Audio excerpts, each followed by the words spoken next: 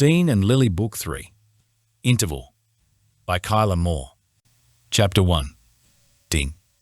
The Winchester job was in 3 days. My role as the driver was to deliver the boys and the weapons to the location, wait in the car while the weapons were inspected and purchased, then drive the boys back out again, hopefully with a weapon-free van and bags of cash in the back. It sounded easy in theory, but anything like this could go sideways fast. It wasn't the reason I was wide awake though, staring up at the ceiling like a fucking idiot. Lily had run away because I had crossed a line pushed too far because I was curious to see how she might react, which was why I hadn't gone after her when she left. I couldn't shake her from my head though, as if the idea of her had rooted itself deep inside my skull and was growing like a vine of jasmine. The quiet girls had never been my type, but here I was, thinking over every little thing she did, from the way she took in new experiences with a wide-eyed amazement, to how just the sound of her voice seemed to anchor my thoughts and calm my nerves. The flashbacks had stopped when I saw her again. Just one look from her jump-started my heart, and sometimes more when I noticed the way she flushed red if she was flustered, usually around me. I'd be lying if I said I hadn't imagined what that had looked like under her clothes. Under my hands. "Fuck's sake," I groaned, pulling my hands up through my hair as I shifted my hips. The fabric of my boxers felt just a little tighter as I glanced over at the digital clock on the bedside table. 6:15 am. My gaze dropped to Lily's phone beside the clock. I'd considered dropping it over to her place last night, but figured she wouldn't want to see me again, at least not for a little while.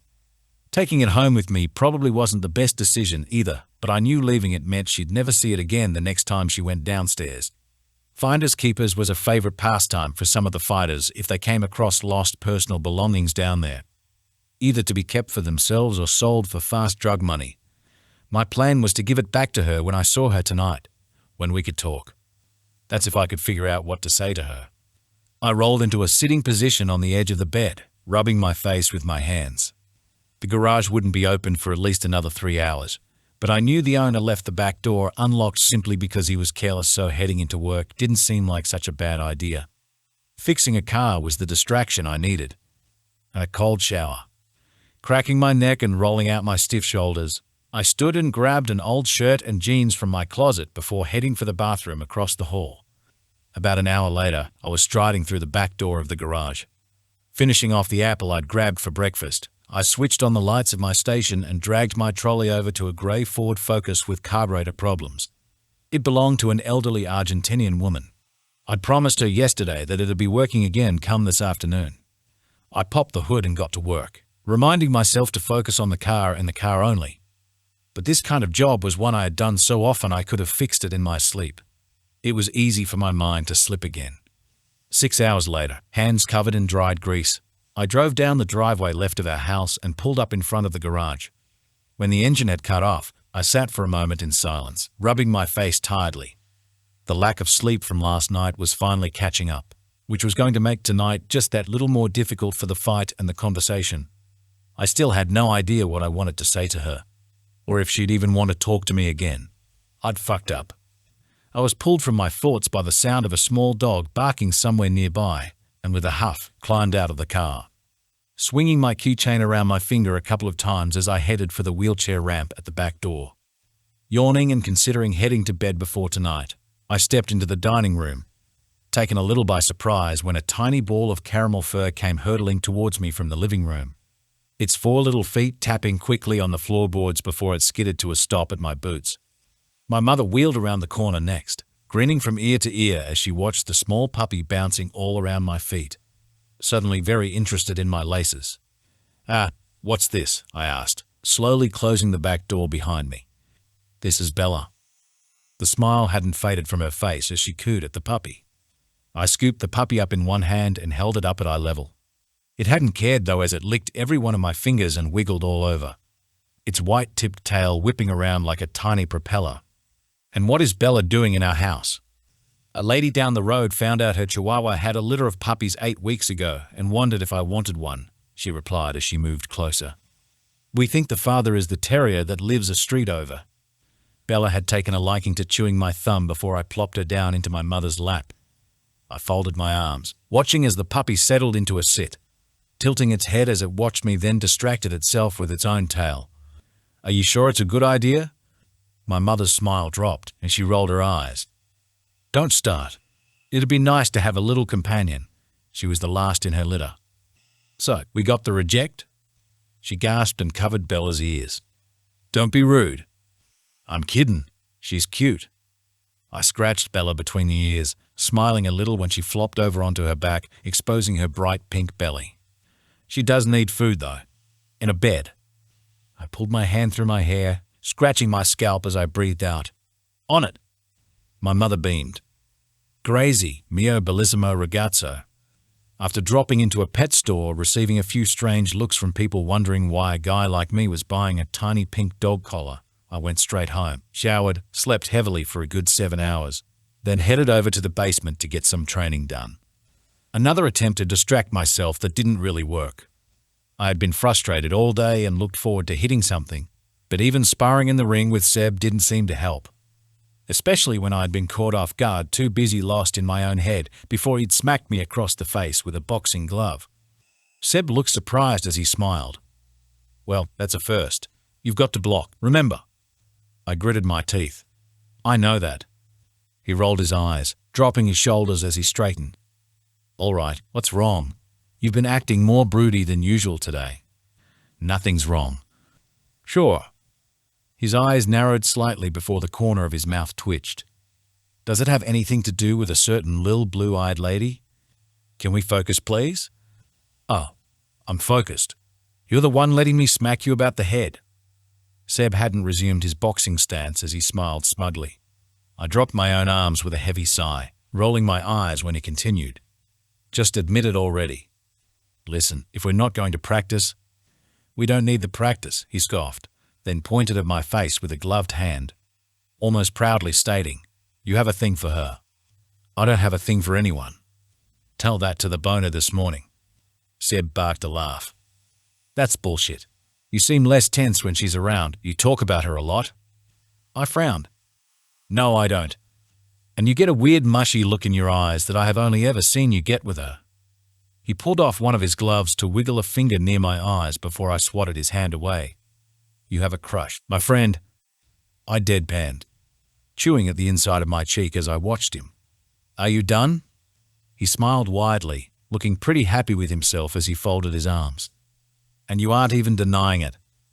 I roughly pulled off my gloves. All right, fine. She's a pretty girl.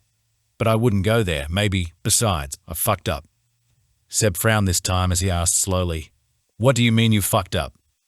I overstepped. I wanted to. Test the waters. I pulled a hand through my hair. Saying it out loud was harder than I thought. I wanted to kiss her but scared her instead, and she bolted, Don't fucking laugh about it. This only made him laugh more as he wiped his eyes. I'm sorry, but you getting rejected is somehow the funniest thing I've ever heard, he chuckled before laughing louder again. Holy shit, man. Glad it amuses you. I turned and ducked under the ropes of the sparring ring. Oh, come on. It's funny. Most girls would throw themselves at you if they had the chance. Meanwhile, Lily is setting boundaries. He jogged to catch up, falling into step beside me. My respect for her has gone way up. I stopped abruptly in front of him. You think I don't respect her boundaries? Seb raised his hands defensively. Okay, cool your jets. That's not what I meant. There I go again getting frustrated. I blinked and stepped back a little. Sorry.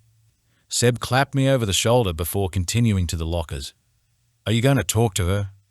I plan to. When? Tonight. What are you going to say? I don't know yet. You've got to try harder than that.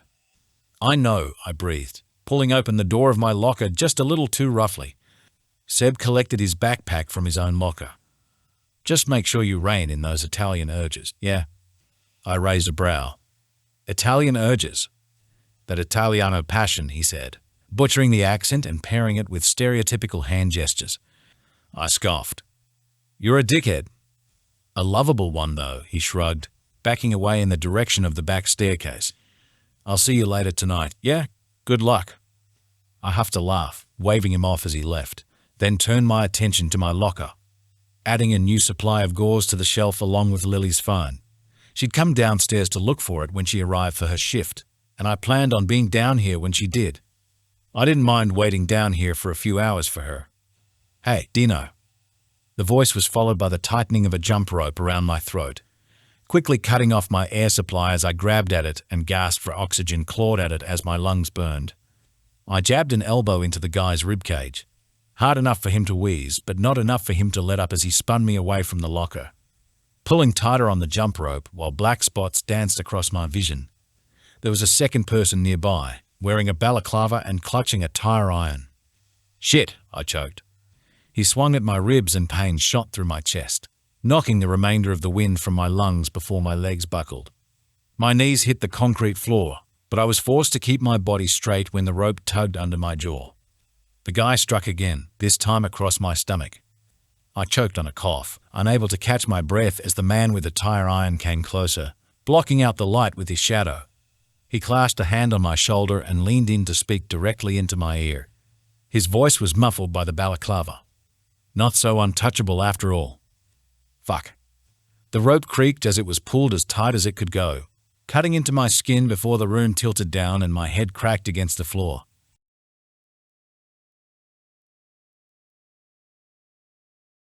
Chapter 2. Lily. I was supposed to have started my shift at the den at 6 p.m., like I had most evenings, but arrived an hour later.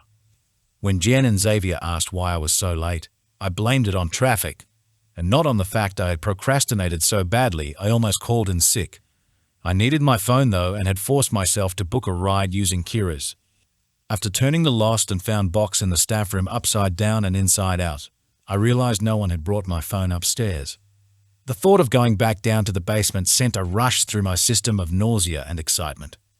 What if I ran into him? I didn't know if I could speak to him again after that dream. Whenever I thought of his face, I couldn't help but see the images my mind had created of the way he'd touched me, spoken to me. So, if I saw him again in person, I squeezed my thighs slightly as I leaned against the bar wiping a glass, staring ahead until Jen snapped her fingers in front of my face. I think the glass is clean enough, she said over the music. I stammered. Oh, right. Sorry. What's got you so distracted? She said, opening the till. Her question was so different from the reprimanding I had received from my mother this morning on the same topic. I had been daydreaming and doodling on the back of a piece of office paper when my mother found me. She had scolded me for missing an important client call, then forced me into attending her upcoming Bible study group on Sunday. Susan will pick you up, so there's no chance of you getting out of it, she'd said. The second she'd walked away, my mind had drifted back to the fact Dean had wanted to kiss me. I left my phone downstairs last night. I'm just wondering if it'd still be there. I tried to shrug casually, but my movements just came off as awkward. You can go down and check if you want. I don't think the fighting starts for another 20 minutes, so the basement should be empty. She nodded at the staff room door, indicating to where Roxy was inside. I'll cover for you. Great. I forced a smile, then turned for the back door on shaky legs. Now I really had no choice but to face up to the reality of the situation I had created. I politely excused myself as I passed through the crowds milling around the bathroom doors, all too drunk to have noticed when I slipped behind the red drape at the back of the room. My fingers shook as I closed the door over behind me, then stepped down into the empty corridor. Taking a deep breath, wiping my clammy palms on the front of my black t-shirt, I made my way past the walls of peeling paint to the basement door at the other end, straining to hear for any signs of life on the other side of said door as I got closer. It didn't sound like there was anyone downstairs, so I picked up my pace. Even the bouncer that collected gamblers' phones at the door hadn't arrived yet. Shouldering the heavy door open, I stepped out onto the landing, finding the basement completely empty before I quickly descended the metal staircase, each of my footsteps clanking loudly across the open and quiet space. Once I left the last step, I hastily made my way down to the back of the basement, to the lounge area where I had left my phone last, using it to Google how to fix a broken pinky. Except as I got closer, I noticed one of the lockers had been left wide open. Dean's locker. I frowned quickly, looking around the basement again in case I had missed him before slowly making my way around the lounge closest to the lockers. When my eyes came to the floor behind the seat, I rushed forward. All thoughts drained quickly from my head as I dropped to my knees beside an unconscious Dean. It was like my body had switched to autopilot as I quickly unraveled the jump rope from around his neck, repeating his name and pinching his shoulder for any kind of response as I tossed the rope aside. "Dean, can you hear me?" I tapped his face, but his head only rolled to one side. Suddenly, I was pulled back to the night we met. Only this time, there was a much higher risk of him never waking up. I leaned over him, listening for any signs of breathing through his nose or parted lips, only catching the faintest sound of a crackling, shaky breath deep within his throat. Without a phone to call 911 and unable to leave his side, I began CPR, remembering every detail of the training my father had taught me when I was younger. Back then, I didn't think I would ever have to use it. 30 compressions. I held myself over him with straight arms. The heel of my left hand rested against the center of his chest as I interlocked my right hand on top, then pressed down, using all my body weight as I paced myself through each of the compressions. 2 breaths. I tilted his head back and pinched his nose shut, pushing aside all hesitation as I parted his lips, breathed in deep, then brought my mouth to his, sealing away any chance of air escaping. His lips were soft but cold against mine as I steadily breathed air back through his airways and into his lungs. The question of how this all happened was the only thought I let weave around my head as I counted the compressions out again. Anything else I blocked out to worry about later. "Please, wake up," I whispered breathlessly before bringing my lips to his once more. Time had slowed and my arms burned as the 2 short minutes of compressions stretched on for too long. And then his chest rose as he sucked in a breath of air on his own. I heaved him over onto his side into a recovery position, my arms protesting his weight. As he coughed and gulped down air, the relief that washed through me couldn't have been sweeter. I quickly wiped at my eyes before he rolled onto his back again.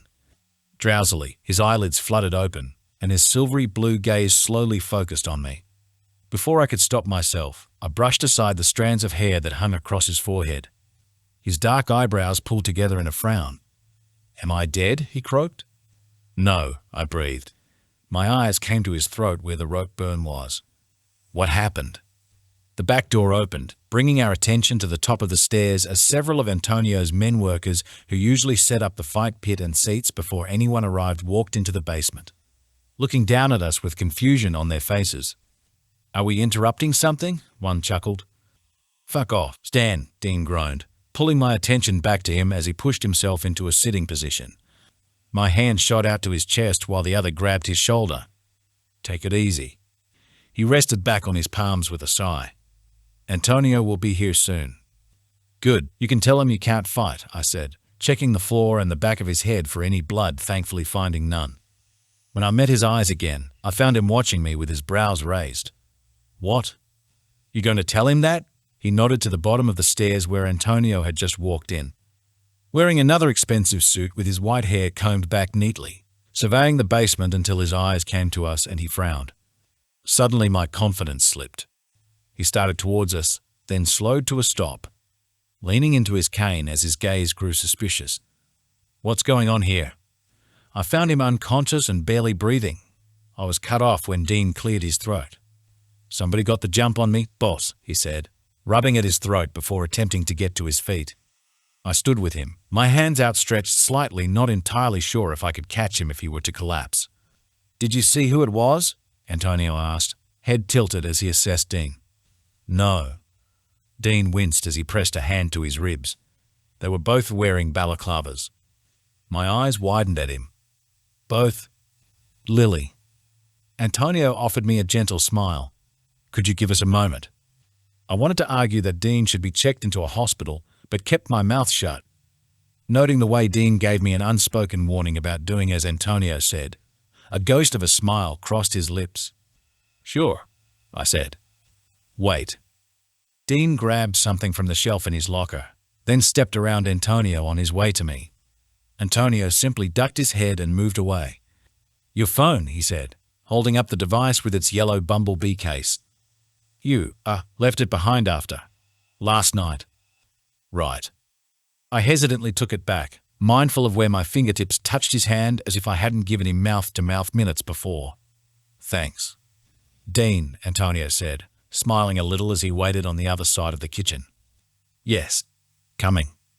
Dean pulled back. Something crossed his face, as if he had wanted to say more, but then he left. I turned to stand offside, not entirely certain what I was waiting for. Maybe if I did, we could finally talk. Even if the idea of talking about last night scared the hell out of me. but strangely in a good way.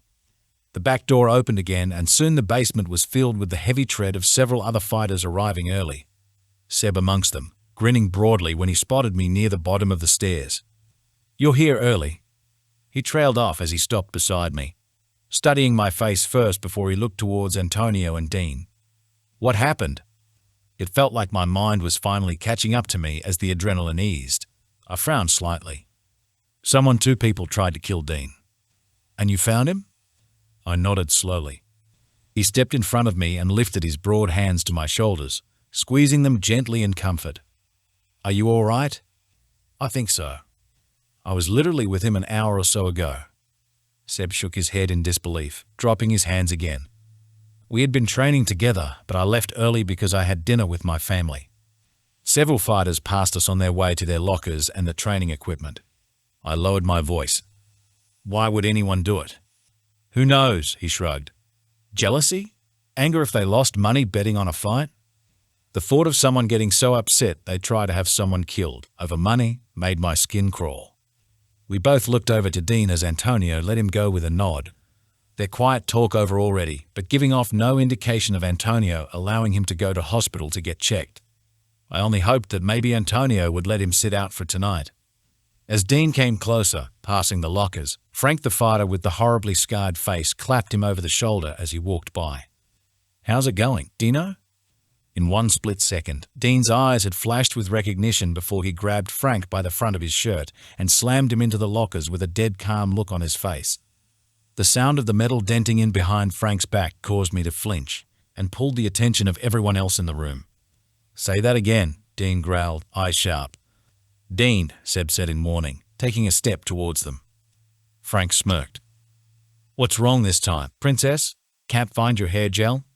You tried to kill me." A chuckle before he hissed, "Where's the proof?" Dean shifted his forearm, so it pressed against Frank's throat and pushed up, raising Frank off the ground as he choked and gasped for air. "Enough," Antonio called out, watching calmly as the chaos unfolded. I found myself holding my own breath as Dean hesitated, choking Frank just a little more before he stepped back, allowing Frank to drop to his feet again as he sucked in air. Antonio continued, "Dean, take a walk. Frank, I want to speak with you." "You need to have your head checked," Frank spat, rubbing at his chest and eyeing Dean as he moved away. Dean's jaw tightened before he turned and stormed towards Seb and me, his eyes reflecting his mood with an icy rage, but he didn't stop at us. Instead, breezing straight past and rounding the bottom step, heading up to the exit before leaving. "I should follow him, just in case he slashes Frank's brake line or something," Seb said, hastily taking the stairs two at a time. With no one else to talk to and still not entirely trusting of the men that were around me, I stepped into a brisk walk towards the other flight of stairs that led back to the den. Not even making it halfway past the lounge area before Antonio snapped his fingers at me. I flinched again but stopped in my tracks. "Lily, you needed down here tonight," was all he said before he continued his conversation with Frank. I straightened my shoulders but looked around with uncertainty, keeping an eye on every fighter I passed on my way over to a single plastic chair that sat beside the medical supply cabinet. Any one of them could have hurt Dean. They all had the motive to when he was considered one of Antonio's favorites. Dean's accusation towards Frank had caused the atmosphere inside the basement to remain tense. Each fighter was eyeing them both as if they waited for one of them to finish what Dean had started earlier. But they'd kept their distance.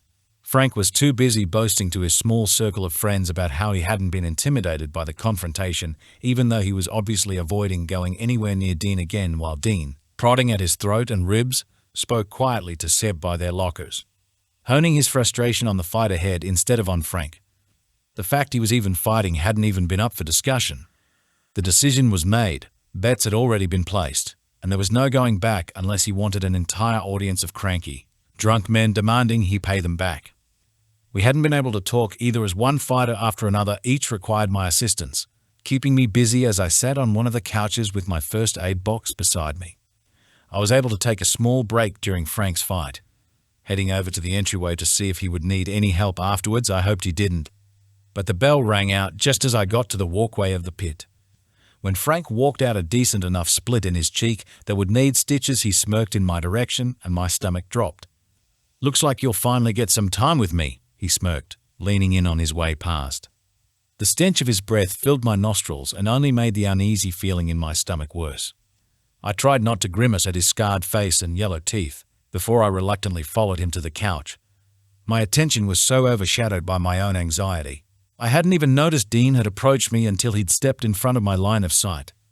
Dressed in only his sneakers and black, knee-length shorts as he adjusted the red gauze on his knuckles. "You gonna be okay?" he asked, not taking his eyes off me.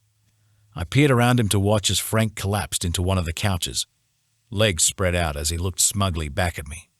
My throat bobbed, but I nodded. "Seb has gone to the bathroom and should be back soon," Dean added, but even he knew the line to the upstairs bathroom could take forever. "I'll be fine." I offered him a small smile in reassurance, but it wavered when Joe announced his name for the next fight. This caused Dean to hesitate, as if he considered not bothering to walk into that pit, but he pressed his lips together, nodded once, and strode into it anyway to the roar of the crowd. A shaky breath escaped my lips before I forced myself to walk back to the lounge area, where Frank's attention on me remained. His eyes dropped over my body as I took a seat beside him. My movements to bring the first aid kit to my lap, jerky and awkward. Just get it over and done with. I fumbled for the items I needed to clean the wound with, but eventually set them out on the coffee table and turned my attention and shaking hands on his face. He closed his eyes, resting his head and arms out along the back of the seat while I hastily got to work, hating every second of being so close to him. He was sweaty, and every so often his tongue darted out to lick his bottom lip, not even bothered by the few stitches I had threaded through his scarred and poxy skin. Cheering from the audience pulled my attention to the entryway for just a second. From where I was seated, I could just make out the fight that was happening within the pit. Dean looked like he was trying to get it over with fast. "You're definitely a nice distraction to have down here," Frank said. His head was still resting back, but his eyes had gone to my chest. I straightened, focusing on cutting the thread instead of the way his words and wandering eyes had caused an uncomfortable shudder to trickle down my spine. "How does that feel?" I asked, cutting the thread and refusing to make eye contact. I was completely aware his gaze had drifted down again. He chuckled dryly, his tongue darting out. "Perfect." "Good." I didn't bother cleaning up the blood on his face like I did with most of the other fighters. Instead, I stood quickly, stuffing things back into the first aid box, then bringing it over to the kitchen sink. Right as I held my hands under the faucet to wash away the blood, the bell rang out, signaling the end of the fight. Hope bloomed in my chest for only a second before a figure leaned against the countertop beside me. I refused to acknowledge Frank was there as I cleaned up. That same panic I felt around James at the agency reared its head. "Not here too." "Relax, will you? I don't bite much. You are a pretty little thing." He lifted his hand to brush aside my hair, but I stepped out of reach quickly, offering him a quick smile pretending I hadn't noticed his advances before I moved around him. My eyes locked on the cabinet, where scalpels and sharp needles waited behind the doors. Perfect for self-defense. Frank had other ideas, though. "Where are you going?" he smiled, grabbing my wrist and pulling roughly so that I was forced to face him. I whimpered. "Please, let go." Another hand had grabbed Frank's wrist tattooed with a crown and lightly veined. It twisted Frank's arm so that he was forced to release me. I backed off, rubbing my wrist as Dean stepped in to block Frank, then shoved him back in the other direction. "Touch her again and I'll cut your fucking hands off," he said calmly. His eyes then snapped to the other fighters who had loomed closer out of curiosity. The threat he'd made extended to anyone else that tried anything. No one dared to disagree. I didn't realize she was already taken. Frank chuckled as he glanced around for backup, but found no one willing to side with him. "Fuck off, Frank," Seb said, stepping out from the gathered men. No hint of his usual bubbly personality on his face. Raising his hands almost submissively, Frank backed off, his gaze lingering on Dean's just a little longer before he turned away and went to hang around on the other side of the basement. Only two of the other fighters left to join him, but I didn't care. My mind was still processing everything that had happened tonight. From the resuscitation to the way Dean had stepped in just now. The latter hadn't exactly come as a surprise, though. I had learned early on that he had a protective streak. I just hadn't expected him to make such a violent threat. For me. I also hadn't expected to be almost comforted by it. "Hey," Dean said softly. "HM?" My eyes felt like they had glazed over as they drifted up to him. shirtless before me, a scratch across his bicep, bruising on his ribs, and a cut on his jaw. His black hair hanging in sweaty tendrils across his forehead where his eyebrows had softened. Gently, he reached across and took my wrist in his hands. "Does it hurt?" he asked. I blinked and looked down at the faint bruise there. My own rosy complexion paled against his golden brown skin. No. His thumb had faintly brushed over the sensitive area while my eyes slipped to where Frank stood on the other side of the room, where he was watching us. That smug expression was still evident on his face as his lips curved up a little. I took my hand back. I need to clean up and get away as soon as possible. Dean and Seb's protection only stretched so far, and paranoia was quickly setting in. While Dean's threat had made Frank back off, what was stopping him from trying anything anyway? What if he didn't care if his actions came with consequences? I'd prefer to leave while there were still a few people around instead of leaving the basement alone again. "Yeah, of course," Dean said, unbothered by my hasty attempt to leave. Like he understood as he looked over to check Frank's whereabouts and maybe shoot him a glaring warning before his eyes returned to me. "I'll be right here until you go."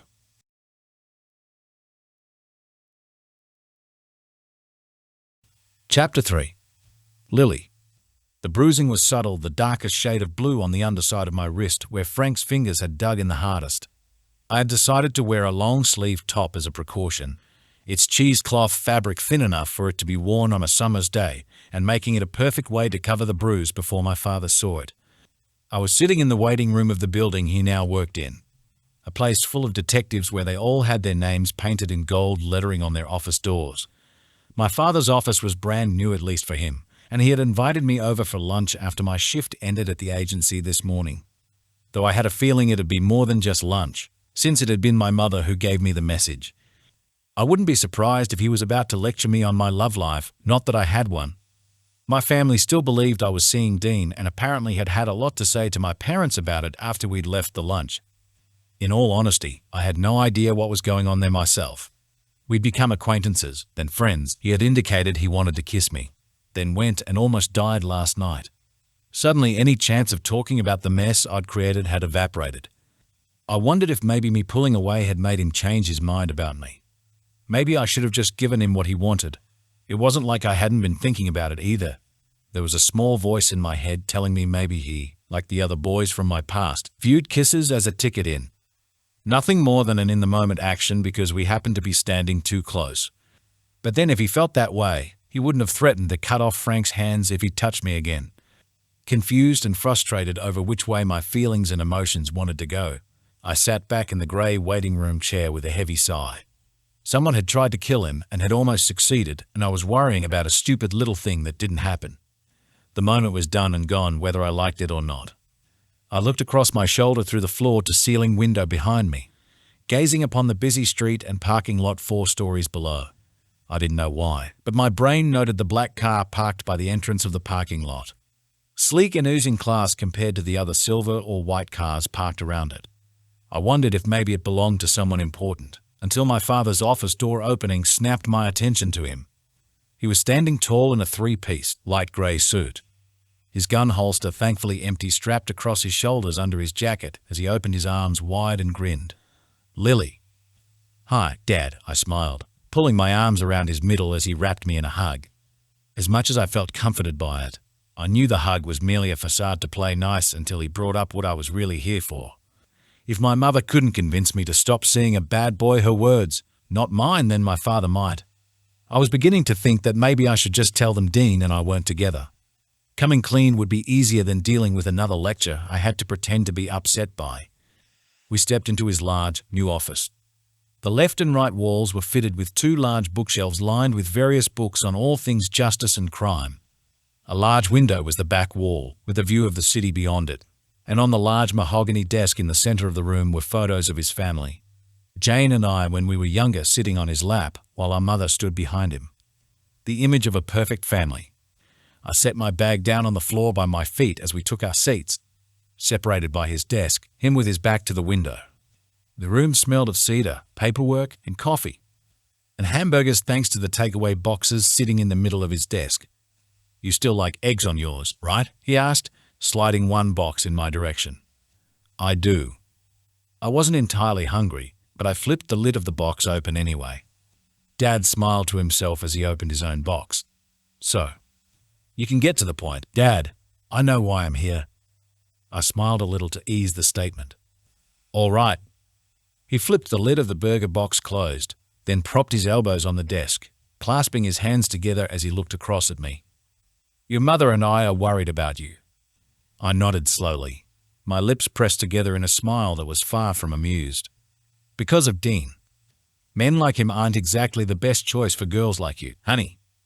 His tone was condescending, and his use of the word girls made me feel like I was 10 years old like the girl in the picture, and not a woman who could make her own decisions. He sighed as his attention went to the stack of manila folders to his right. I had your uncle run a background check. That wasn't surprising. He pulled the one from the top of the pile and slid it across the desk to me. Go on, take a look. Reluctantly, I opened the folder labeled Dean Morto, realizing I hadn't known his last name until now. Inside was a stack of papers containing information of his past arrests, the ones he had rattled off at the family barbecue. In the top right-hand corner of each record was a mugshot, the earliest indicated by his lack of tattoos, and the latest with a black eye and bloodied knuckles as he held up the mugshot sign. Somehow, he'd made even his mugshot photos look good as he lazily looked into the camera with his head tilted back just a little. His right eyebrow set in a slight raise as if he was impatient with whoever was taking the photos, like they were wasting his time. My eyes moved to the shot of his side profile, where his jaw was set at a sharp angle. Something about the even features of his face, the straight slope of his nose, and the barely noticeable, natural curve in the corner of his mouth had my fingers itching to pick up a pencil and start sketching. My father cleared his throat and I straightened again. This only proves he was telling the truth about his arrests, I said. Yes, but he reached across to point to the bottom of the page, then flipped to the next, and the next, indicating to the bail money that had been paid each time. Tell me how a boy of his class managed to make bail every time. My eyes flicked over the first arrest date from 8 years ago, back in 2012 when he'd first started fighting for Antonio. I pulled away from the file and shrugged, trying to keep my nerves at bay. Maybe he has a wealthy family member. Or he's in a gang. Now you're just jumping to conclusions. Lily. He fits the bill for someone who runs with some kind of street gang. Not the mafia. My father wasn't exactly on the right track, but he was close. This is also very interesting. He took another folder from the pile and tossed it on top of Dean's. I frowned and flipped it open, finding a photo of a man that could have been Dean if he was older, with wavier black hair, a 5 o'clock shadow, and dark brown, almost black bloodshot eyes. His name was Enzo Bertolini. I knew the answer but asked anyway. Who is he? That is Dean's father. He worked as a salesman back in Italy but was fired for drinking on the job. So he moved the family to Brooklyn for a fresh start. He paused for a moment, watching me as if he was wondering whether to continue. Then he reclined in his chair. Enzo died 3 years ago, conveniently when Dean's criminal record went quiet. Something ignited in my chest. Are you suggesting Dean did it? Dad, that's absurd. Why would he kill his own father? I know it's a bit of a stretch. A bit? Maybe he got caught up in something bad and his father found out. The inside of my head was spinning at the accusation. You have no evidence of any of this. You're just pulling at any leads that could paint him as the villain. It's just a theory. A dangerous one. His eyes narrowed on me. He isn't a good person, Lily. Look at his criminal record. Ah, yes, arrested for underage drunk driving and streaking. Truly terrifying. My hands were shaking, so I gripped the edge of my seat. His rap sheet probably went quiet 3 years ago because he'd simply grown up. Maybe he learned his lesson. Maybe the death of his father around the same time had put things into perspective for him. My father went silent not because he realized I was probably right, but because that was what he did. It was a tactic he used on people he interrogated or interviewed, to see if his silence would make them uncomfortable enough to start talking. But I wouldn't. I couldn't. Instead, I just watched him, mirrored him. With a sigh, he eventually flipped the files shut, then put them back with the others on his desk. As he did, one of the files on the top of the pile slipped off in my direction. I caught it before it could fly off the desk, my hand pressing down over the word confidential stamped across the front, while my eyes flicked to a photograph that had been bumped out from the top. Only the corner of the image was visible, displaying a head of white hair and a cigar in the person's mouth, but it was enough for me to recognize who this file was for. Antonio Giovanni. Pretending not to notice, I handed the file back to my father, offering him a quick smile to try and diffuse the tension in the office while my heart raced. Confidential. Is that for your investigation into those murders? Yes, but you know I can't share that with you. His own smile was faint as he stored that file into a drawer in his desk instead. Not until the investigation is over, anyway. Right, I nodded slowly. He pressed his lips together, breathing a heavy sigh through his nose, before he leaned on his desk again, combing a hand over his graying dark brown hair. Listen, Lily, your mother and I only want to make sure you're safe. I am safe, Dad. The words had sent a whooshing sensation through my body before they'd left my mouth. Dean wouldn't hurt me. Do you know him well enough to believe that? I stalled. Not exactly.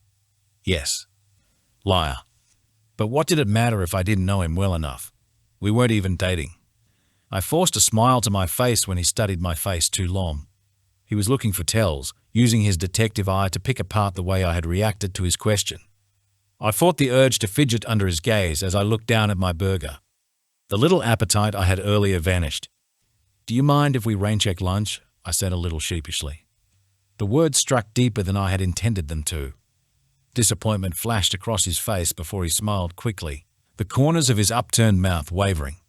Of course, sweetie. My mind was spinning. From my father's far-fetched attempt to get me to stay away from Dean to the fact he was investigating Antonio.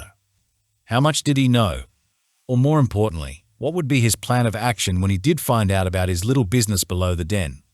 The what-ifs and questions swooped through my head like birds, picking apart then spreading the anxiety and doubts I already had about all of this. There was so much at stake, already people's lives were at stake. Not only from the threat of my father's investigations leading to arrests, but also from Antonio. What if he retaliated? What if he thought I was behind it all? I had already witnessed too much. Ma'am. I blinked at the woman standing behind the cash register, her expression concerned as she waited for me to pay for the groceries she'd just scanned through. Sorry, I stammered as I scanned my card. Would you like your receipt? She asked, still watching me as if she expected me to have a nervous breakdown. It wasn't exactly off the table. No, thank you. I gathered the 2 bags from the counter, offering her a quick smile as I did, then hastily exited the store through the automated doors. The second I had stepped into the open, sunny outdoors, an unsettling sensation settled over my skin. I was exposed now, out in the open of the parking lot and suddenly aware of everyone I passed.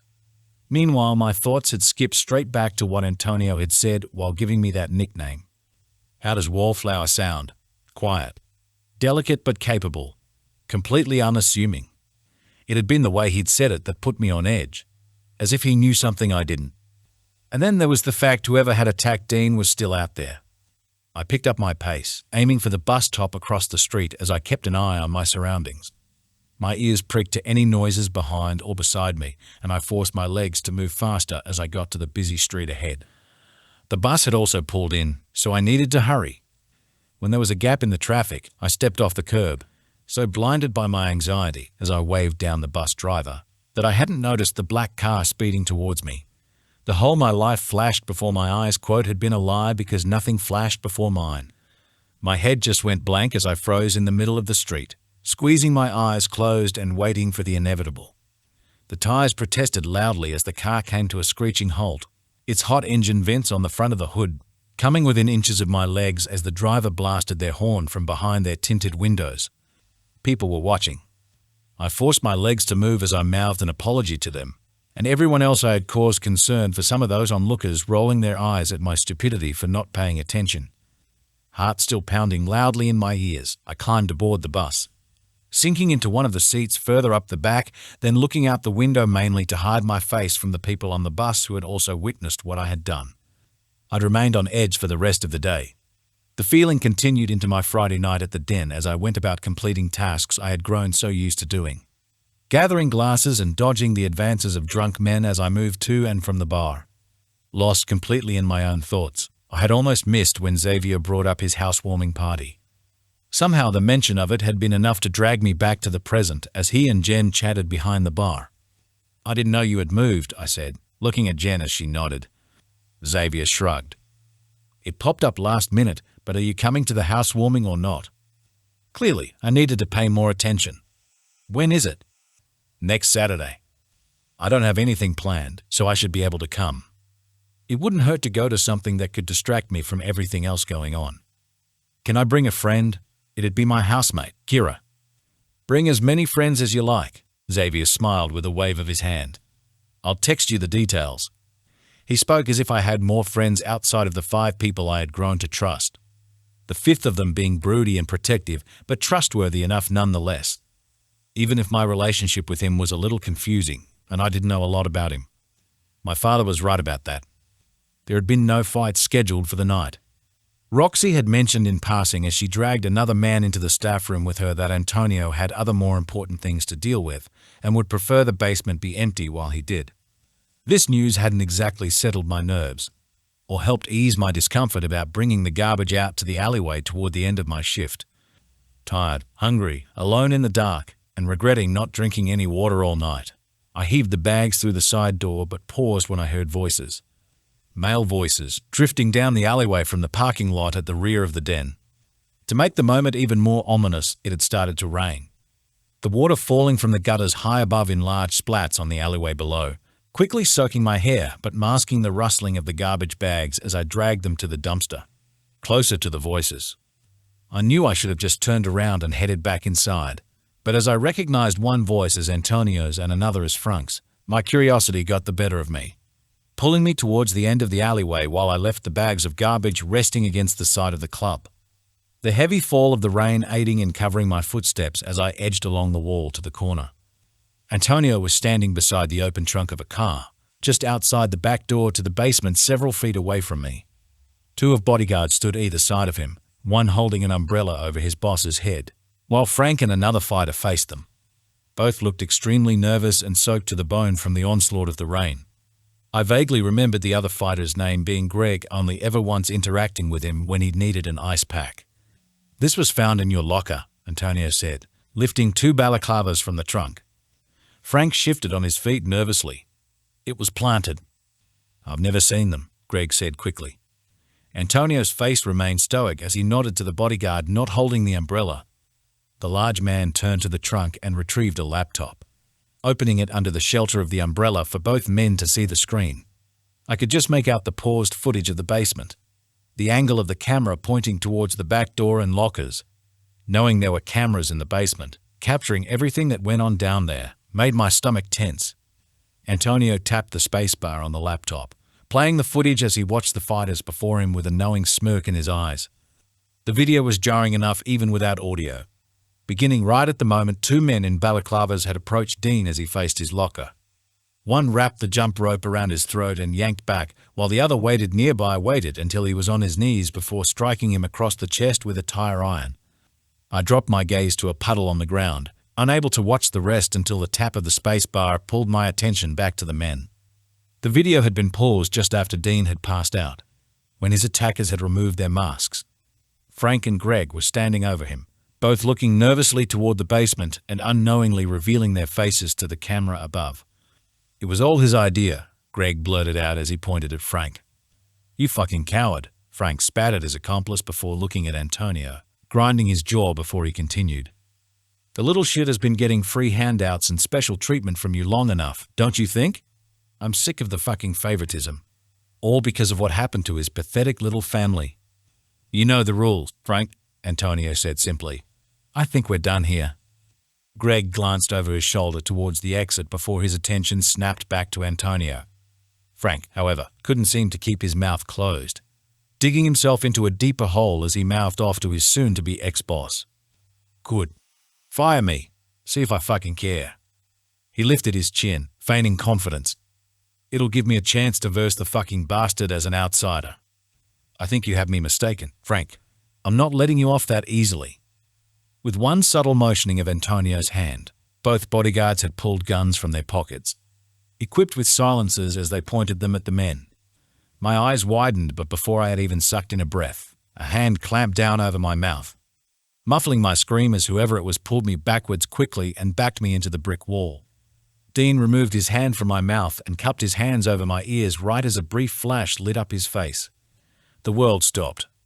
And not in a good way. He slowly lowered his hands, maintaining eye contact as he kept his voice low. "What are you doing back here?" I couldn't focus on what I wanted to say. 2 people had been killed, their bodies just several meters away. I blinked as my eyes dropped level with his chest. The garbage. He gently brought his hands to my shoulders, ducking his head to meet my gaze. "Go inside and don't say anything to anybody." I nodded wordlessly, watching as the rainwater dripped from his hair. "Dean? Lily?" Antonio's voice drifted into my ears from somewhere nearby. "Shit," Dean hissed, straightening but remaining close as he looked towards the parking lot. "She didn't see anything, boss. She looks like she's seen a lot." Antonio had stepped into my line of sight, smiling sympathetically as he leaned on his cane and held the umbrella himself his bodyguards were too busy with. "Something else. I understand what just happened might be a little confronting for you, Wallflower, but you've got to understand that when you run a business like mine, you can't afford to have people hijacking the inner workings." The nickname sliced through my chest. I forced myself to nod, keeping my eyes fixed solely on him as movement from across the parking lot threatened to send me into a spiral. From the corner of my eye, I could just make out the shapes of the bodyguards lifting the motionless bodies into the trunk of the car. Antonio titled his head, looking me over for a moment before a warm smile graced his features, as if he hadn't just committed a crime. "I'm hosting a cocktail party tomorrow evening. It's for my wife's birthday. I'd love for you to attend. Think of it as a treat for saving Dean's life." "HM," he said, motioning to Dean with his cane. "He knows all the details, so he'll pick you up at 9. I gaped, unable to refuse or even agree to going, so Dean spoke instead, keeping a close eye on me when I had swayed slightly. "Yes, boss." "Good. It'll be lovely to have you there, Lily," Antonio grinned, then turned on his heel and headed for his waiting car. It wasn't until we'd watched them drive out of the parking lot that Dean turned to me. "Lily?" How was it that I hadn't even heard the gunshot and it rung through my head? A distant bang accompanied with the flash it created on Dean's face. I couldn't comprehend how everyone was acting so normal about this. Even Dean seemed unfazed that Frank and Greg had been alive 1 minute and dead the next. Frank had wanted Dean dead. I couldn't bring myself to believe that Frank had deserved to die. There were other ways to handle it, like calling the police. But I couldn't do that either unless I wanted to meet the same gruesome end. What had Frank even meant about Dean's family? My head was tilted up before I realized Dean had done it for me, his fingers framing either side of my jaw as his eyes bored down into mine. "Lily, say something." I wanted to, but I couldn't, feeling lightheaded but heavy all at once before my knees buckled and my eyes rolled back. When I came to, something cool and damp was being dabbed against my forehead as I sat upright. In a chair, I realized as I slowly opened my eyes again, squinting at the bright fluorescent lighting that lined the roof of the staff room. "Ah, thank fuck she's alive," Xavier sighed as he stopped fanning my face with a coaster. "Of course she's alive, dumbass," Jen said, pressing the damp cloth to my head. "She only fainted." "How long have I been out?" I groaned, sitting up slowly in the chair before resting my head back against the wall. "Dean wasn't there." "Not long," Jen replied, lowering the cloth as she squatted in front of me. "Gave us a fucking heart attack when we saw how limp you were being carried in."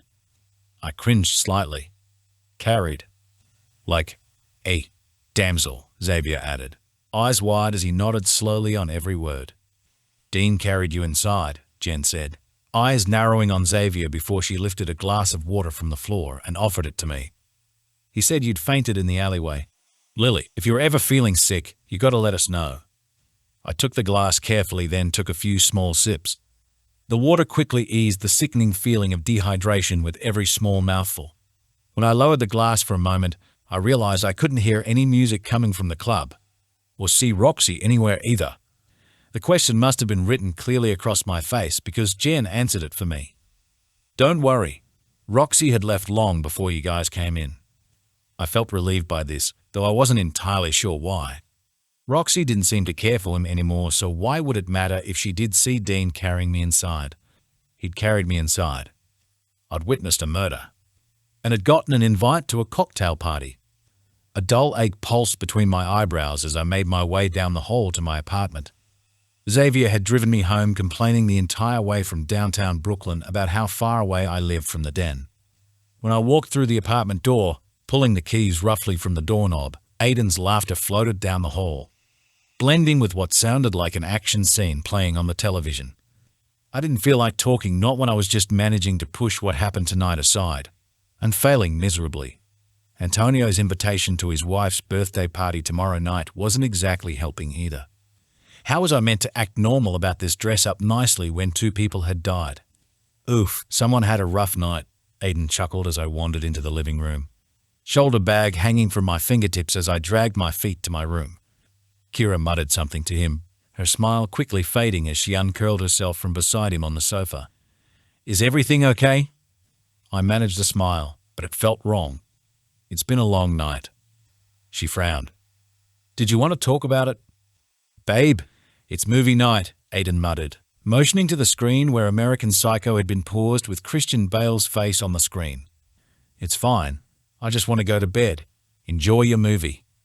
I moved on before Kira could say anything else. Aiden had already pulled her into a hug anyway as he pressed play again and closed my bedroom door behind me, temporarily blocking out the sound of the world as I headed for the bed, dropping my belongings on the floor as I did before I collapsed onto the covers.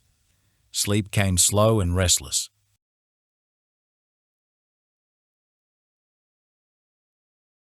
Chapter 4. Dean. Their deaths would be used as a reminder of what would happen if any of us stepped out of line. Antonio had warned us of this time and time again, telling us his fighters were supposed to get along like a family unit. Petty arguments and disagreements were bound to happen. They happened in normal families all the time, but threatening the life of a fellow fighter was something Antonio was against. Killing within his ranks was not allowed. Unless, of course, you were Antonio.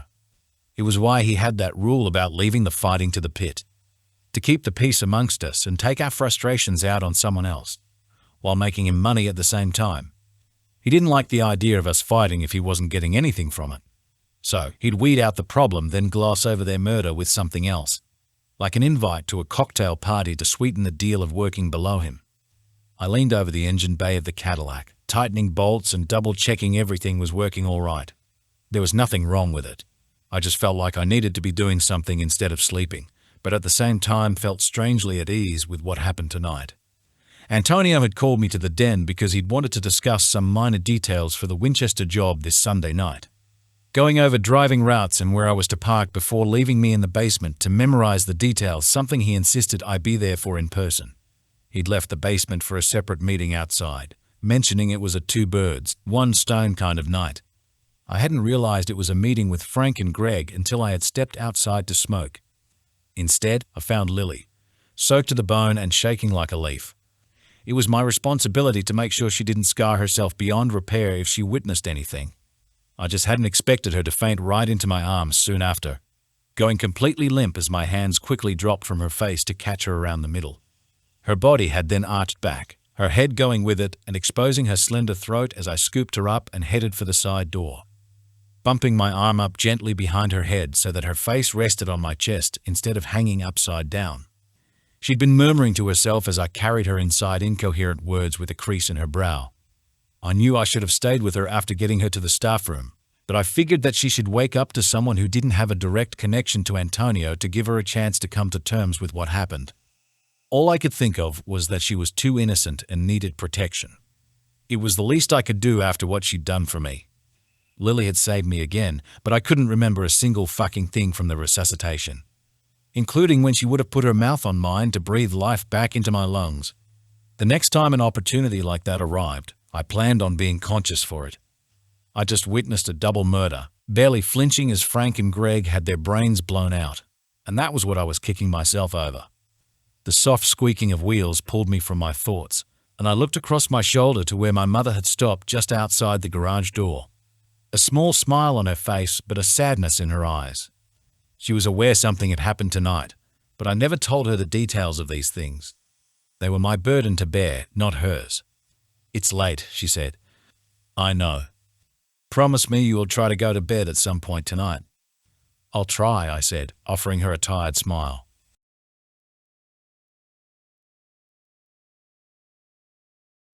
Chapter 5. Lily. The entirety of my Saturday morning had been spent in bed, as if the walls of my room and the sheets on my bed could prolong coming to terms with what I had witnessed last night.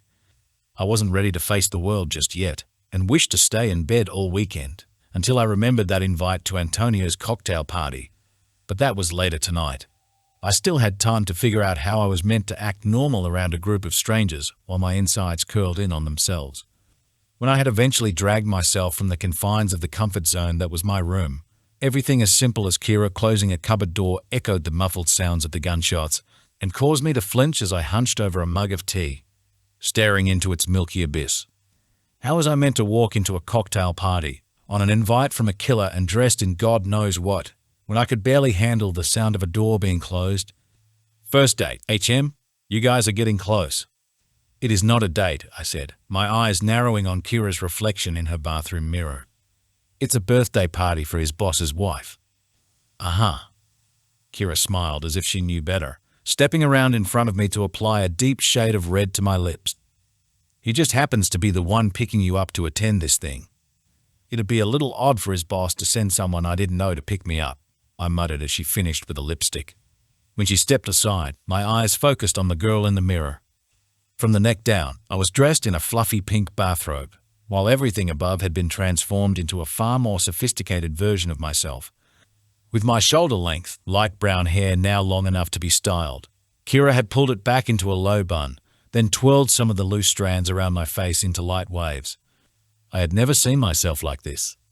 She dusted my eyelids with a smoky blend of brown and black, sharpened by the winged liner and mascara, then brought out my facial features with light contouring.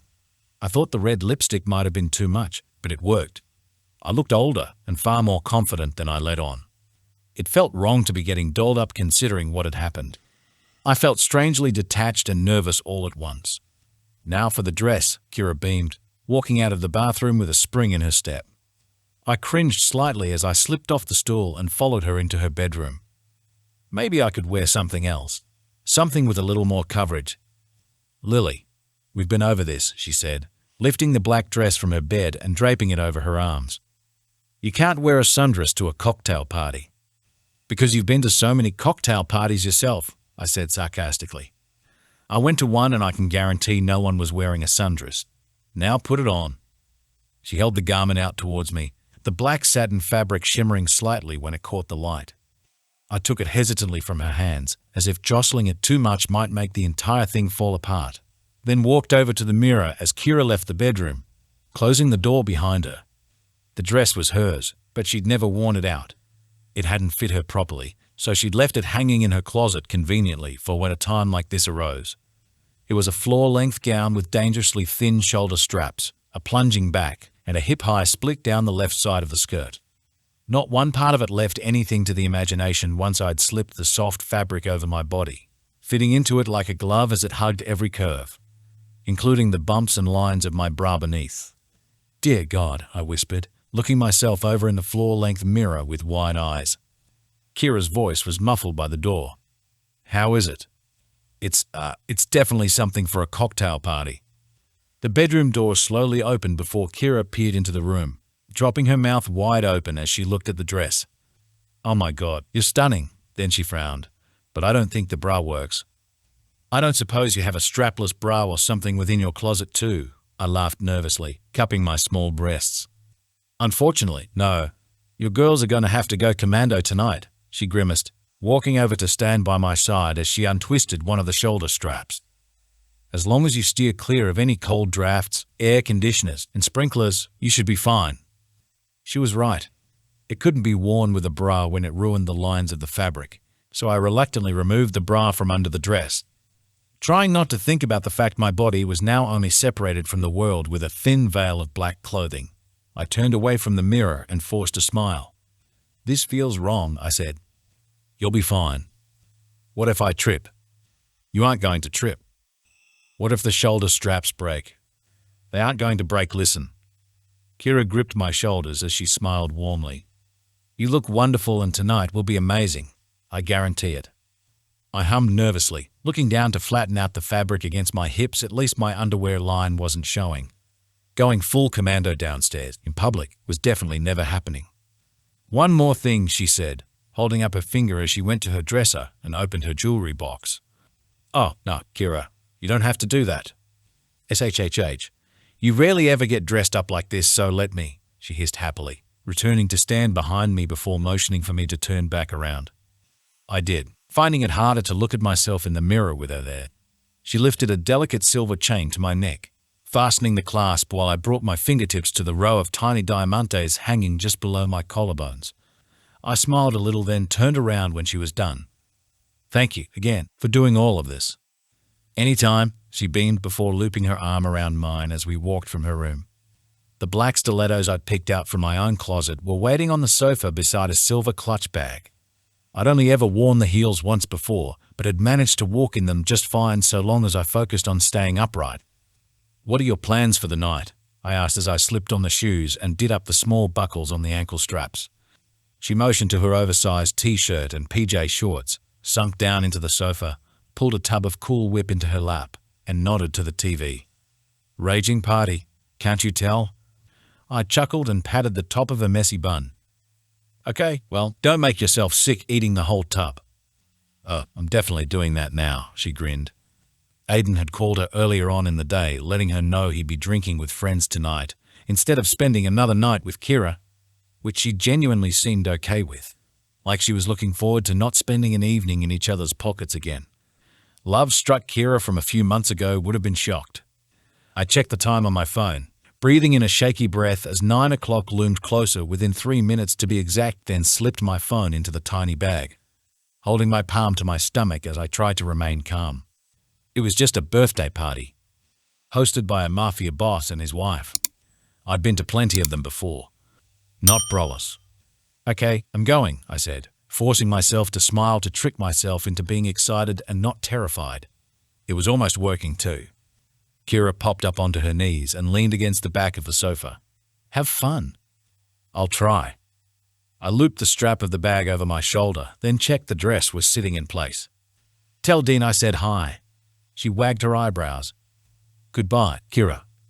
I rolled my eyes, even though the thought of him seeing me like this sent my heart thundering against my ribcage, then headed for the front door, relying on the adrenaline coursing through my veins to get me downstairs. I should have had a glass of something before I left, at least to give me a little more courage before I walked out into the night air. The temperature was a lot cooler tonight, considering we were still midway through summer, and caused goosebumps to scatter across my skin while I waited just inside. Peeping through a gap in the front doors, I squeezed the tip of my finger between the thumb and forefinger of my other hand, waiting in anticipation for that all-too-familiar sound of the Cadillac's engine. And then, right as the time flicked to 9 o'clock, a deep rumbling came from down the street, sending my nerves into a near frenzy. "Just breathe," I whispered, taking a moment to compose myself as he parked, before I pulled the front door open. That composure slipped quickly when my eyes fell to him walking along the path up to the building, dressed in an all-black three-piece suit, going tireless and with several buttons left undone from the collar. He hadn't looked up yet as he fixed the cuffs of his jacket. I was seeing him with fresh eyes. He was handsome, as if I didn't know that already. I quietly cleared my throat and Dean glanced up. At first, he didn't seem to recognize who I was until he did a double take.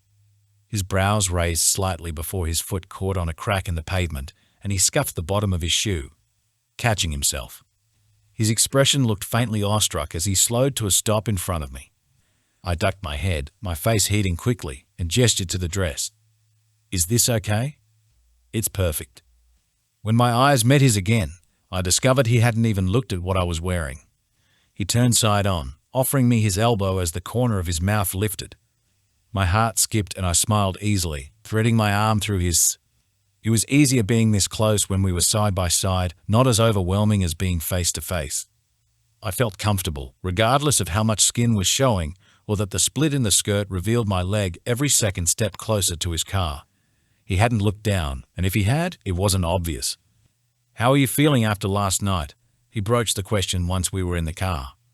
I pulled my attention from trying to cover my exposed leg. Sitting made the satin slip easier and tucked a lock of hair behind my ear, smiling a little as I breathed in. "If I don't think about it, I should be fine."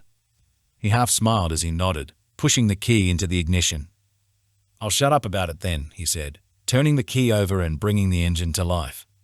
During all the other rides in his car, I hadn't really noticed the subtle vibration the engine emitted through the seats, until now as the dress slipped from my left thigh, once again the thigh closest to him.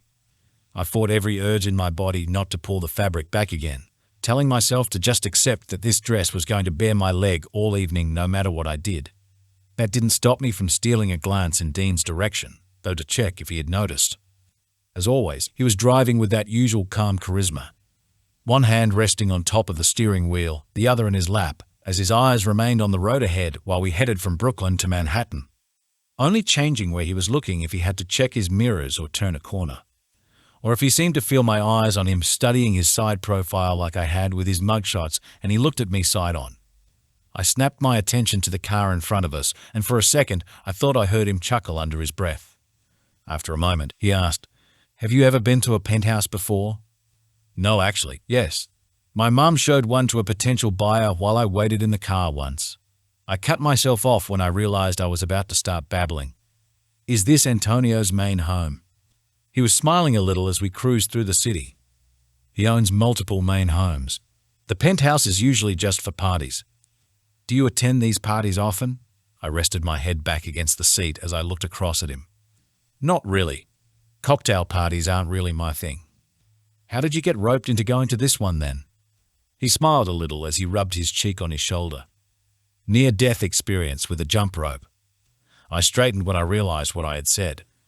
"I'm so sorry. That was insensitive." "Lily, you're fine," he chuckled, the smile on his face dimpling his cheek. My eyes slid to the side of his neck, where the rope burn was no longer there. "How is your throat?" "Better. The ribs copped the brunt of it, though." He shrugged. "But that isn't really any different to what I'm used to." I shifted onto my hip, tucking my left leg up under the other so I was facing him. "Wait, so how did getting attacked earn you an invite to this party?" Antonio's wife felt sorry for me. I brought my attention back to the road ahead for a moment. "So, we both got invited out of pity." "Pretty much," he laughed, catching me off guard with how refreshing it had sounded. Even if it was only brief, it had caused a tingle to dance across my skin, a warmth to bloom in my chest, and brought a smile to my lips. I found myself wishing to hear it again, but my attention was soon drawn to the source of soft, glowing light that had suddenly lit up his face. The entrance to the apartment had come into view, and my mouth dropped open as I took it all in. "Oh my God," I whispered, leaning forward to look up through the windshield at the glass building that towered high above us.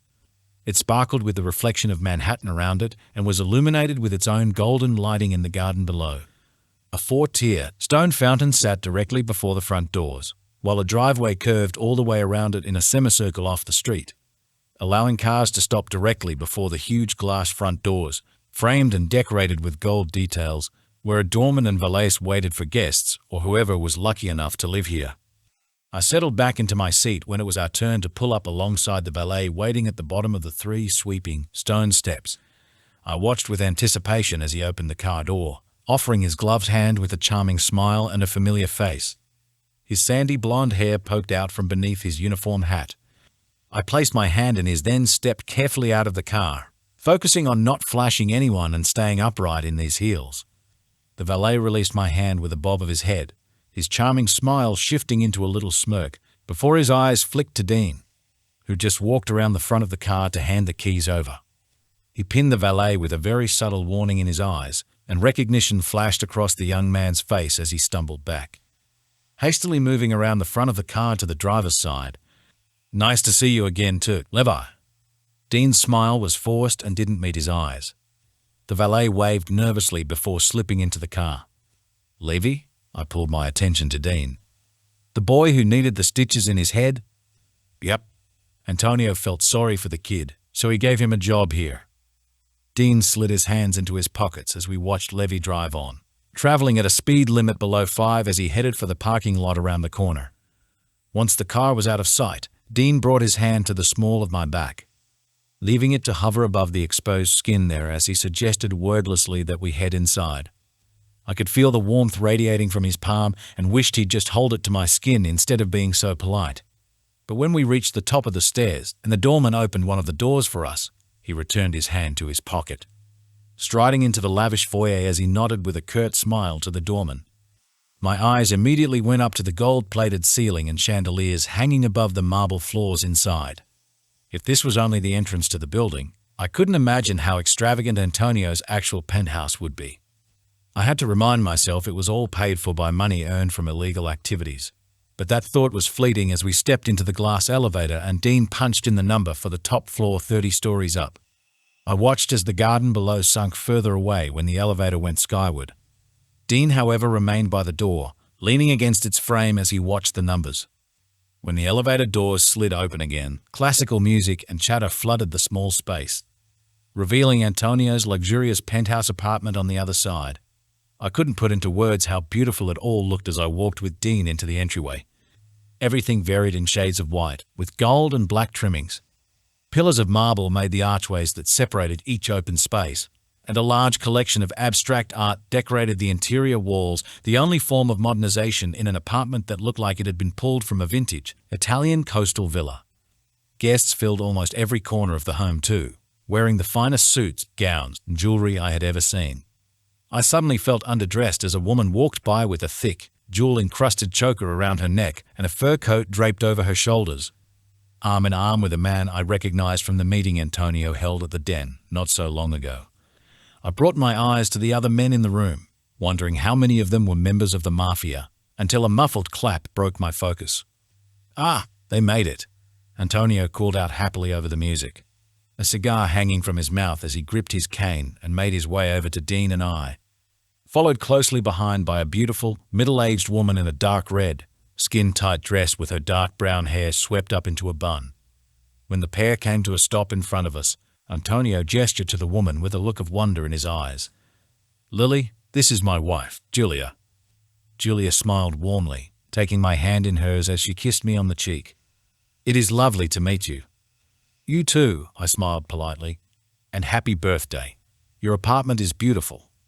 "Ah, yes, thank you." She stepped aside, motioning to the room. "Please, make yourselves at home." I widened my eyes over the rim of my Cosmopolitan. Mid-sip and halfway through the sweet, bright pink cocktail as Dean finished subtly pointing out the most notable guests in the room. CEOs, 2 celebrity chefs, several politicians, lawyers, and a handful of police officers who thankfully didn't know my father. All of them just casually mingling with members of the mafia as if it were nothing. "They only see the money side of things and never get their hands dirty," Dean added, resting his elbows on the bar as he brought his glass of scotch to his lips, the only drink he was having tonight considering he was driving us both home later. Swiveling the bar stool around so my body faced him, I looked around the room before asking quietly, "Which of the 5 families does Antonio belong to?" He looked impressed by this. "You know about the 5 families." "I may have done some Googling," I shrugged smugly, taking another sip of my drink as I turned to face the bar. The cocktail was already slowly taking effect as I relaxed in my own skin. Dean smiled, downing the last of his drink before he turned to face the room. His arm brushed against mine as he leaned back against the bar. "He's one of 20 Caprigimes in the Genovese family, the most powerful of the families. What makes them so powerful?" He leaned in, dragging his eyes from the room to look down at me. "They're good at keeping secrets." My eyes flicked up from his lips as I swallowed. "Have you met the boss of the family?" Dean shook his head, a faint smile on his lips as he shifted to lean back on one arm, letting his gaze slip back to the room. "I'm just a small piece in Antonio's side hustle," I hummed, looking down at my drink as I traced a finger around the rim of the glass. "Dance with me." His voice had come from close behind me, drifting across my shoulder as that familiar warmth of his hand hovered above my lower back again. I hadn't even noticed when he'd moved from my side. What he'd said wasn't a request, but a gentle order, and that excited me a little. I swiveled around on the bar stool quickly, accidentally bumping my knees into his legs until I stopped spinning. He smiled a little and offered his hand while my heart began its routine race whenever it was in his presence. "I can't dance." He shrugged. "It's just swaying." I chewed my lip, eyes darting from the large room in the center of the apartment full of couples waltzing to the music, then back to his open hand. I then swiped my drink from the bar and threw back the rest of it. Grimacing at the brain freeze and instant rush of alcohol flooding through my system, I placed my hand in his and got down off the stool. "Okay, He chuckled. "Are you okay?" "I think so." Never mind the fact his touch was sending my thoughts into a spiral then again. That could have been the Cosmo I had just taken like a shot. I trailed along behind him as he led us through the crowded room, a very different group of people compared to ones from that warehouse party before we came to a stop in the middle of the dance floor. Not exactly the place I wanted to be considering I couldn't dance. I knew he said we'd just be swaying, but I didn't have a lot of faith in my ability to do that either. There were a lot of people around us, and a lot more watching from the sidelines. All of that slipped away when Dean brought his hand to my lower back. He had all my attention as the warmth from his hand spread beneath my skin and traveled through my body in multiple directions. When he shifted us just a little closer together, my exposed thigh briefly pressing against his, I had to remind myself to breathe again, unless I wanted to risk melting into a puddle on the floor. Like a reflex to what he was doing, I skimmed my left hand up to his shoulder while my other hand remained joined with his. The both of us watching what the other was doing until eventually my eyes settled on his chest, looking at the skin beneath his unbuttoned collar. I had just noticed the small, jagged scar on his right collarbone as we began to sway to the music. My heart pounding in an offbeat rhythm to the slower one being played through the hidden speakers around the room. The scar was hidden beneath an Italian quote, only the tail end of the quote visible beneath his shirt, and struck my curiosity as to how he got it. The question quickly faded, faster than it had popped into my head, when his thumb lightly caressed my wrist. His eyebrows were furrowed with a slight crease as he noticed the bruise on my skin. It felt strange to speak when we were this close, but I somehow managed to whisper a response to his concern. "It doesn't hurt." The words had directed his eyes to my face, locking them on mine, but he didn't look very convinced. His jaw ticked slightly as his fingers pressed just a little more into my back. "I never got to thank you properly for saving my life." He trailed off, his eyes visibly softening as we stopped moving altogether. All I had done was lightly trail my thumb down the side of his neck. I wasn't sure what brought me to do it, but I hadn't expected a reaction like that. "You don't have to," I said quietly, a little lost in his eyes until someone tapped him on the shoulder, tapped and broke our little bubble, letting the outside world come flooding back in. Dean pulled away. "Sorry to interrupt," Antonio smiled politely. "I was hoping to have a quick chat to Lily about something." "Couldn't it wait?" "Of course," I smiled. Whether he was meant to or not, Dean trailed us with a loose follow as Antonio brought me to the edge of the room, to where a large stone sculpture sat beside the bottom of a staircase that curved up to the rooftop. Antonio didn't waste any time getting to the point. "I want you downstairs for all fights from now on." "WI?" My eyes shifted to where Dean had stopped several meters away, leaning against the wall, hands in pockets, as he looked out across the party. Antonio smiled and placed a hand on my shoulder. "Because I admire the way you don't hesitate to help people, especially hearing of how you resuscitated Dean. It is a skill I wouldn't mind having with us in the basement, even when my best fighters aren't scheduled on. You could save me from losing any talented men just through resuscitation alone." This job working behind a bar was meant to open other career opportunities for me, not lead me to working full-time as a Fight Club nurse, a role I wasn't even qualified for. It isn't exactly an easy thing to do all the time. It isn't really up for discussion, Lily. I noted the way Dean tensed at Antonio's subtle and not very quiet threat. "Right, sorry. Just think of it as a way to put those good skills to work, HM. You can keep the title of bartender as a cover in case someone asks." He squeezed my shoulder a little firmer than he usually did, the alcohol on his breath fanning across my face, his thumb pressing into the dip above my collarbone. "What do you say?" I smiled through a wince, my shoulders curving forward slightly as I nodded to him. "I prefer my agreements confirmed in words, my dear." His cunning smile hadn't let up, and neither had that grip. "Speak up." "I think she gets it." Dean had interjected from where he stood, keeping his head down as he looked at Antonio with a dead calm stare. "Boss." Antonio chuckled, releasing the grip on my shoulder. I took a step back in Dean's direction before he met me halfway, his arm brushing up against mine as he watched Antonio carefully. Cool, calm, and collected Antonio was already intimidating enough. Drunk Antonio was terrifying. He didn't say anything else, only nodding slowly and understanding as he eyed Dean before leaving us. "Why does he limp?" I asked quietly, rubbing at where his hand had been on my shoulder. "I don't know," Dean replied distantly, clenching his jaw as he watched his boss disappear into the crowd. He then stepped in front of me, his tone a little calmer. "Did you want to get some air?" He took me up to the rooftop where the night sky stretched far and wide. The lights of Manhattan below couldn't compare to the twinkling of the stars above, though looking over the city from this height was pretty breathtaking anyway.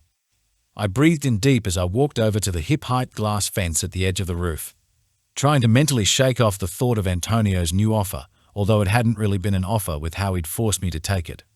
I was unofficially a full-time nurse for the basement, which was a little daunting considering I was mostly doing guesswork down there already, or relying on Google. Gripping the metal frame of the glass fence, I peered down at the street below as an updraft lifted my hair from my face and tickled my cheeks. Smiling, I turned to my left, expecting Dean to be there, but the space was empty. He wasn't anywhere near me. Instead, he'd chosen to remain near the roof door, leaning against the back of an outdoor sofa as he kept an eye on the doorway, as if he expected someone to follow us up here. I rested my chin on my shoulder as I looked back at him. "This view is amazing." He brought his eyes from the door and looked at his shoes. "It is.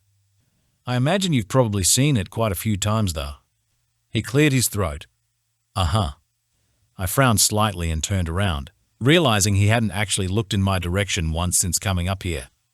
Are you scared of heights?" "Not scared. Just—" He pulled a hand through his hair as he stole a quick glance my way. "You are very close to the edge." I bit back a smile as he released a breath and looked down again. "So he does have his weaknesses," I said, walking over to lean against the back of the sofa too. "You'd be surprised." His gaze lingered on me for a second and something shifted. Whether it was the atmosphere around us or maybe just my mind, something changed and had caused a surge of adrenaline to spike my bloodstream. And then he looked down. "I think we're bad luck for each other." My throat tightened. "Why?" "We keep finding each other in trouble." He lifted his eyes back to me. "That's not a bad thing," I said softly. He arched a brow, then looked down at his hands, flexing them in his lap as he sucked in a breath. "It's not exactly a good thing either. For what it's worth, I don't mind that it's always you who finds me." It was the cheesiest thing I had ever said, but it was enough to make Dean look at me again. His expression became softer as he straightened a little, those silvery blue eyes taking in every inch of my face as if he was trying to pick out where the lie was. But there was no lie. I wanted him to keep finding me every time. Without a second thought, throwing any caution aside and relying heavily on the courage that one cocktail had given me, I leaned in quickly and kissed him, then pulled away just as fast when I realized what I had done and that he hadn't reciprocated it. His face was a mix of surprise and confusion as his brows shot up.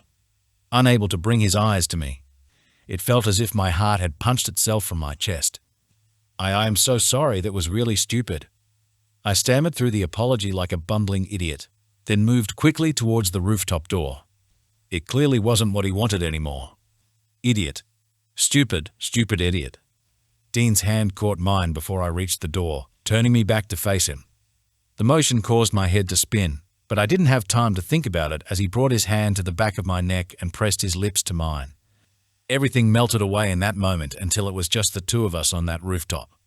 He slanted his mouth against mine, his tongue gliding once across the seam of my lips before he pushed gently through it, deepening the kiss when our tongues met in the middle. I melted into him, my hands moving up to the side of his neck while I tilted my head back for better access, the pads of my thumbs caressing his jaw as he pulled his arms around my middle and pressed me flush against the front of his strong body. I could feel every inch of him beneath the fibers of his clothes. When he inhaled deeply through his nose, my body buzzed with a sudden sense of awareness, the skin-to-skin contact on my exposed back, the tightness in the pit of my stomach, the taste of him on my tongue. It was all making me feel heady as my lungs burned for air, but I didn't want to stop. Not yet. The click of the rooftop door sent us spiraling back to earth, and we pulled apart. Both of us quickly distracted ourselves by straightening our clothes as several party guests stepped outside to smoke, thankfully not really paying any attention to us. I felt hot and bothered, quickly wiping at the corner of my mouth to tidy my lipstick before looking at Dean, stifling a laugh when I realized how much of me had rubbed off on him. Red lipstick was smudged all across his mouth as he straightened his suit. When he noticed me watching, he smiled lopsidedly and pulled a hand through his hair. Everything about the simple movement made me blush all over again before I pulled a spare tissue from my bag and approached him. My heart skipped with every step. "You have lipstick. Here." I reached up and gently rubbed the makeup from his face. Dean opened the car door for me, and I thanked him. Unable to look him in the face again purely because if I did, I might pass out from pure nerves. Excited nerves. We kissed, and I wanted to do it again. I just didn't know how to initiate one, seeing as he had just knocked that second one out of the park. I refused to acknowledge the one I had tried. He walked with me to the front door of my apartment building in a comfortable silence. His hands in his pockets and hair mussed as he looked around with a carefree sort of feel about him.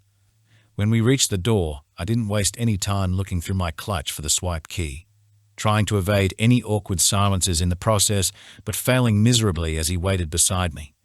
My brain was a mushy mess as I rummaged hastily through the tiny bag, tucking a strand of hair behind my ear as I huffed in frustration.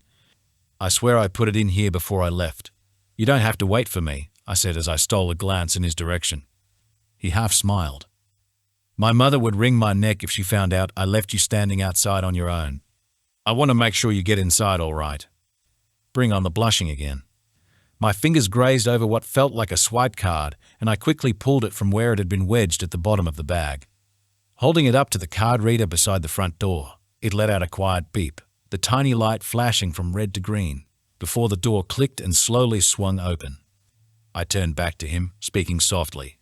"I had a good time tonight." His tongue darted out to wet his bottom lip. "Me too." "Kiss him. Kiss him. Kiss him." I hesitated, torn between moving towards him or just saying good night and heading inside, until Dean decided for me. In one smooth movement, he closed the gap between us. Except instead of bringing his lips to mine again, he ducked his head and pressed a feather-light kiss to the side of my throat, right above where my pulse was beating erratically.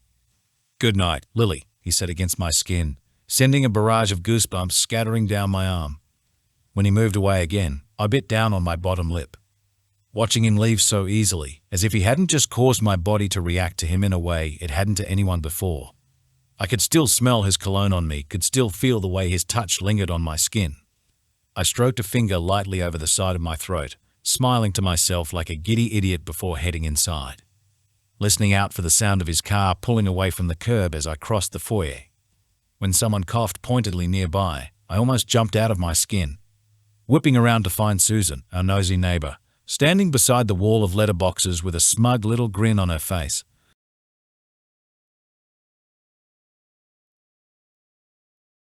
Chapter 6. Lily. I jolted upright, hair a tangled mess as I squinted into the bright morning sun blaring into my bedroom through the curtains I'd forgot to close last night. Woken abruptly by a collection of quick, urgent knocks tapping loudly through the apartment. It's 8 in the morning on a Sunday. I pulled myself from my bed and padded sleepily into the living room. Kira, being a heavy sleeper, meant she hadn't woken up to whoever was tapping at our door. "I'm coming," I yawned. They kept knocking anyway. I muttered under my breath, "I swear to God," then pulled the front door up, catching Susan mid-knock. She quickly folded her arms. "Oh good, you're awake." I blinked at her. "Your mother has informed me you'll be needing a lift to her Bible study group this morning, and for every other group meeting she has on Sundays." It had completely slipped my mind actually. Everything had slipped my mind after last night. I was tempted to wordlessly shut the door in her face and head back to bed, but I knew better. With Antonio already pressuring me to work in the basement full time, I didn't need my mother lecturing me too.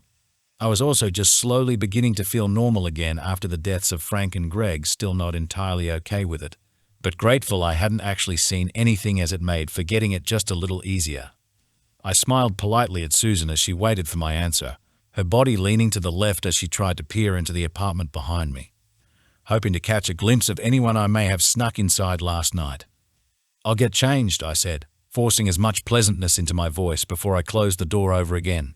Flicking the lock, just in case, I turned on the spot and pressed the heel of my palms into my eye sockets, screaming internally with frustration before I let my hands fall and marched begrudgingly back into my bedroom.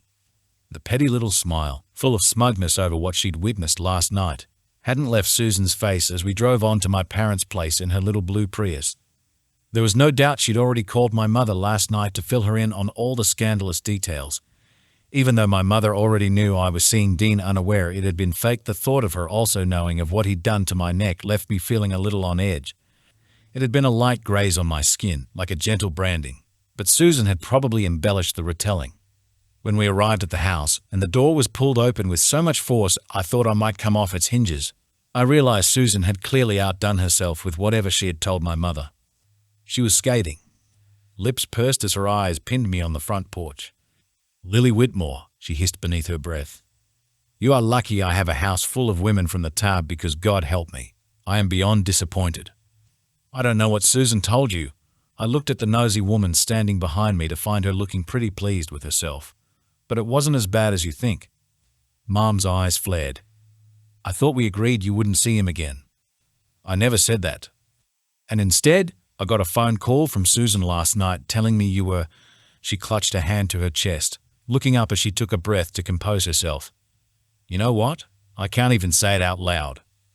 The words left my mouth before I could stop them, but I was too tired to care. Kira and I had stayed up well past midnight, excitedly discussing what had happened on the penthouse roof, disregarding how we'd feel in the morning. "It's not like she caught us having sex against the building." Susan slapped her hand to her mouth to muffle a gasp, while my mother's eyes shot back to me. "Get inside. Right now." I fought the urge to roll my eyes as I moved past her into the house, leading the way into the sitting room to the left of the front door, where about a dozen women were seated with cakes, tea, and coffee in their laps. Meanwhile, their Bibles, which they were apparently supposed to be studying, were on the coffee table, untouched as the women chatted amongst themselves. Their meeting hadn't started yet. None of them paid me any attention as my mother passive-aggressively forced me to sit in an armchair beside Jane, who was watching me with a knowing smile on her face from where she sat on the adjacent sofa. Once my mother and Susan had joined the other women, she leaned closer to me. "You should have seen how she reacted last night," she whispered. I kept my voice to a whisper too. "What exactly did Susan tell her?" "That she caught you participating in some unladylike activities with a tattooed delinquent," she said, mocking Susan before her eyes sparked with mischief. "Is it true he had his hand up your dress?" "Oh my God." "No," I hissed as heat flooded to my chest and face at the insinuation. "She only saw him kiss my neck before he said goodbye." "Your neck?" Jane giggled. "Does he have a problem with lips or something?" I slowly eased back into my seat, biting my lip. "Definitely not." "So, you did kiss him?" she whispered excitedly. "SHH? And yes." A grin spread to her lips as she eagerly leaned even closer on the arm of the sofa. "What was it like? Is he handsy? Was there tongue?" Our mother cleared her throat from across the room, where she was looking at us with a warning in her eyes. Thankfully, none of the other women had noticed, as they filled the room with their busy and constant flow of chatter. Jane and I fell silent until she'd looked away again. "Please tell me," Jane pleaded quietly, sitting forward again. "You know Mom and Dad won't let me date yet. Let me live vicariously through you." I smiled a little as my mind drifted to Dean's lips. How they'd moved against mine with so much urgency and want that it had felt like my head might have exploded. Just thinking about him again caused my heart to beat a little faster. It was nice. Jane's smile dropped, replaced by a grimace. "Just nice." I caved. "Okay, fine. It was perfect and passionate, but gentle. And he did this thing with his tongue." Our mother interrupted again, this time tapping a teaspoon to her teacup to get the attention of the room, inviting everyone to pick up a Bible and turn to a passage about not giving in to sin or temptation. Her eyes fell to me when she'd mentioned the last part. Jane took 2 Bibles from the coffee table and handed one to me before we both opened them to the page in silence, avoiding looking at each other in case we burst into a fit of giggles. When one of the women began to read the passage out loud as the group read along, Jane leaned against the arm of her chair again, this time making it look like she was just resting on her elbow. Her voice was barely a whisper as she kept her eyes on the Bible pages. "Are you going to start seeing him? For real this time?" I didn't look up from my own Bible. "How did you know it was fake?" "Because you've been seeing him for some time now, but you're talking about this kiss as if it's the first one you've shared." I looked at her from the corner of my eye to catch the little smile on her face. "So?" I paused as I chewed the inside of my cheek. "I'm not sure." The kiss, while amazing in every way, was still just a kiss. I didn't know how Dean truly felt about me, apart from the fact he'd wanted me close, and Jane's words had suddenly pulled me from the haze of it all. We'd never spoken once about our feelings, let alone indicated we had any for each other, though my blushing and inability to control my heart rate around him was a clear giveaway of mine. While the intrusive thoughts threatened to put a dampener on my mood, taunting and dancing around the edge of my mind with what-ifs and questions about what he really wanted, I reminded myself that none of this was one-sided. He had kissed me back. Chapter 7. Dean. They hovered around the back of the grey maintenance van like vultures, visible in the rearview mirrors as they watched the numerous cases of weapons being unloaded by Antonio's hired crew. I adjusted the bandana I had tied around the lower half of my face, sitting in the front seat with a hand resting on the steering wheel as I kept a close eye on the buyers just outside. 6 guys dressed in dark clothing. They had guns strapped to their hips and kept a healthy distance from the van until all the weapons had been unloaded for them. My eyes swept over the reflection in my side mirror of the one standing closest to my door. While he tried to hide it from the others, he was the most nervous of them. Fists clenched in his pockets and shifting his weight between his feet, sometimes subtly glancing around the empty abandoned junkyard warehouse as if he expected someone to jump out. He was the rookie in this group of buyers. I turned my attention to the front of the van, breathing out a heavy sigh that caught against the bandana and warmed my face, trying to block out the thoughts that threatened to hinder my focus until I licked my bottom lip as she had. As if a floodgate had been opened, images of Lily in that garden dress poured into my mind. From the way my stomach tensed and my blood rushed south, it was like I'd never seen a woman in a dress before. But fuck, she'd looked good. It had framed her petite figure in all the right ways, including when her breast had peeked beneath the black satin as we pulled up to the penthouse apartment. Either from her excitement or nerves, I didn't know, but it had forced me to shove my hands deep into my pockets to stop myself from reaching out and touching her. Dancing with her was my selfish way of getting to hold her at least once. And then she kissed me on the rooftop. Her mouth had tasted like the cosmopolitan she'd thrown back, pink and sweet blended with her subtle reservations about the second kiss, until I had swept my tongue over hers, making her perfect little body press into mine. The intrusive thoughts of past me had crossed my mind in that moment as I considered taking her on the sofa, but I knew Lily wasn't that kind of girl. I knew she deserved to be treated with a little more care. She wasn't fragile, but she wasn't exactly as tough as the other girls I had been with in the past. I didn't want to overwhelm her, no matter how badly I wanted to feel her all over me. To have her legs around my hips, the thought alone caused my cock to twitch as I dragged a hand through my hair. Focus on the job, dickhead. I couldn't remember a time when a woman had driven me this crazy. It was just a kiss. I had kissed plenty of girls before and probably fucked twice as many, but they'd never made me feel like this. Turned on but equally awestruck. It was a strange feeling. Something about Lily was comforting and familiar. Shifting in my seat, something caught my eye up ahead where the warehouse doors were. There was a gap in the door join, casting a slip of moonlight across the concrete floor several meters away from where we'd stopped in the middle of the space. But it hadn't been the moonlight that caused my heart to jump to my throat. There was movement outside and we weren't expecting any more buyers. I looked over my shoulder to the rookie outside the van. He'd backed up to stand in line with my door, watching the others discuss the weapons while he slowly reached for his gun. The top of a badge glinting in his back pocket while my eyes narrowed on a small black plug in his ear. Shit. Fuck it. I gripped the door handle and shoved it open, knocking him off his feet while the others whipped around. And then everything went sideways. The buyers withdrew their guns and badges, and the warehouse doors were flung open with a boom before a stream of red and blue lights flooded the space. As Antonio's guys raced to get into the back of the van, slamming the door shut, I counted 3 patrol cars and 2 unmarked sedans, probably with detectives inside, before I slammed my boots into the gas and brake pedals. Pulling the steering into a hard left, the tires screamed in protest, spraying the undercover police officers with debris and loose concrete before I let the wheel right itself again. The van shuddered with the sudden assault to its system. "Come on, baby," I muttered, flooring the gas once again and launching us into the opposite direction of the doors.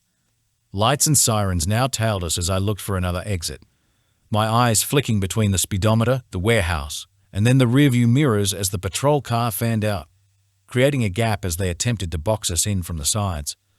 I slammed my foot on the brake, earning a couple of disgruntled yells from the back while the patrol cars flew straight past us. My body moved automatically, one hand tearing the gear stick into reverse, the other gripping the wheel and swerving the van back the other way.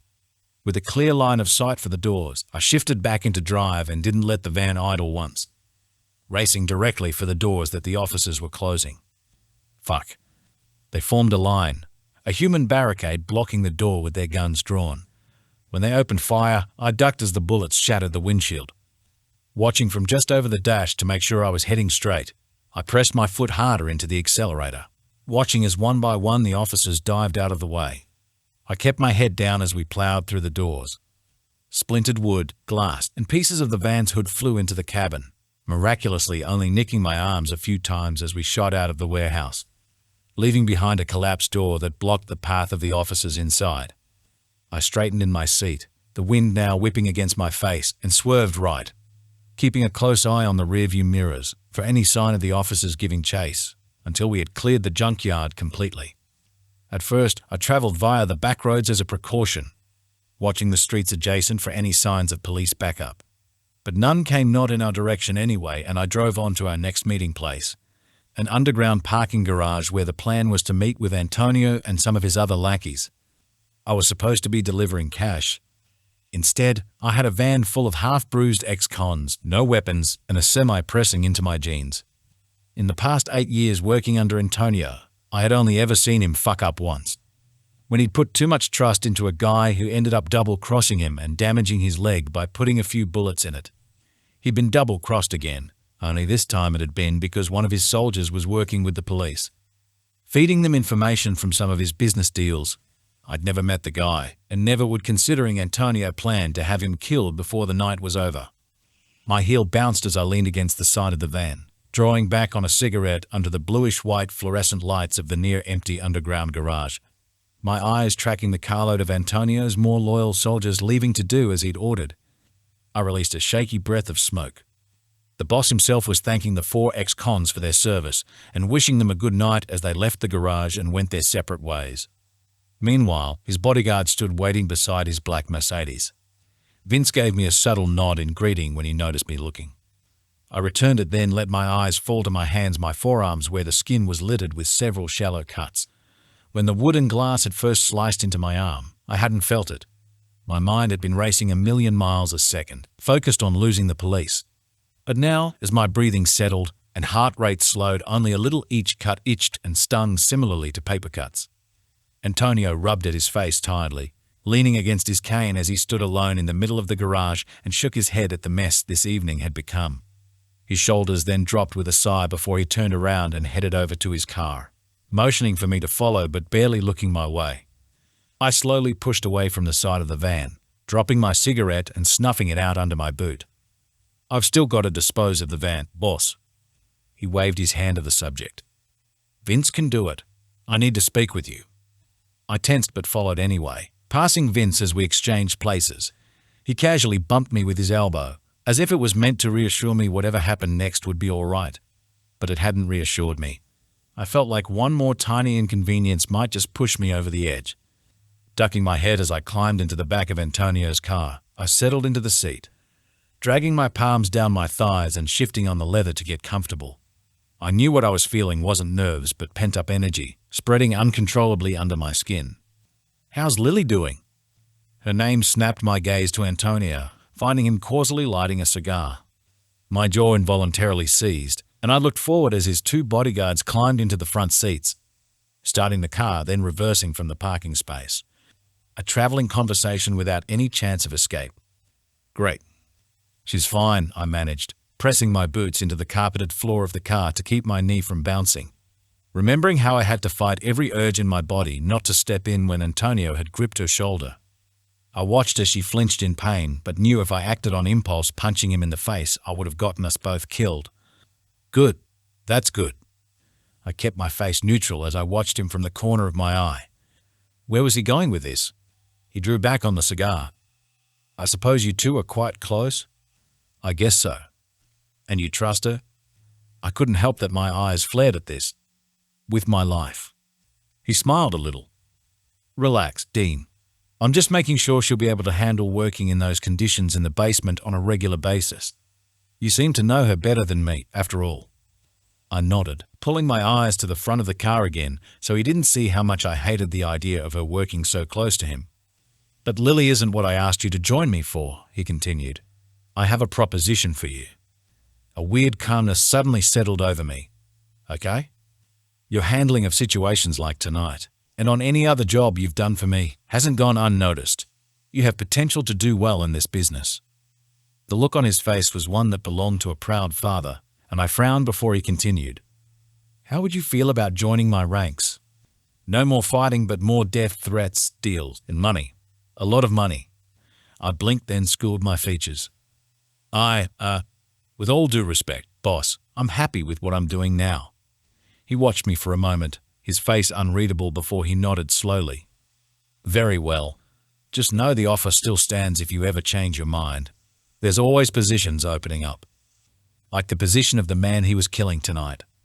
Plus, you've already paid off more than double of your debt to me," he said with a knowing look in his eye.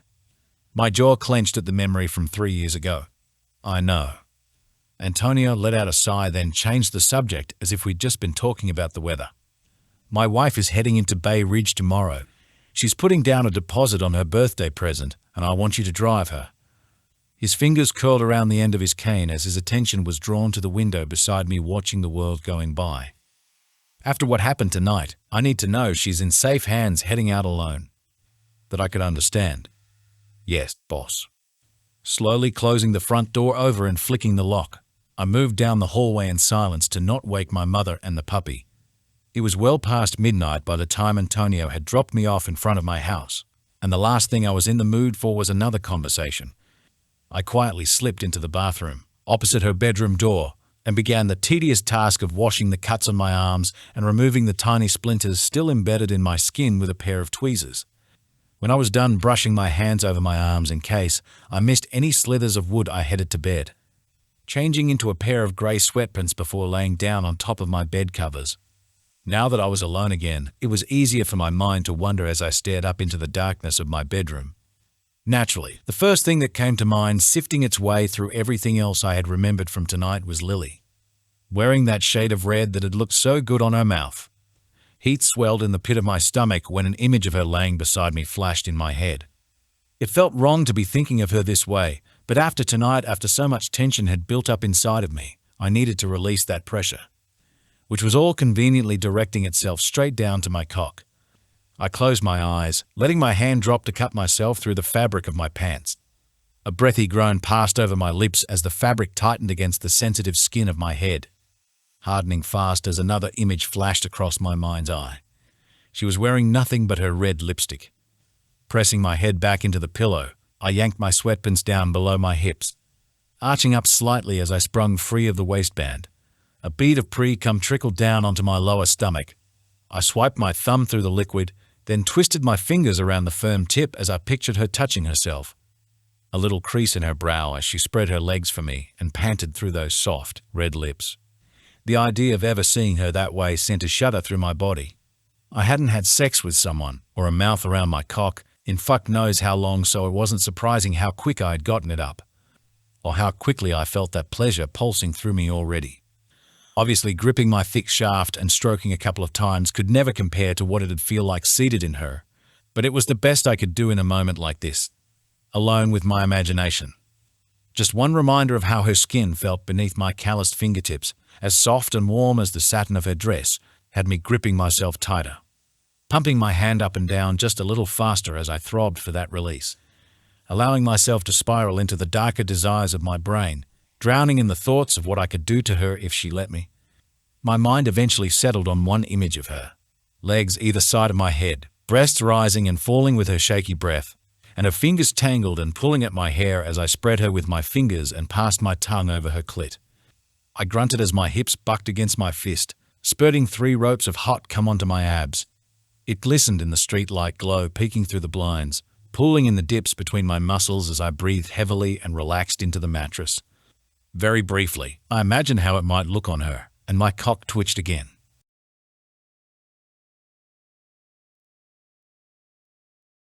Chapter 8. Lily. "I hope yesterday's Bible study helped to redirect your thinking," my mother said pointedly while waiting for the photocopier. The tension that had filled the foyer when she'd walked in seconds ago could have been cut with a knife. After a long pause, that was what she'd eventually addressed me with. Candace was listening, even if she pretended her attention was on her work. I turned in my office chair to look back in my mother's direction and spoke quietly. "Mom, I respect that you feel like you need to help me with this whole thing, but I promise you, he isn't so bad." She scoffed, her attention on the copier as she gathered the papers from the tray. "So, you didn't learn anything from yesterday?" I couldn't get into this with her, not again. The conversation only ever went in a circle before she shut me down. So instead, I flashed her a dull smile and turned my chair back around. "Whatever you say." Could I have picked a better response? Probably. "Lily," she started, but paused as the front doors of the agency swung open, making way for a glamorously dressed woman to strut through the doors on black stilettos, tights jeans, and a black short-sleeved top that sat below her shoulders. She removed her brand-name sunglasses from her nose and placed them in the bag hanging from the crook of her elbow. My mother had quickly slipped on her warm smile, a mask she only ever used on clients, while I straightened in my seat. Antonio's wife, Julia, had just strolled into our office. "Good morning," my mother chimed. "How may I help you?" Julia stepped up to the front desk, offering me a smile but pretending we were strangers. "I'm here for my 10 o'clock appointment, to put down a deposit on that beautiful Bay Ridge mansion." The one I had seen with my mother so many weeks ago, I realized. "Ah, yes," Julia Rixai. My mother's smile only widened as she gestured to the hallway. "Please, follow me." Julia had a different surname, which wasn't surprising considering who her husband was. I imagined it was to prevent any paper trails heading back to him, or maybe to keep her safe. Lifting her chin with a smile, Julia followed my mother into the back, sending me a subtle wink before they walked out of sight. Candace finally piped up after sitting in silence for so long, blinking after Julia. "Oh my, isn't she glamorous?" she whispered. "She is," I agreed, lifting the straw of my orange punch juice box to my lips before the front doors swung open again. My heart leaped into my throat, and I almost inhaled my juice box straw as Dean crossed the threshold of the foyer. His eyes lazily took in the office as he slowed his stride and gravitated over to the collection of flyers on the adjacent wall. Plucking one out a flyer for a gardening company and flipping it open to read the inside before the corner of his mouth curved up a little. He was aware I was watching. And so was Candace, who'd slid closer to me on her office chair. Keeping a wary eye on Dean, his dark clothes, the full sleeve of tattoos on both his arms, she whispered, "Will you be okay on your own if I use the bathroom?" If only she used that amount of awareness around James too. I forced a smile as my pulse spiked. Yeah, of course. With one more wary glance at Dean, Candace left the front desk and waddled off down the hall, completely unaware that he was the one my mother was trying to forbid me from seeing again. Once she was out of sight, Dean put the flyer back and approached the front desk. I stood quickly, placing my hands on the tall counter between us as I leaned forward, keeping my voice to a whisper. "You can't be in here if my mother sees you." He braced his forearms on the counter, either side of my hands and covered in several tiny lacerations. It looked like he'd been in a fight with a cat, but my mind didn't linger on that thought long. His gesture of leaning against the counter had brought him a little closer, as close as the desk would allow, before he lifted his left eyebrow and smiled a little, waiting for me to continue while I gaped at the sudden proximity. "Yes. She'll, My eyelids fluttered and I looked at his lips, relaxing my body into the desk as my hands slowly edged across the counter towards him. "She'll do something." "Is that so?" His expression was coy as he spoke gently, lightly tracing his middle finger down the length of my forearm as he held my gaze. Jesus Christ. My thighs pressed together as my fingertips grazed the front of his black t-shirt. He'd made me feel like I had been deprived of touch just from one light trailing of his finger down my arm. I wanted him closer. I suddenly tensed and pulled back when my ears picked up the sound of shuffling, heavy footsteps on carpet. My reaction caused Dean to straighten slowly as his brow lowered into a frown of concern, and then his eyes flicked to the hallway past my shoulder as James stepped into the room. My mind was suddenly spiraling in the worst way possible as memories of this morning, when he'd pulled me against him in the kitchen, flashed across my mind. "Looking to buy?" James asked with a smile, stepping in beside me as he gave Dean the once-over. Dean pulled his eyes from me to look at James. No, just waiting. For the woman who just walked in, James let out a low whistle. She's something else, isn't she? A muscle ticked in Dean's jaw and he looked back at me again. He knew. Somehow, he knew, and that made me nervous for an array of reasons. James frowned at Dean's blatant uninterest, then turned his attention on me. I don't think anything could compare to our Lily, though, he grinned, wrapping an arm around my waist and pulling me into his side. My shoulders rose as I flinched, forcing a smile to mask the cringe on my face when his fingers dug uncomfortably into my side. Thank you, James. She's one hell of a receptionist, James continued with a chuckle. Dean hadn't listened to a word James was saying as his eyes shot down to where the realtor's hand stopped to rest on my hip, where his thumb had subtly stroked at the skin beneath the hem of my shirt. But he didn't act on it. Yet. I swallowed quickly, trying to come up with some excuse to move away from James, but my mind was void of anything but panic. Only to release a breath when he stepped away on his own, pulling his car keys from his back pocket and twirling them around his finger. A shiny, red Swiss Army knife he'd gotten at a work Christmas party from my mother glinted in the light. Well, I better get going. Clients to meet. Houses to sell, he said smugly, walking around from behind the desk and crossing the foyer. Dean tracked every one of James' heavy steps until he'd left the building, before he turned back to me with that all-too-familiar icy glare in his eyes, unblinking as his jaw tensed. What has he done? Nothing, I shrugged, busying myself with tidying the desk to avoid his eyes. That's just what he's like. I didn't know why I was protecting James, of all people. To everyone or just you? When I didn't respond, his voice softened. Has he ever made you do something you didn't want to do? I shouldn't have hesitated. It gave away too much. But someone was finally noticing James' behavior, and I no longer felt alone. I just couldn't bring myself to talk about it, knowing how Dean had reacted in the past to someone touching me without consent. Listen, it's fine, my voice wavered. Don't worry about it.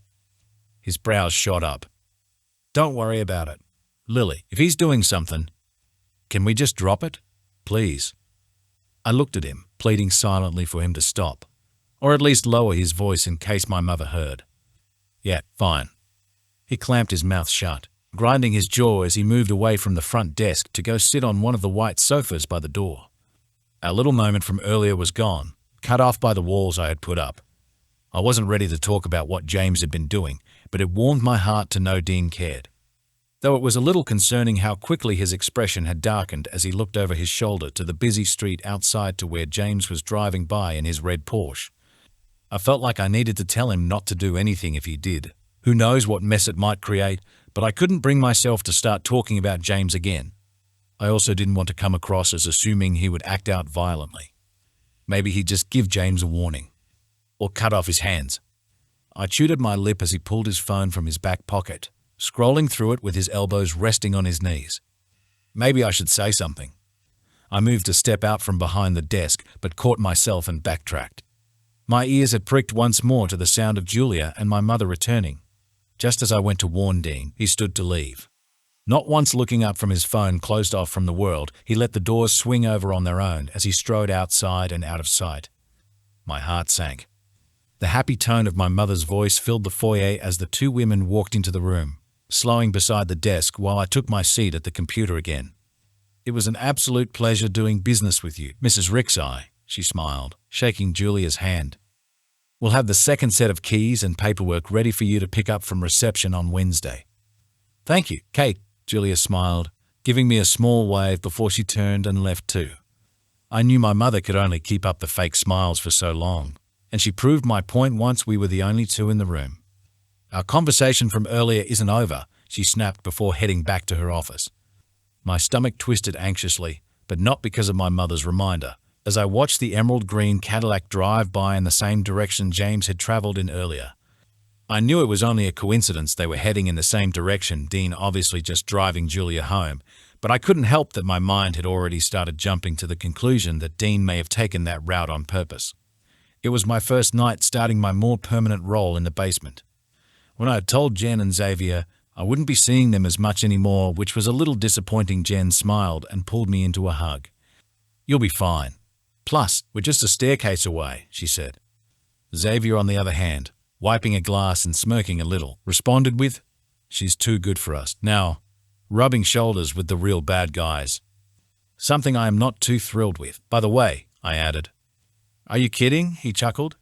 "You get to be around shirtless men all night while we're up here, serving drunken idiots." "Dangerous, shirtless men," I corrected, gripping the strap of my shoulder bag as I eyed the back door of the den. He wagged his eyebrows. "That just makes it more exciting." I laughed a little nervously before the staff room door opened and Roxy strutted out, her eyes immediately falling on me, then widening slightly. "Why are you still up here?" Her tone cut like a knife. "Antonio doesn't like being kept waiting, even by the inconvenient employees." Jen muttered a slur under her breath before smiling at me, paying no attention to Roxy's presence. "Good luck." "Thanks." After our little conversation had taken place, Roxy had taken it upon herself to walk with me downstairs. At first, I couldn't understand why until I realized it was only to get me alone. She'd stopped me at the top of the stairs in the basement, smiling spitefully as she looked over the room. "Remember, Lily, your job behind the bar was only for the summer. If I were you, I wouldn't get too comfortable with this one either." And then she'd left, making her way back to the bar while I stood on the stairs wondering what she'd meant. It was something I'd store away for later, though. I had slightly more important things to worry about, like finding Dean and talking to him before he did anything to James. That's if he decided to. But the further I walked down to the back of the basement, where the fighters were being told who they'd be versing, I found that he wasn't there.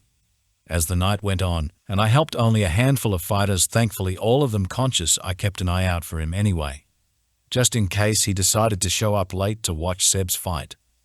"Antonio gave him the night off," Seb said, pulling me from my thoughts as I cleaned the cut on his cheek. I straightened, focusing on the wound. "What made you think I was looking for him?" He chuckled.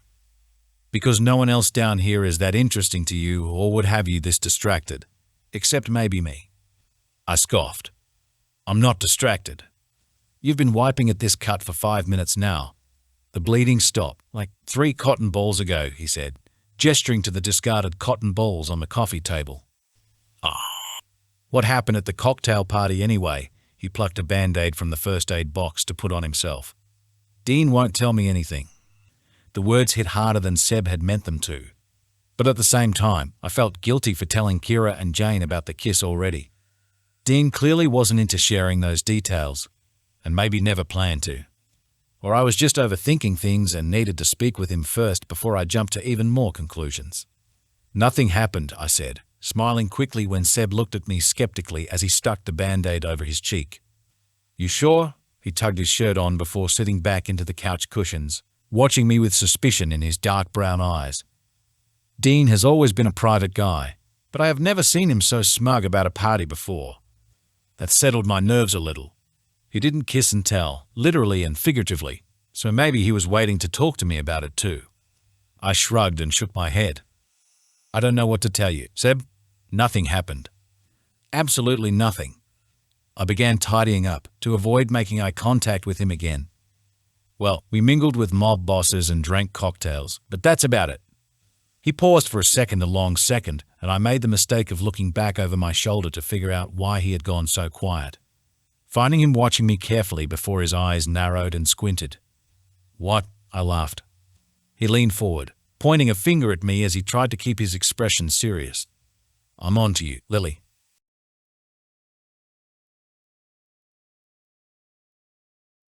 Chapter 9. Dean. James Henderson was a reputable real estate agent and businessman, according to his business profile. He lived in a 2-story, 5-bedroom house down in Cobble Hill with his wife, Barbara, and his 3 kids, Louise, Beth, and Joseph. The Porsche he drove was a 2019 718 Coupe and had been a purchase he'd made for his 48th birthday to reduce his stress over an oncoming midlife crisis and to compensate for the tiny dick between his legs. He had 2 Instagram accounts, one for family, the other to keep in touch with all his mistresses. The common theme amongst the women he followed on that second account was that they were all young, similar in age to Lily. Then there was his Facebook account, a smorgasbord of personal information ripe for the taking all because he failed to make it private, especially his location. His most recent post was about his recent success selling a property. In celebration, he'd taken the rest of the workday off to go play golf at his favorite golf club with a couple of his rich pals. But not before making an advance on Lily at the office this morning. Through the side window of the agency, directly in line of sight to the front desk, I had watched as he'd approached her. Brushing her hair aside while she froze on the spot from the contact, she refused to look at him as he traced a finger over her necklace, then dipped it into the collar of her shirt and peered down with a smirk on his face. It took every ounce of my own self-control not to burst through the office doors and crush his skull under one of the large plant holders in the foyer. See how smug he'd be then with his brains spilled across the clean, tile floors. But I needed to wait, buy my time as I figured out what I wanted to do with the prick after my suspicions of how he treated Lily had been confirmed. Lily might not have said it in words, but the fear had been written all over her face yesterday when James had pulled her close. It was the same expression my mother used to have on her face whenever she had to pretend like everything was fine at home. Right on cue, James stepped out from around the corner of the Gold Club, dressed in his golf gear that barely fit him, and carrying a bag of clubs as he waved to his friends and headed to his car parked down alongside the building and right in front of my Cadillac. It was a very private spot back this way, away from any prying eyes, cameras, or windows, and directly in front of the ladies' bathrooms. Fucking perv. The smile on his face soon dropped when he noticed me leaning against the hood of my car, drawing back sharply on a cigarette as I watched him from over the rim of my sunglasses. His beady little eyes grew a little suspicious before he glanced around the parking lot quickly. That's right. You're all alone, like Lily was this morning. How's it going? He said as he unlocked his car, giving me a tight-lipped smile while he tossed his golf clubs into the back seat. He didn't recognize me. I breathed out a heavy cloud of smoke through my nose, keeping my face neutral, waiting. This made him nervous. His movements rushed as he hastily moved to the driver's side door and pulled it open. Once he'd planted his large ass into the seat, I started towards him, covering the distance in a few long strides. He had just begun to close his door when I ripped it out of his pudgy fingers. As he stammered, I gripped the back of his head and smashed his face down onto the top of the steering wheel. The feeling of his nose breaking on impact reverberated through his skull and to my hand, giving me just enough satisfaction to calm down a little. I pulled away as I watched him panic, gasping like a fucking goldfish while his little brain tried to process what was happening. Crossing my arms loosely, I frowned as I waited. Take your time. What the fuck? Blood had started to drip over his mouth in heavy, dark red blobs. His nose was now completely flattened and bent through the bridge and was quickly swelling. And yet he kept trying to talk, even as he coughed and sputtered on the blood dribbling down the back of his throat. Who the fuck do you think you are? Your worst nightmare. Who I am isn't important right now, so put your head back, shut the fuck up, and listen. I crouched down beside him, the car door resting against my back, then gestured to his nose. Consider this a warning. For what? He spat, dribbling blood onto the front of his blue polo shirt. What'd I just say about talking? He remained silent. Good. I stood up, glancing back over my shoulder to make sure we were still alone. The last thing I needed was for someone to interrupt. Resting my arm on the roof of the car, I looked down at him. I want you to quit your job. He scoffed, then coughed on more blood. Fuck off, he croaked. All right? I cracked my neck, then grabbed his left hand firmly and jerked it up. He yelped, struggling against my grip as I pressed his knuckles into the edge of the roof. And then I slammed the door shut. Okay. I caught the door and pulled it open again, releasing his hand. It was amazing how fast the color drained from his face when he realized I wasn't fucking around. Fine, I'll quit my job, he breathed heavily, refusing to meet my gaze as I ducked my head. Tomorrow.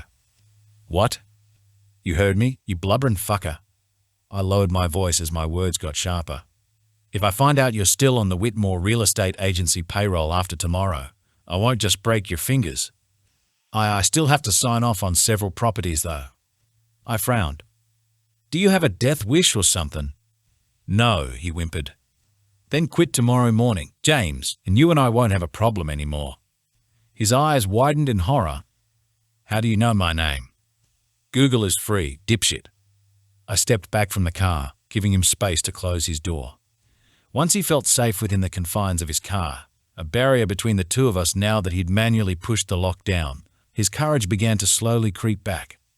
evident from the disgusted but still slightly terrified look on his mangled face as he rolled his window down an inch. "You're a fucking psychopath," he hissed. "I've seen your face. I could go straight to the cops from here and have you thrown in jail in no time. If I was a psychopath, I would have removed all of your teeth along with your fingers, then made you watch while I set your balls on fire. Do you even know how to use this, by the way?" I raised his car keys up from behind me, putting emphasis on the small Swiss Army knife hanging from the keychain as I turned it over in my hand. "How did you? You had a knife on you this whole time and you didn't think to use it once?" I unlocked the car with a beep, then forced the door open after he failed to hold it shut. "Fuck, you're thick if you thought I'd let you drive off that easy. Please don't kill me. I'll do whatever you want. I swear on my mother's life. Just please." I flipped the blade out and slammed it into his thigh, rendering him speechless as he sucked in a breath like he wanted to scream, but nothing came out.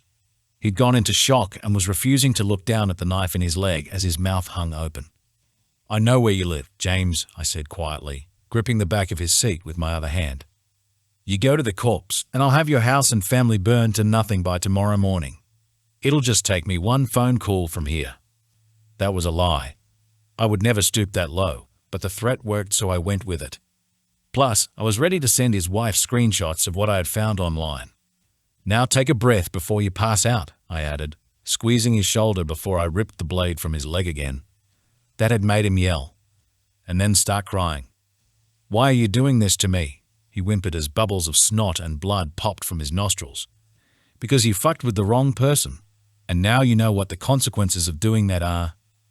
I wiped the blade on his shoulder, earning a flinch from him, before I folded the knife and tossed the car keys into his lap. He never asked which person I was referring to, instead choosing to sit completely still as if he expected me to do much worse if he moved.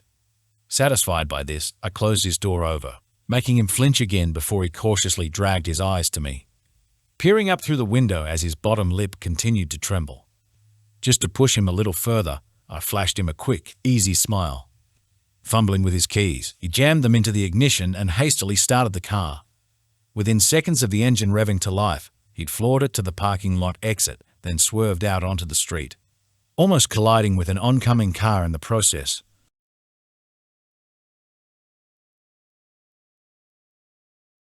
Chapter 10. Lily. The brakes of the bus hissed as it came to a stop outside the real estate agency.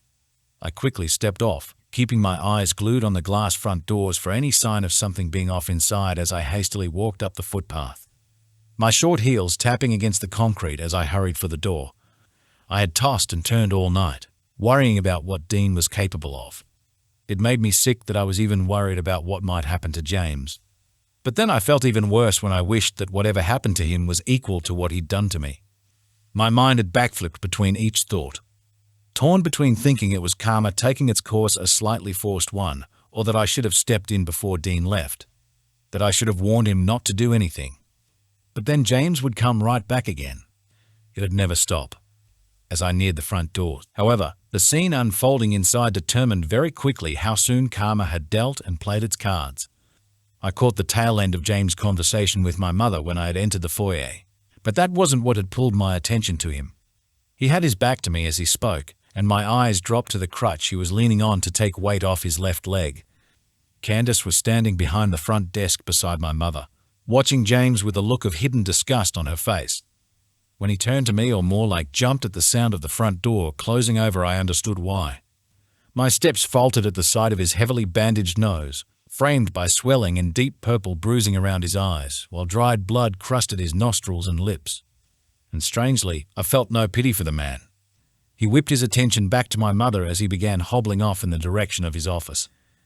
"I'm sorry, Kate, but I've got to resign." My mother went after him, asking for a better reason to whatever one he had or hadn't given, and I stepped in behind the front desk. Lifting my bag from my shoulder and tucking it onto a shelf beside my chair, putting on my best shocked face, I asked, "What happened to him?" Candace hadn't sat down yet, drifting over to the hallway to listen out for any possible gossip about the situation, like the other realtors who'd poked their heads out of their offices. "Apparently, he tripped up the front stairs of his house. I'll be back in a minute. I have to do something in the kitchen." She trailed off as she wandered down the hallway to listen closer. Alone in the foyer, I didn't bother hiding my little smile as I opened my emails and tasks for the day.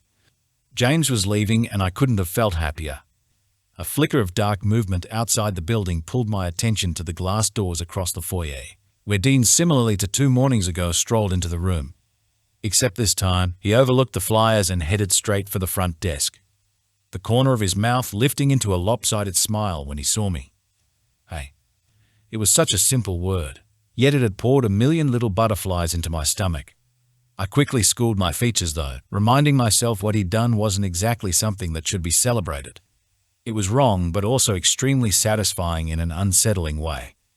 Keeping my eyes on my computer screen, scrolling through a blank Word document, I refused to look up at him. Even if his presence was making me a little flustered. I know what you did. I don't know what you're talking about. I could hear the coyness in his deep voice as he continued. I'm just here to pick up those keys for Julia. Raising my eyebrows slightly, I kept my face blank as I looked at him, then slid my chair back towards the drop box on the edge of the desk. The keys and paperwork for the Bay Ridge mansion, with its spiral stone staircase, were all concealed in a blue folder, stamped with the Whitmore Real Estate Agency logo across the front. I stood to bring it back to him, finding him watching my every move with his head tilted a little to the right. What? I said shortly, holding the folder out to him. Nothing. He took the folder with a faint smirk on his lips as he nodded to me. I'm not used to seeing you work in a professional-looking place. Okay? He huffed a laugh. This place suits you better than the den. I failed to hide my smile this time and looked down when I did, only to have it fade as James hobbled into the foyer. This time, the meeting between the two men was far different from the first time when James had acted smugly, and Dean was near scathing. James froze at the sight of Dean leaning casually against the front desk. The box of his office belongings visibly shook in his hand as his eyes widened in horror, relying solely on his crutch to keep him upright as his legs quaked too. Dean frowned a little, nodding to the realtor's mangled face and faking every bit of the concern that came from his mouth. That looks painful. James let out a whimper, an actual high-pitched whimper, before he hastily made a dash for the door, avoiding eye contact and hobbling as fast as his bad leg could carry him. As we watched him leave, one of the many thoughts that had kept me up all night slowly drifted to the forefront of my mind, bringing me down a little as the realization of the situation set in. Dean. He turned his head back to me, expression more serious because of my tone. What if he talks, or goes to the police? He won't. You don't know that. Trust me. His eyes never left mine. He won't. I asked my next question a little hesitantly. What did you do to him? I just bumped his head on his steering wheel. A ghost of a smile graced his features as he crossed his arms on the counter surface. His biceps flexed naturally with the movement before he shrugged, then showed him how to use his pocket knife. I kept my voice quiet. You can't just go around beating people up. It's not right. I can if they're hurting the people I care about, he said sharply. My heart squeezed while my brain reminding me who my father was continued to think more logically. There's a lawful way of handling these things. That's true. He studied my face as his brow creased. Were you going to talk to your dad about him? I paused, looking down as I swallowed the lump in my throat. Even just alluding to the sexual harassment was daunting enough. Imagining ever bringing up the topic with my father was terrifying. What if he didn't believe me? I already knew my mother wouldn't. She viewed James as a close friend. Probably not. My voice caught. Dean moved along the front of the desk, passing the hallway entrance unbothered if anyone saw him until he stepped into the area that was mine and Candace's little office. I turned on the spot as I followed his movements, my heart skipping as he came to a stop in front of me. He gently took my hands in his, caressing his thumbs lightly over the backs of them. His eyes, finding mine again, flickered slightly with what had looked like pain. I'm not going to let anyone hurt you again, he said softly. My chest swelled with an emotion I had never felt before. A mixture of hope, sadness, happiness, and something else that left me feeling giddy when he tucked a lock of hair behind my ear. I had never had someone look out for me this way. It was overwhelming but equally welcoming. Even Kira didn't know of my darkest secrets and fears, neither did Dean. But I felt that I could share each one with him and he wouldn't judge me for any of them. I might have been getting a little ahead of myself though. Lily, My mother's voice rang from down the hall where she'd probably been busy catching everyone up to speed with what had happened with James. Suddenly reality came flooding back in and I knew I had to think fast. Aware that it was too late for Dean to step out from behind the desk, where he'd run the risk of passing the hallway again and getting spotted by my mother, I grabbed the front of his t-shirt and dragged us both into the cleaning closet behind the front office. Pushing him backwards into the small space, I followed him in while he reached under my arm to close the door behind us, shutting us both in the dark except for the filtered light coming through a vent in the door, casting lines across his slightly amused face. I'd severely underestimated how much space was in this closet. "This is cozy." My hand shot up to cover his mouth right as Candace and my mother stopped outside the door, their backs to us as they wondered where I had gone. She must have left to collect lunch orders, my mother pondered before changing the subject to discussing Jane's sudden resignation. I had stopped listening, though. After peering over my shoulder to see through the vents in the door, I brought my attention back to Dean. His face was only inches above my own since he had to duck his head to fit into the tiny space. I slowly lowered my hand from his mouth as my heart began to beat a little faster. I wouldn't have been surprised if Dean could feel it too. Allowing myself to give in to temptation, I curiously traced my finger across his bottom lip before his mouth parted. In the distance, I could vaguely hear the two women just outside the door fussing over how much paperwork they'd have to sort through now that James had left them unprepared. Once upon a time, I would have excused myself to go help. I knew where everything was stored and what it was all filed away under. But now, Dean gently wrapped his hand around my wrist, lowering my hand to his chest as he smiled softly and whispered, "I think we need to talk." His heart thumped steadily beneath my hand. "About?" I whispered back a little coyly, knowing exactly what he meant as his eyes kept falling to my mouth. He half smiled. "The thing that happened on the penthouse roof." "Oh, that. Well," I raised my eyebrows, tilting my head a little. "I mean," he shrugged. "I thought it was great and was wondering if we could try it again sometime. My legs might have given out if I wasn't pushed against him. I guess we could." I fought the urge to smile, nodding instead with a frown of consideration on my face. It was the closest I could get to talking about where we stood with each other, so I hoped he would pick that up in my next question. "How many times did you plan on doing it again?" "Good, keep it subtle." He smirked as his eyes dilated in understanding before he lowered his face a little closer, his lips just a hair's breadth from mine. "As many times as you'd let me." I bit my lip, then closed the short gap, standing on my toes with my head tilted back to reach, instantly parting my lips with his as he claimed my mouth with slow kisses. They sent a rush through my body and a fogginess to my brain as I curled my fingers against the fabric of his t-shirt. All I could think of was what his mouth was doing and where his hands had come to my hips, squeezing gently as he pulled me further into him. Inhaling his scent of tobacco, sandalwood, and leather, I drew out the kiss just a little longer before reluctantly and slowly pulling back. Bringing my fingertips to his lips again while he continued to hold me close, I said breathlessly, "I need to get back to work."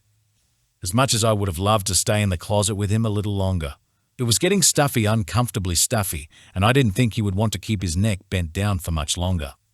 He smiled, lifting his hand to the side of my face, then lightly dragging his thumb along my bottom kiss-swollen lip. "Should I leave first or you?" "I will." I breathed in, dragging my eyes from his to look through the vent again. Candace and my mother had gone, and the foyer was quiet apart from the low volume of a mounted wall TV. Unable to turn around in the small space, I twisted the door handle slowly and back out of the closet, apprehensively approaching the entrance of the hallway and tidying my clothes as I did. I peeped around the corner. Empty. I waved my hand quickly, motioning for Dean to come out while everyone was in their offices. With my eyes fixed on the hallway, he brushed past me, but not before pressing a quick kiss to my cheek. As I watched him leave, I held my hand against my face, trying to savor the feeling while I smiled to myself. Seb danced out of reach of the punch aimed at his face, laughing just despite his opponent as the crowd roared in his favor. He was good, better than good, and never missed an opening, striking with hard and fast precision each time, or twisting and ducking aside whenever he needed to dodge another hit. Somehow, he kept a smile on his face for most of his fights, viewing them as more a fun way to pass the time, and maybe acting just a little smug too. I grinned from where I stood by the fight pit's long entrance, watching as Seb practically skipped around his opponent, then gave the man a wedgie just to make the crowd laugh. While Seb was known for his knockout punches, earning him the nickname KO, he liked to have a bit of fun before he ended his fights. I looked back over my shoulder for the umpteenth time that night. Dean hadn't arrived yet, but it was still too early in the evening to make any conclusions about his whereabouts. I couldn't blame myself for wondering, though. All I knew from what Seb had told me earlier was that Antonio had given him another night off. When I'd asked why, Seb had hinted that it had been because of a job and that he wanted Dean to take a little break. It had been a job that happened the following night of the cocktail party, and apparently hadn't worked in Antonio's favor.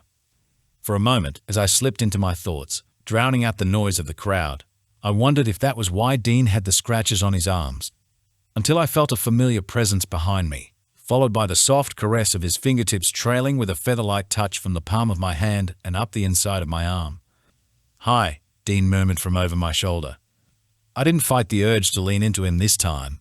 My back gently bumped into him as I looked down to watch his tattooed hands slowly traveling up, imagining how that might feel elsewhere until the crowd roared and the bell rang out. Dean dropped his hand and stepped in beside me, his eyes on the pit while he chewed gum and smiled a little to himself. Wearing black jeans and a navy blue t-shirt that brought out the color in his eyes, he was here to support a friend. Even if he'd just missed Seb's entire fight, I followed his gaze, smiling a little to myself too as I pushed my hands into my back pockets. "Are you going to Xavier's housewarming party this weekend?" "Depends." His eyes dropped to me, and the corner of his mouth curved up a little. "Are you going?" My heart fluttered. "I am." He nodded in consideration. "I'll think about it then." I found it harder to focus on even the simple tasks like returning any equipment I had used back to its rightful place in my little medical supply cabinet. I kept fumbling or dropping things whenever my mind wandered to the way he held me, spoke to me, and even looked at me. I felt like I was going crazy, but in a good way, and had to keep reminding myself this was very new, and that I shouldn't be picturing his surname behind mine. Dean didn't even know that I knew his surname, or that I'd seen the death report of his father. I vaguely remembered reading the cause of death as suicide. That was enough to stop the fumbling as I closed the first aid box and slid it onto the shelf, frowning a little at myself as the subtle nauseous feeling of guilt threatened to sink its way into my head.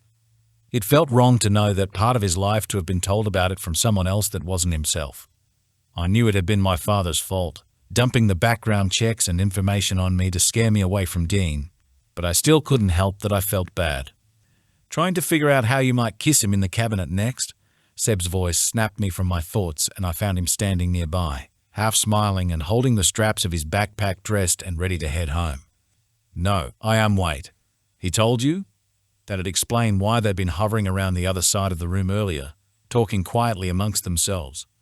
Seb bit down on his bottom lip, baring his teeth in a wide grin as he nodded excitedly, almost jumping to stand beside me before he lightly poked at my arm repeatedly.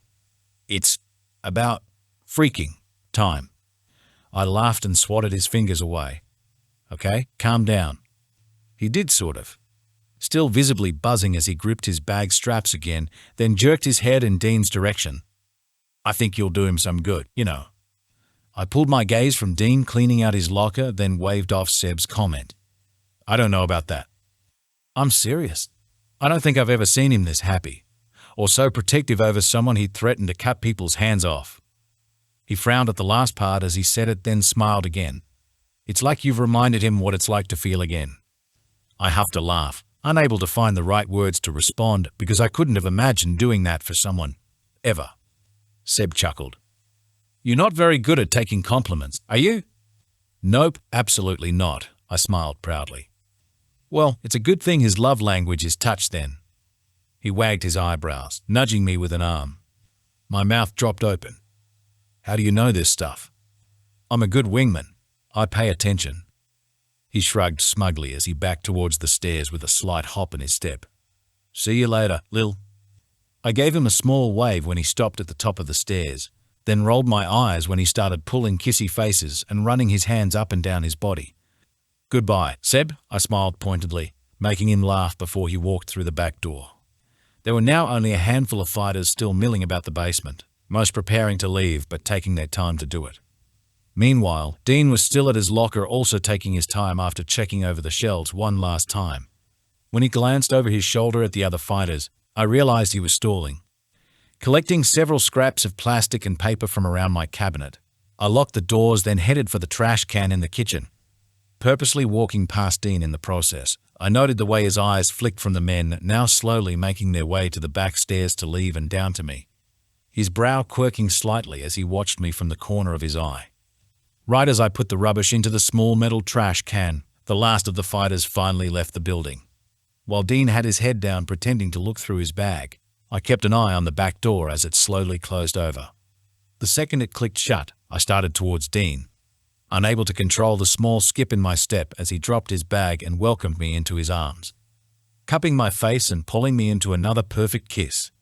It was somehow no different to our first kiss, but equally brand new, sending my head into a spin as I craved more of him each time. The brand new part came when my sudden newfound confidence dared me to take his bottom lip between my teeth. He hummed deeply in response and my body grew warm.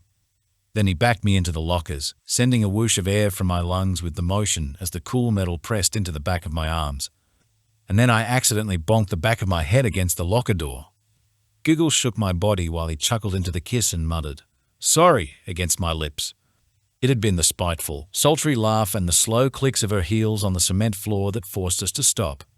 As I pulled back quickly, hastily tidying up my mush shirt, Dean was a little more reluctant to move, keeping a hand on my lower back as he turned around to look at Roxy. "Now this is adorable," she pouted, cocking her head to one side so her dark hair fell over her shoulder in heavy waves. Dean's jaw clenched. "What do you want?"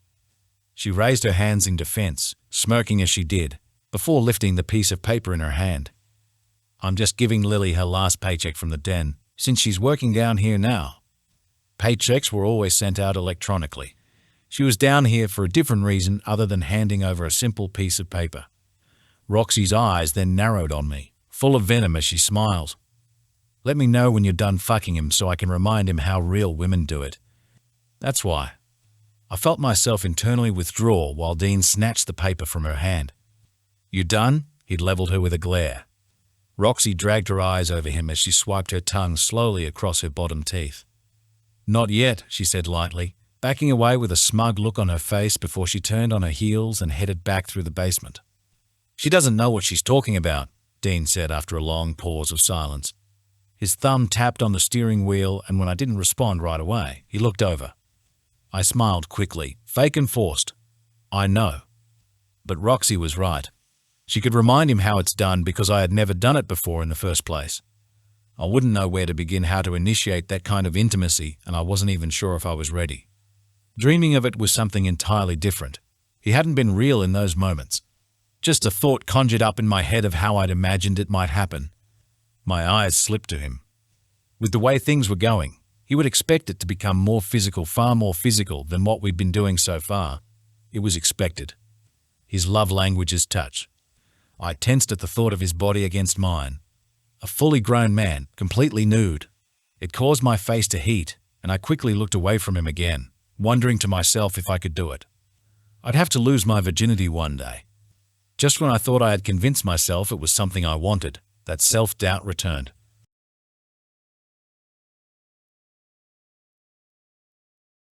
Chapter 11.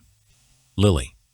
Xavier's new apartment was on the fifth and final floor of a very dated brick building. Its most characteristic feature being the old, industrial-style elevator we rode up in. It had taken Aiden a couple of tries to manually pull its metal door shut before I pressed one of the dimly lit elevator buttons. All the numbers were faded, so I had to squint and hope I pressed the number 5. The elevator had then made a deep grinding sound before lurching slowly upwards. Kira squeezed her eyes shut as she held my arm. "I really hate elevators," she muttered. "I did say we could take the stairs," I offered, patting my hand on hers. Aiden scoffed. "And miss traveling in such a beautiful piece of history." My eyes narrowed at him as I clutched Xavier's housewarming gift, a mini blender, but he didn't notice. He was too busy admiring the old frame of the tiny space, swaying slightly on his feet. Aiden had invited himself along at the last minute, pulling up outside of our apartment just as we were leaving to wait for our Uber. He'd narrowly missed clipping a black car that had been driving by in the other direction before he pulled up to the curb. Smelling faintly of beer when he climbed out of the car, He told us he wanted to come along to the party as Kira's +1, then added he didn't feel comfortable letting Kira go to a party without him when she was dressed in a loosely fitted crop top and high-waist shorts. I knew Xavier had said to invite as many people as I liked, but Aiden hadn't exactly come to mind when he'd said it. The elevator came to an abrupt stop at the 5th floor and Aiden struggled with the door once again, eventually heaving it open only to lose his balance and slump into the wall, chuckling to himself as he straightened himself out again. Kira looped her arm through his and smiled warmly at him. "Are you sure you don't want to just head home? Lily and I will be okay." "I said I'm coming to the party," he said pointedly. "Okay," she smiled again, though it looked strained, as we stepped out of the elevator. "I was just making sure." I pushed aside the invasive thought telling me to kick him in the shin, then led the way to Xavier's apartment, following the sound of muffled music while I brushed out the knee-length pleats in my turquoise blue dress. This one also had an exposed back, though not nearly as low as the cocktail dress with a sweetheart neckline and off-the-shoulder sleeves.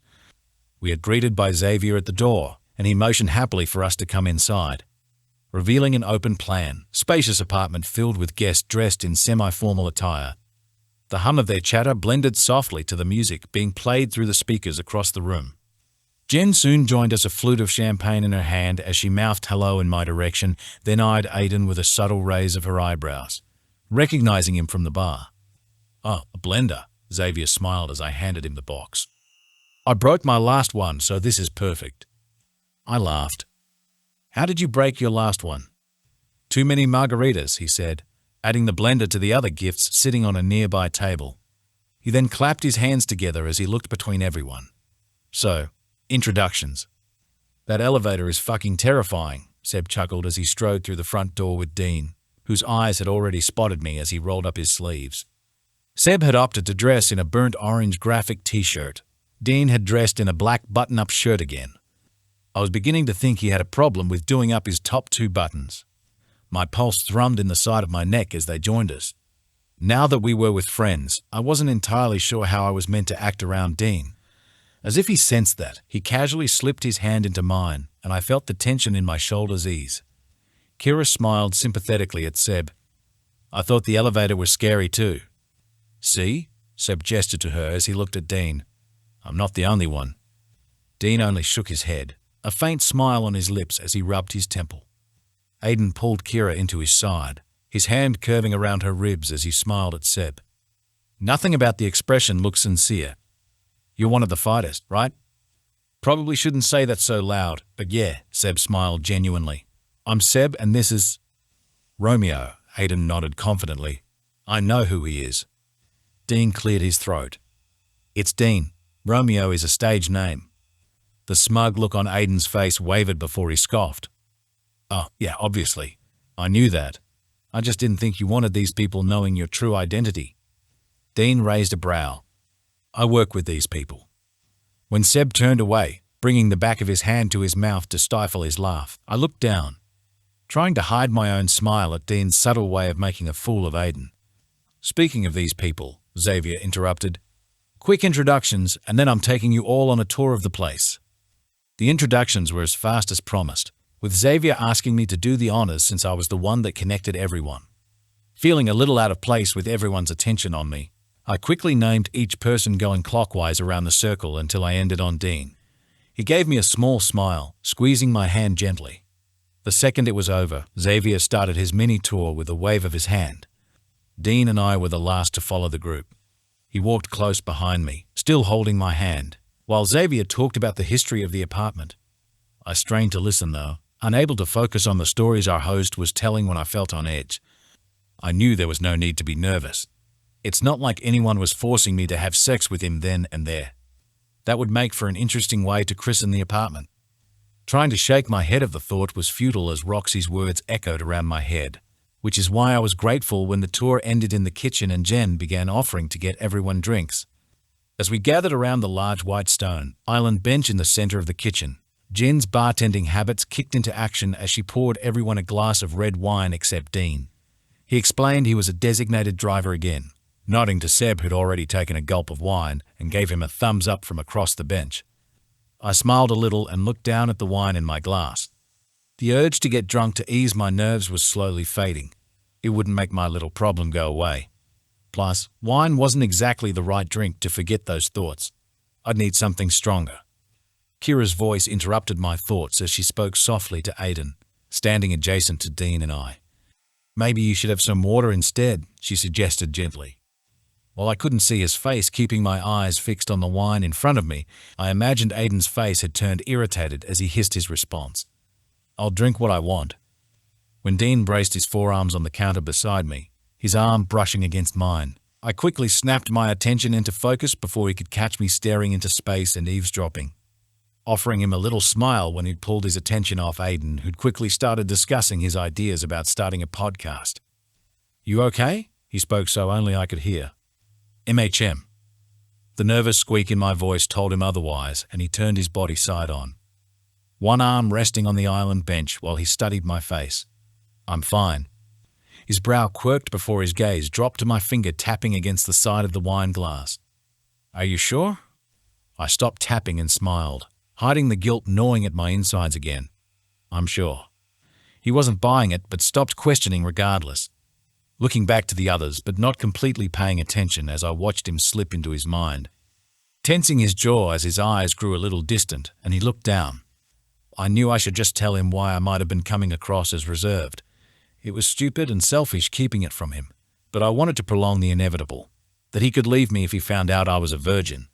It was a big what if, but was a thought my overthinking mind refused to let go of since Roxy had reminded me of how inexperienced I was. For the first time in a while, I had felt ridiculously happy with someone, and I didn't want that to end just yet.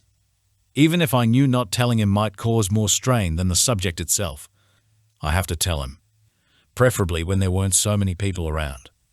For now, leaning against the bench top and offering him a reassuring smile was the best I could do.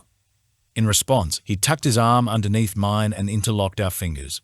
He didn't care if the others were watching when he leaned in and pressed a kiss to my forehead. It had only been for the briefest of moments, but it had felt like the world had slipped away from around us. Even more so when he looked at me afterwards like I was the only person in the room. Can you drive me home tonight? I asked softly. Something caused his brow to crease, but not in a concerned way. It looked more like he hadn't expected me to ask. Yeah, of course. I moved closer to him as I looked back at the group, only then finding out that Jen was watching us from across the bench, subtly raising her wine with an impressed smile on her face before she lifted the glass to her lips. Somehow the conversation had moved on from the topic of Aiden's podcast dreams to everyone explaining any tattoos they had. I wanted to personally thank whoever had managed to leeway the conversation to something that was more interesting. Xavier explained the Roman numerals on the back of his neck with a why not kind of shrug when he revealed they were his birthday September 12th, while Jen shamefully revealed the one she had across her lower back. I was very drunk when I got it, she said, backhanding Xavier's chest when he laughed about it. Seb, who revealed he hated needles, said he only had a simple one, the initials of his two nieces written in a small font on the inner side of his arm. When Kira had emitted a quiet "aw," Aiden decided he would talk about his next, going over his patchwork of tattoos proudly, including talking about his famed avocado one that was somehow linked to his childhood dog, before ending the mini tattoo tour on Kira's name tattooed across his collarbone, almost boasting about it. Oh, wow, Jen had muttered into her glass. Kira brought up ours next, our little graduation gift to ourselves that my parents still had no idea about. Kira had gotten a tiny sunflower between her shoulder blades simply because she thought it suited her, while I had my little bunch of wildflowers simply because I liked what they represented. Wildflowers can plant themselves anywhere and withstand whatever is thrown at them, I said, forcing myself not to shrink under their attention. Thankfully not remaining on me long when Seb spoke up again. I think we know who takes the cake for the most impressive ink, he said with a nod to Dean. Dean, who'd been content listening, slowly lifted his gaze to Seb and smiled a little. We might be here all night if I explained each one. Tell us about one of the little ones then. A knowing grin had appeared on Seb's face, like the bird one. I immediately remembered the one situated on Dean's right hip, beside his V-line, and only ever visible when his pants sat too low. Dean shook his head in disbelief at Seb, huffing a laugh as he straightened. You're an asshole. I don't see a bird, Xavier had muttered to Jen. It's a swallow on his hip, right above his, Seb whistled down to where he indicated, earning himself a mix of reactions from everyone else. Realization, laughter, surprise, and blushing from me with Dean standing so close. Dean folded his arms as his eyes narrowed on Seb. "I hope you know you're walking home tonight." Seb only grinned harder in response. "I have a question." Aiden's voice seemed to cut through the mood as his attention came to Dean. "I've noticed from your fights that you've got a woman's face on your side. It's Medusa, right?" Dean's jaw clenched slightly as he dropped his arms and slid his hands into his pockets. "It is." I noted the way Seb lowered his head while everyone else seemed just as confused as me. "Aren't Medusa tats for chicks? Female empowerment or some shit?" Aiden chuckled, taking a swig from his wine glass. Seb smiled a little.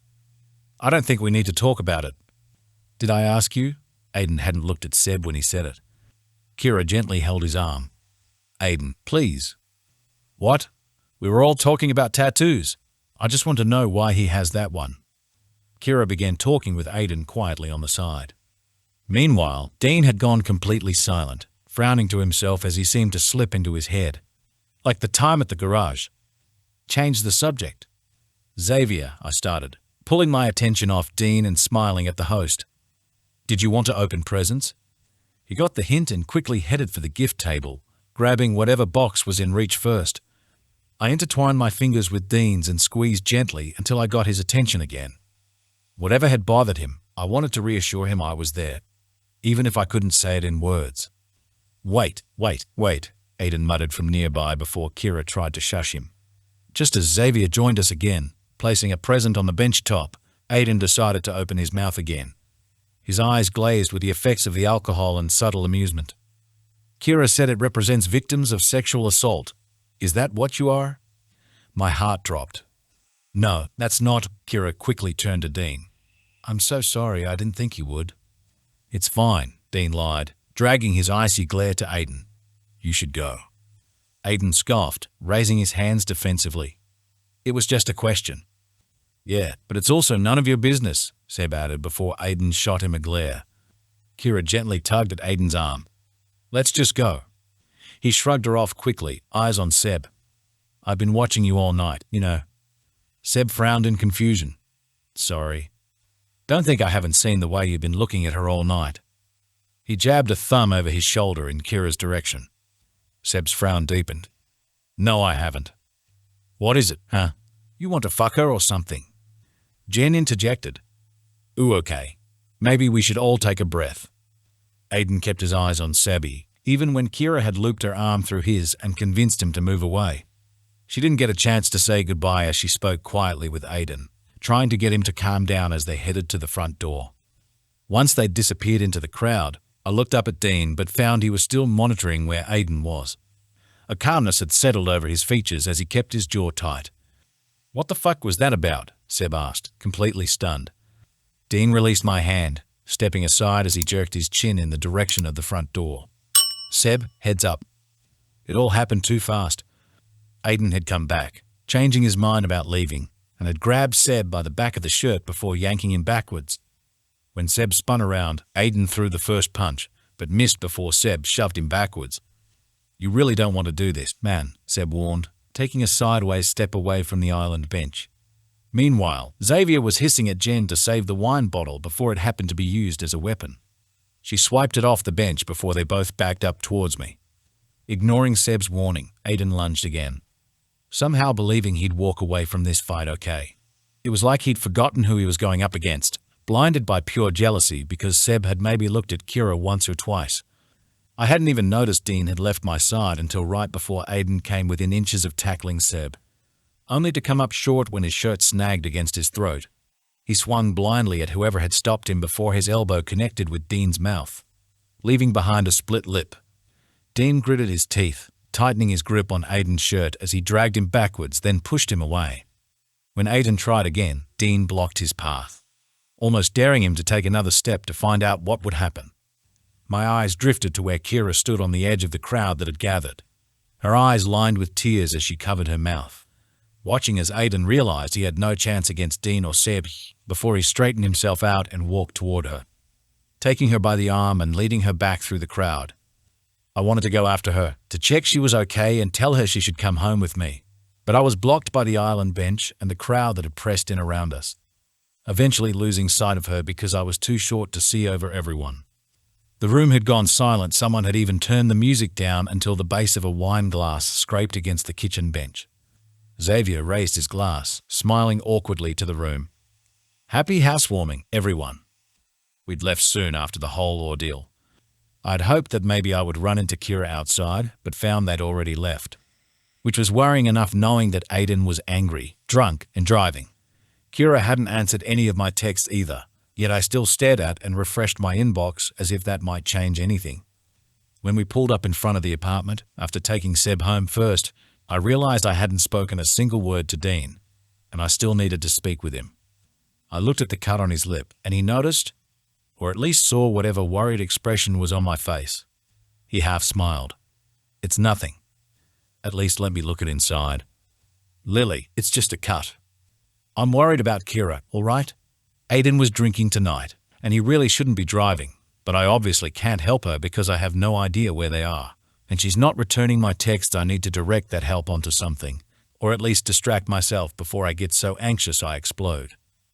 I blinked when I was done, stunned by my own assertiveness and wherever it had come from before I looked at Dean. He was smiling like I hadn't just vented to him like a crazy person. Then he put the car in park and shut the engine off. "I guess I'm coming inside then." There was no need to sneak Dean into the apartment this time. If Susan happened to catch us in the hallway, I didn't care. My parents were already aware that I was spending more time with him, even if they stubbornly refused to accept it so Susan could spy to her nosy heart's content. I was even looking forward to whatever story she might spin tonight so my mother could repeat it to me at Bible study tomorrow. Dean followed me through the apartment as I led him to my ensuite, flicking on the lights as I went. I thought back to the first time he'd set foot in this part of my home, when he was barely conscious and bleeding from his right eyebrow. Now, the reason he was here was just a cut lip and my incessant need to help whenever I could. The latter hadn't really changed from that first night. I hopped up on the counter as he stepped in front of me. Ignoring that my knees were directly at his hip height, I pulled several tissues from the box by the sink, then dabbed them under the tap, collecting the water drops before I turned back to him and lifted the tissue to his bottom lip. He cocked his eyebrow as he looked down at my hand. I could have done this myself. I smiled a little as I focused on his mouth, gently wiping the dried blood. "SHH? Right, sorry. I forgot I was meant to be the distraction," he smirked. Bracing his hands on the counter, either side of my legs, he brought himself closer. The front of his thighs pressed into my shins, but that hadn't been why I started feeling a little warm. I should move my knees. Trying to make it look as casual as possible and focusing just a little harder on his mouth, I moved my legs apart. A swarm of butterflies slammed into the wall of my stomach when he drifted into the space between my knees, either unintentionally or because it just felt right. I lowered the tissue from his mouth, finding a better distraction in his eyes before he tilted my chin with his knuckles and kissed me tenderly. I could taste the blood on his lip when I passed my tongue over it, but it didn't bother me. Not when he traced his fingertips up the front of my bare shins. Goosebumps peppered my skin as I moved my hands to either side of his face, kissing him a little deeper when his hands skimmed over my knees, then traveled slowly up my thighs under my dress. My heart and mind were racing as he set my skin alight with his touch. A part of me wanted him closer, wanted his hands everywhere all at once, while the other part, the inexperienced, unsure part, was screaming at me to tell him before this went further. I was kissing him back, but at the same time, nerves were bubbling under my surface. Nerves wondering if I could do this, if I could handle it. Would he even like what he saw? There was a dull roaring in my head, but I told myself not to panic. I'm fine. It's completely normal to feel anxious about your first time. My stomach tightened when my dress hitched higher, tugged up from under my thighs when Dean had pulled an arm around my middle and scooted me forward, breathing me in while he stood flush between my legs, leaving me hot and breathless with him there before he moved his mouth to the side of my neck. I suddenly tensed when I felt him bulging within his jeans and brushing against my center. My throat bobbed dryly. "Dean." He hummed against my throat, sending shivers through my body. I bit my lip and looked up at the ceiling, cringing before I spoke again. "Wait," I whispered. Dean pulled back almost instantly, creating space again as he looked at me with concern. His black hair looked bedridden after my fingers had curled into it. My breathing began to even out again. I'm sorry." He frowned. "For what?" Here goes nothing. I took a breath. Finding it easier not to look at him, I focused on the hem of my dress as I readied myself for what might happen next. I've never done this before. You're a virgin. The gentleness in his voice made me look back at his face. His eyebrows were raised in the middle, and there was a faint smile in the corner of his mouth. Is that what was worrying you at the party? After what Roxy said, it made me realize how inexperienced I was. I didn't know what to say to you, or if you'd be okay with it. I looked down again. It's not like I'm saving myself for marriage or anything. I just never really had the opportunity to. And with parents like mine, you can understand why guys wouldn't want to stay. Dean had lifted my chin again, gently holding it between his thumb and finger as his eyes met mine. I can wait, he smiled softly. My voice was quiet. I'd understand if you wanted to leave. He chuckled, cupping my face in his warm palms. It'll take a lot more than that to scare me off, Lily. I'm not going anywhere.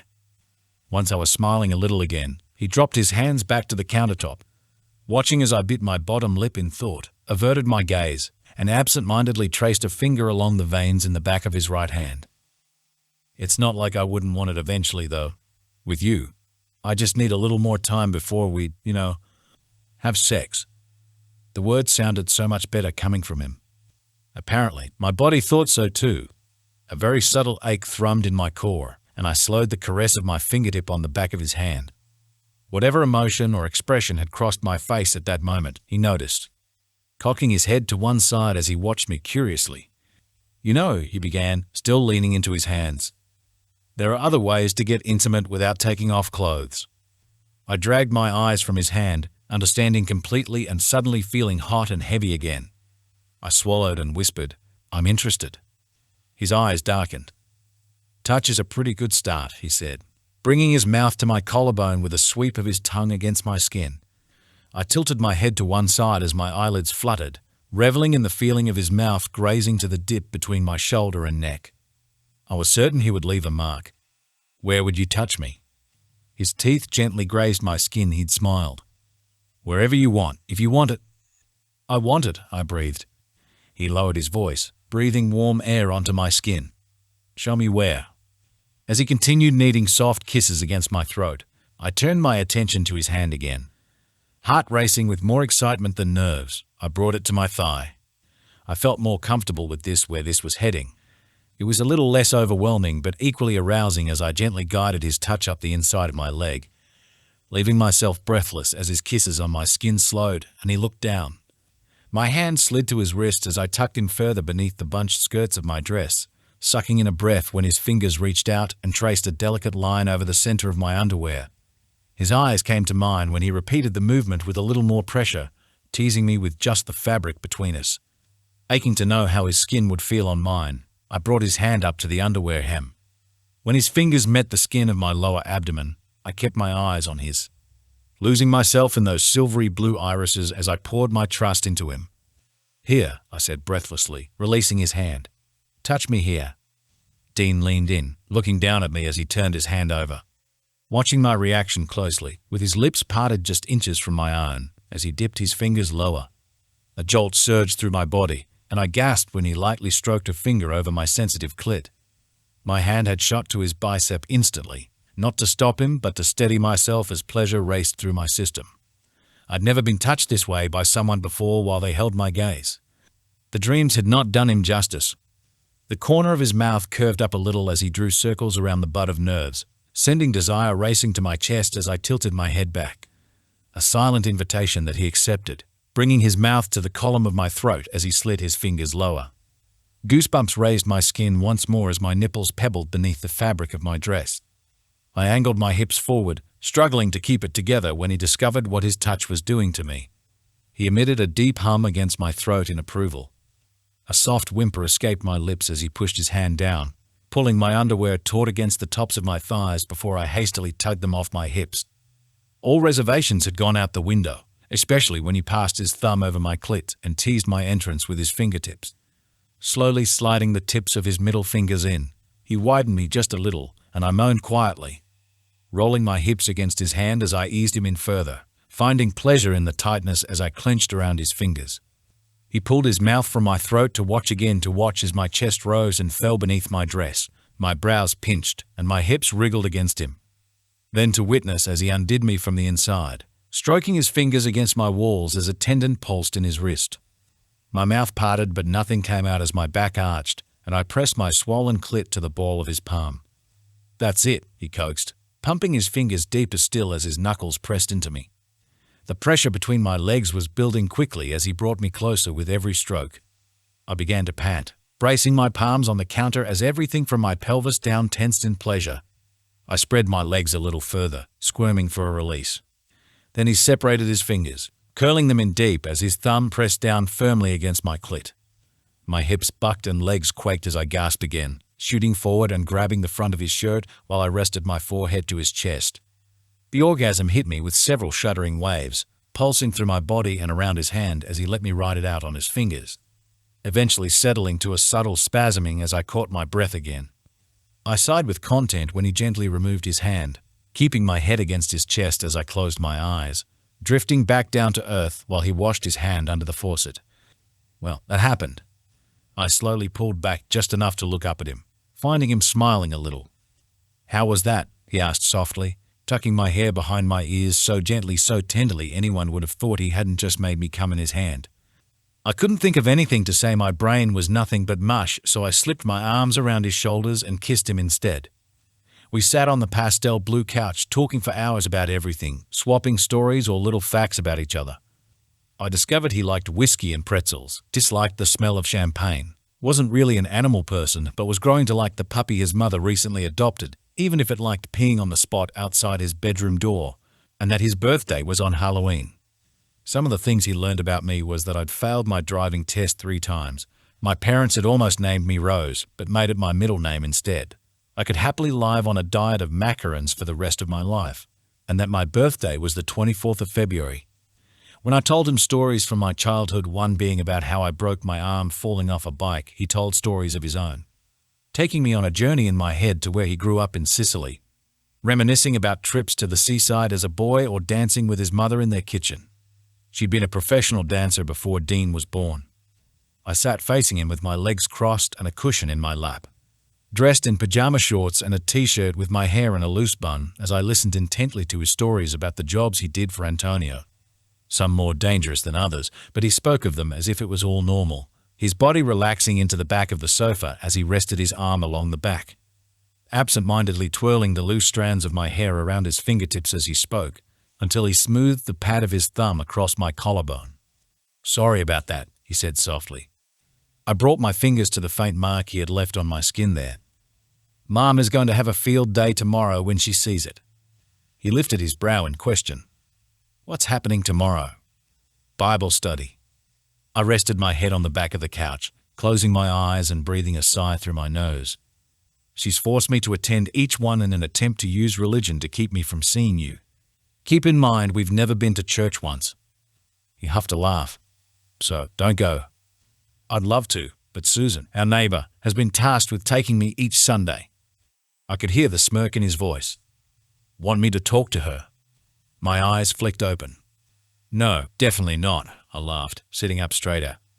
"I think she'd have a heart attack if she answered her door to you." "Am I that scary?" There was genuine curiosity on his face. I pulled my knee to my chest and locked my fingers around it. "Intimidating, yes, but not scary." His head tilted a little as he reached out and trailed a finger along the back of my hand. "Do I intimidate you?"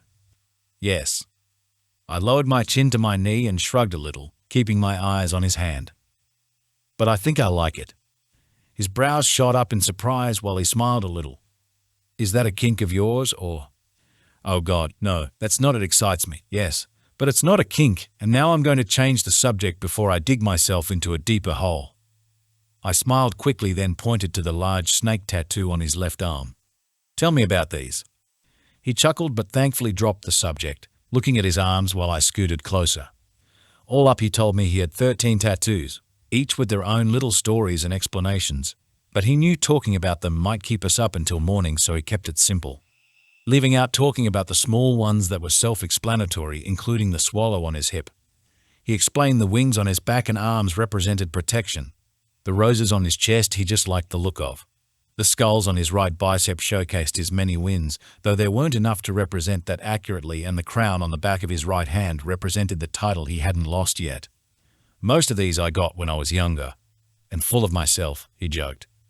I smiled a little as I looked at his arms. Which one is your newest one?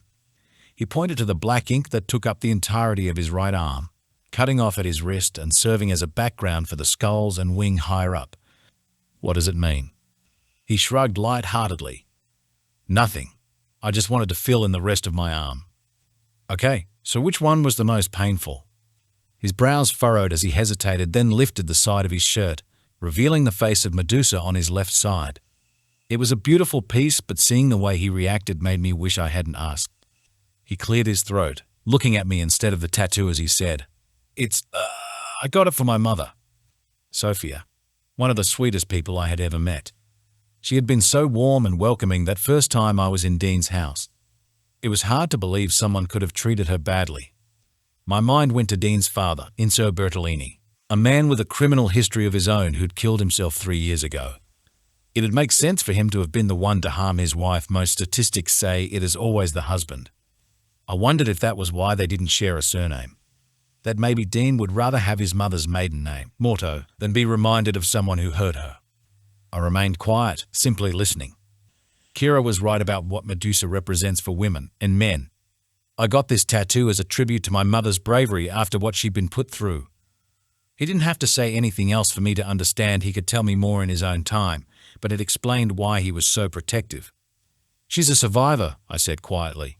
He lowered his shirt again and I moved closer, kneeling beside him. Stay here tonight. His face softened. Isn't your neighbor stopping by in the morning? I nodded but stepped off the couch, holding out a hand to him. Yes, but considering it's almost 3 o'clock anyway, you may as well stay. Then I shrugged. You could answer the door to her if you want. A lopsided smile came to his face as he accepted my hand and stood, towering over me once again before I led us to my bedroom. We lay on the covers, talking quietly for a little while longer about trivial things that we'd probably forget in the morning. I was just happy to have him there while I drifted in and out of sleep, my eyelids growing heavier and heavier every time I tried to force them open again.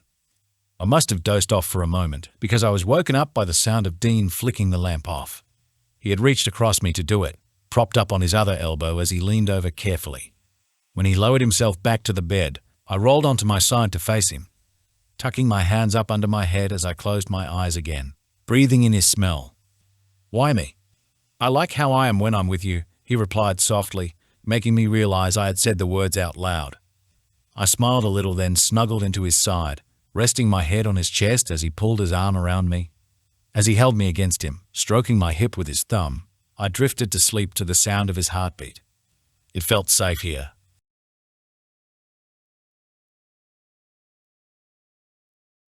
Chapter 12. Lily. Right on the dot of 8 o'clock, Susan lifted her fist to knock, except the door swung inward before she had the chance. She slapped her suspended hand back to her chest with a gasp at what she saw.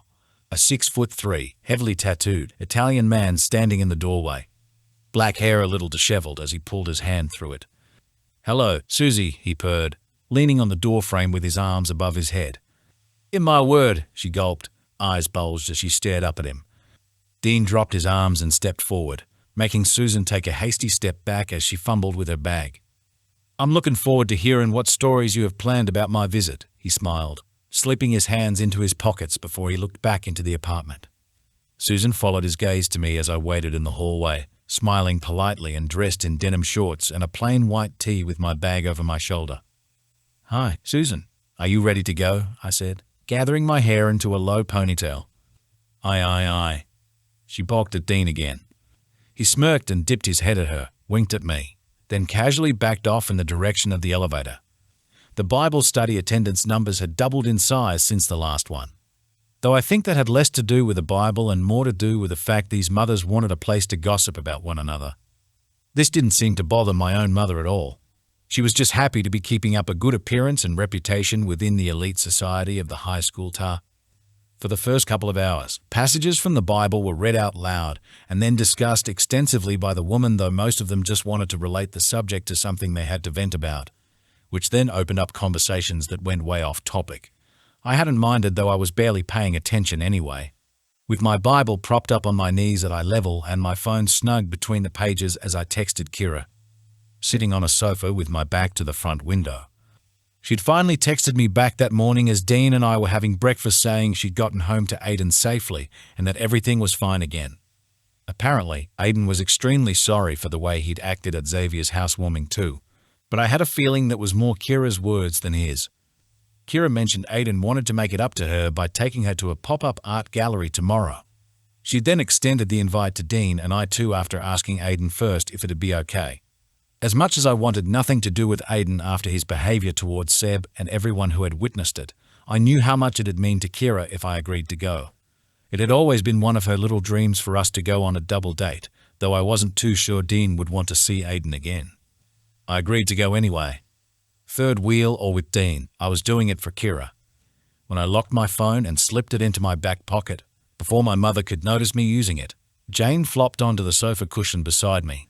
She'd been the unofficial waitress for the gathering, refilling glasses with iced tea or bringing out the pre-made cucumber sandwiches our mother had set out on serving trays. "You know, it's been 4 hours since they got here," she whispered, looking at the room and then out beyond the doors where other mothers mingled in the kitchen and dining room. 4 hours. How can anyone talk for that long? I wasn't about to mention Dean, and I'd talked for way longer last night. I definitely wasn't about to bring up what he'd done to me with his fingers either, so I half smiled.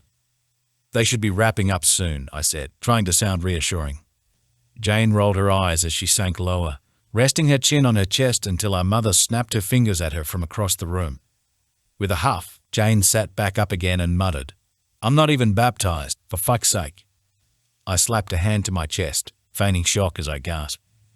Such strong language for the youngest daughter of the Whitmore family. "Maybe I should just stand up and start swearing at the top of my lungs," Jane said as amusement returned to her face. "Being sent to my room would be way more interesting than this." She trailed off, sitting up slowly as she looked around the room like she was searching for something, her face pulling into a confused frown. "What?" I asked, confused too. "Can you hear that?" she said, turning to find whatever it was. That low humming sound? I hadn't at first, not when the room was already humming with the consistent chatter of the women, until something began bubbling through the gaps in the conversations.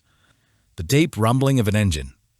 Jane and I pivoted on the spot, rising to our knees on the sofa to peer through the sheer curtains hanging over the large sitting room windows, looking out just in time as an emerald green Cadillac pulled up outside, idling for a moment before the engine revved loudly, crackling through the air and sending a flood of excitement through my veins as I smiled with elation.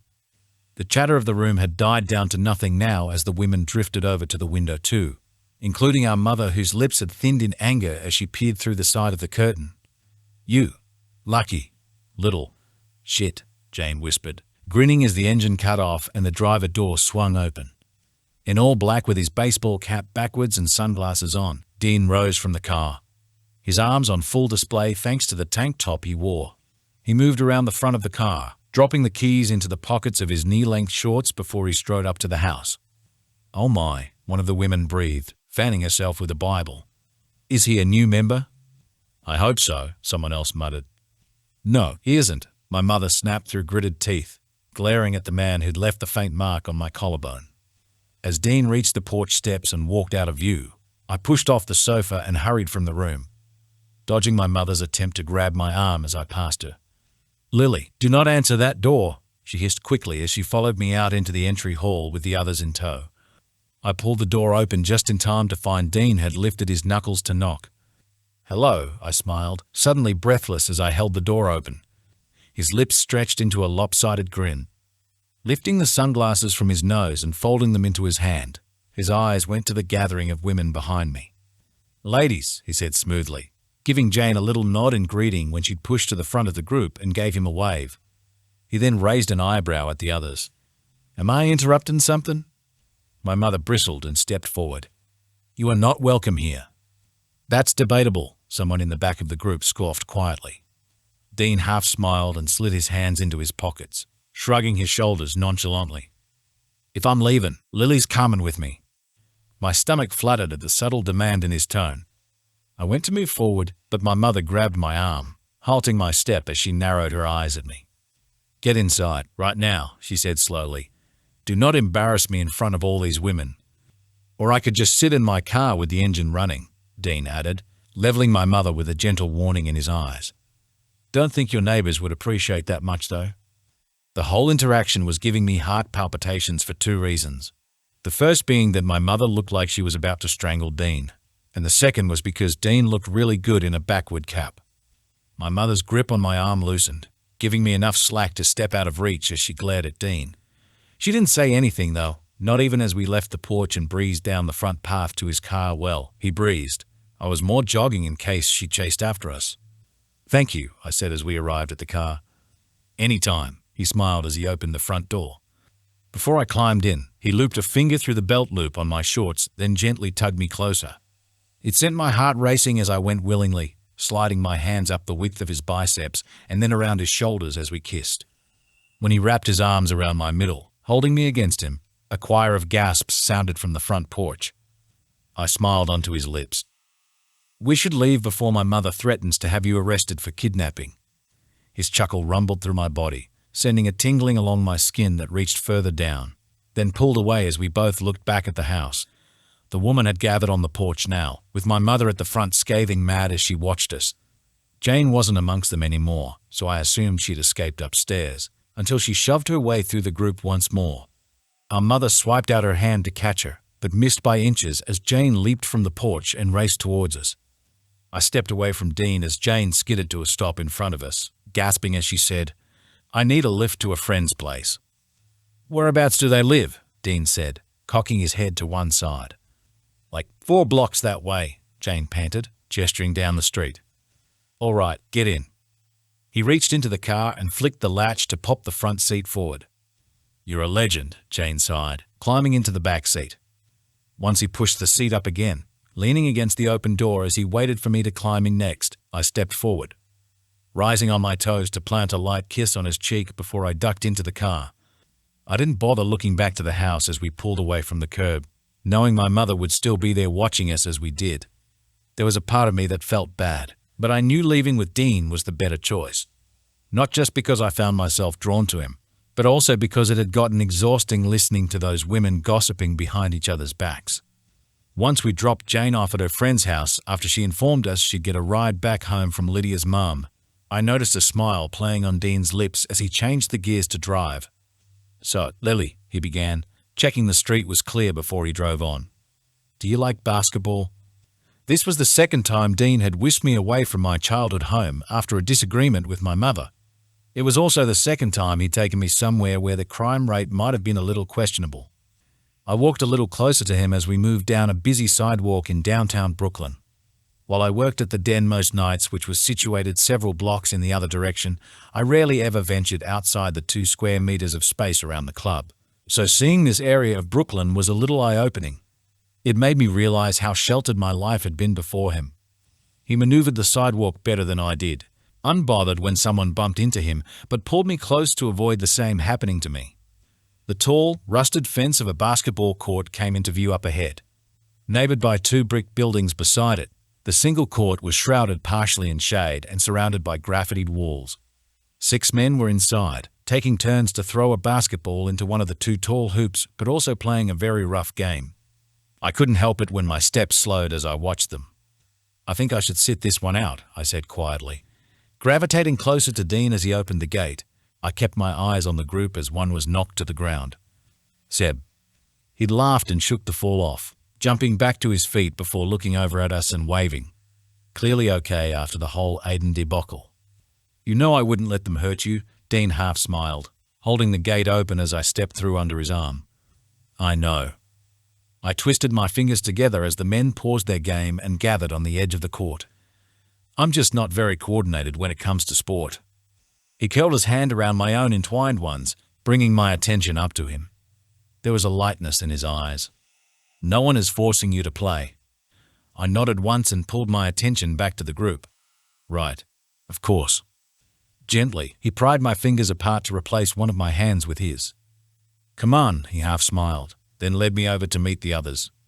Most of them were childhood friends of Seb's, while the rest were guys they'd met recently via the basketball court. I didn't remember their names but knew they were all decent men, except maybe for one who'd rolled his eyes when he saw me. His name was Sergio, and he'd muttered something in Puerto Rican that gave me the impression we wouldn't be friends.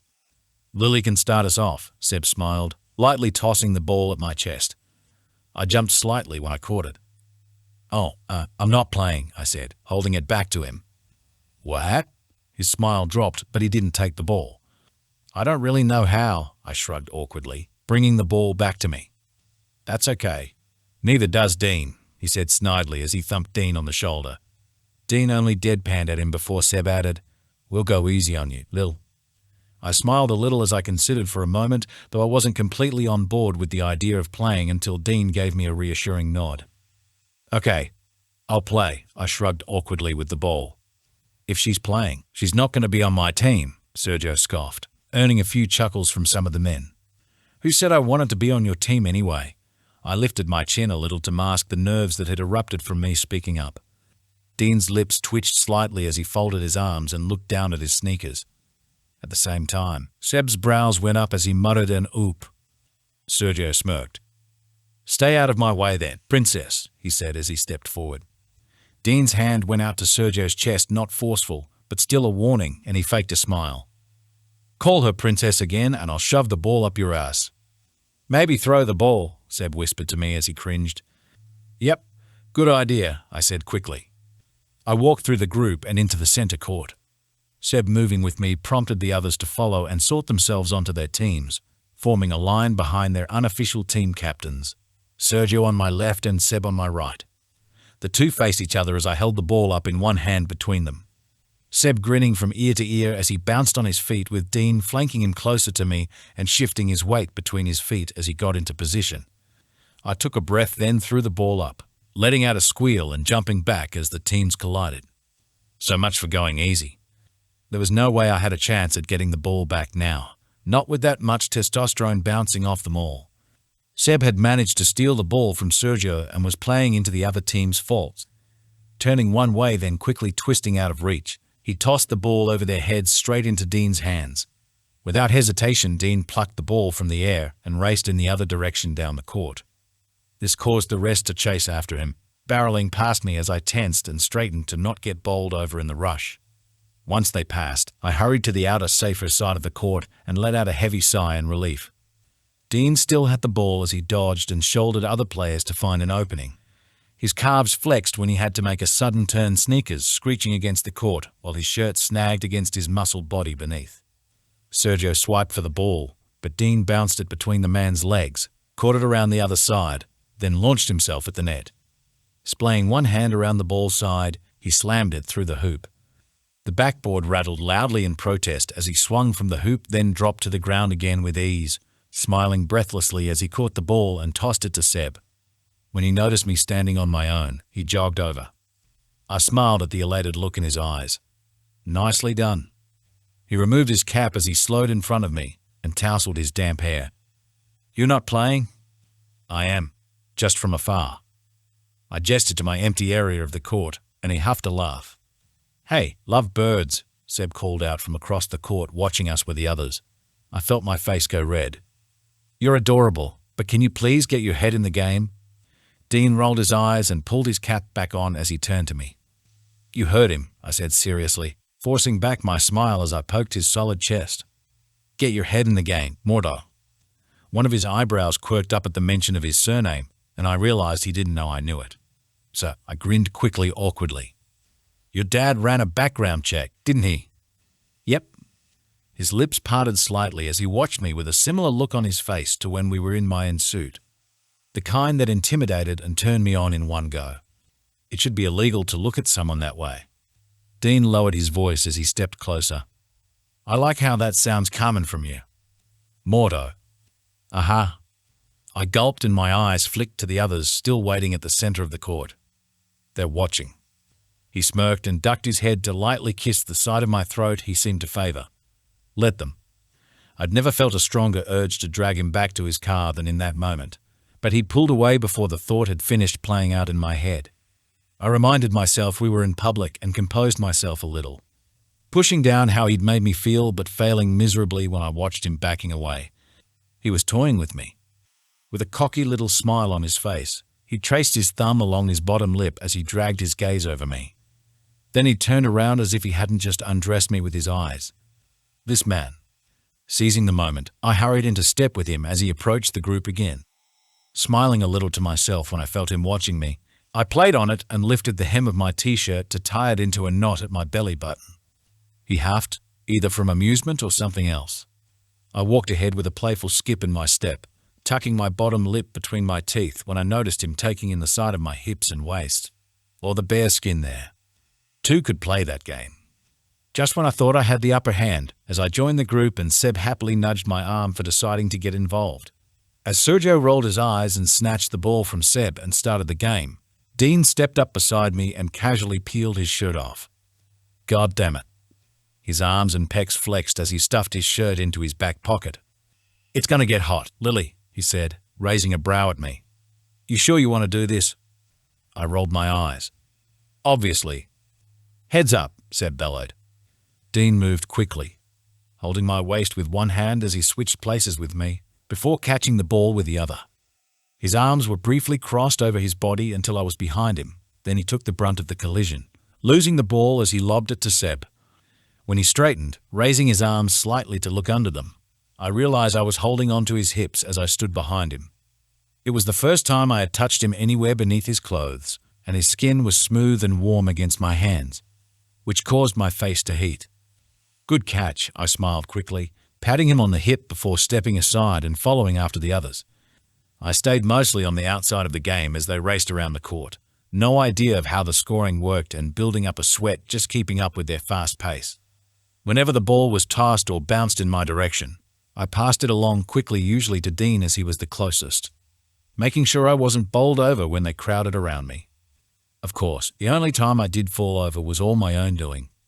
When the group had shifted suddenly, I moved back to give them space. Except my foot caught on the concrete and I stumbled backwards, landing on my ass on the side of the court before I lay down completely. Already laughing at myself as I rested my hands on my stomach in exasperation. A pair of shoes scuffed nearby before Dean planted his feet either side of my hips and smiled down at me, giving me a hand up while I continued giggling like a moron. I think that was the most graceful fall I've ever seen, he said. I laughed as I dusted myself off before we returned to the game. Not even a few minutes later, I found myself the closest to our hoop when the ball was thrown wide in my direction. Panic and adrenaline raced through me at the pressure of making sure it stayed inside the court, and I jumped for it, miraculously catching it in both hands above my head until I realized I had no one close enough to pass to in order to make the shot, and had a swarm of fully grown, extremely sweaty men heading straight for me. I gasped when a pair of hands quickly and firmly took hold of my waist before Dean's voice came from behind me. I've gotcha, he smiled, breathing heavily from sprinting to get ahead of the group, before he lifted me up towards the net with ease. I lobbed the ball into it, scoring my first point of the game. Seb cheered as he ran to get the ball when it had returned to the ground again, but missed when Sergio collected the ball quickly and ran in the opposite direction with it. My mind was elsewhere, though. The lift had caused my shirt to bunch around my ribs, where Dean's hands remained, as he slowly brought me back down. Leaving barely any space between the front of his body and the back of mine, he moved me down against him until my feet were planted on the ground, though it felt like my head was up in the clouds. He skimmed his hands down my sides, and my shirt went with them, before fanning his breath across the back of my neck. It tickled, and I smiled faintly as I swayed into him. We should get back to the game, I sighed, turning my head in the direction of where the others were at the other end of the court. He hummed against my shoulder, gliding his finger along the hem of my shorts before he moved away, but not before taking my hand in his and gently pulling me along with him. It was then that I noticed the look in his eyes, a subtle eagerness or maybe hunger, and I realized that, while he said he could wait, I think he was struggling just a little. That eagerness wasn't just evident in his eyes, but his touch too, and the way he couldn't seem to leave my side all day. He wanted to explore further, but was blocked by his unspoken promise to respect my boundaries to wait, which only made me want him more. After an almost 2-hour game, with our team winning by a point, the 8 of us sat for almost another hour against one of the brick walls, giving our weary legs time to recoup after so much running in the midday heat. My own felt like jelly as I stretched them out in front of me, resting my head back against the brick as a gentle breeze blew into the court. It lifted the loose hairs of my ponytail from my face, bringing a little reprieve.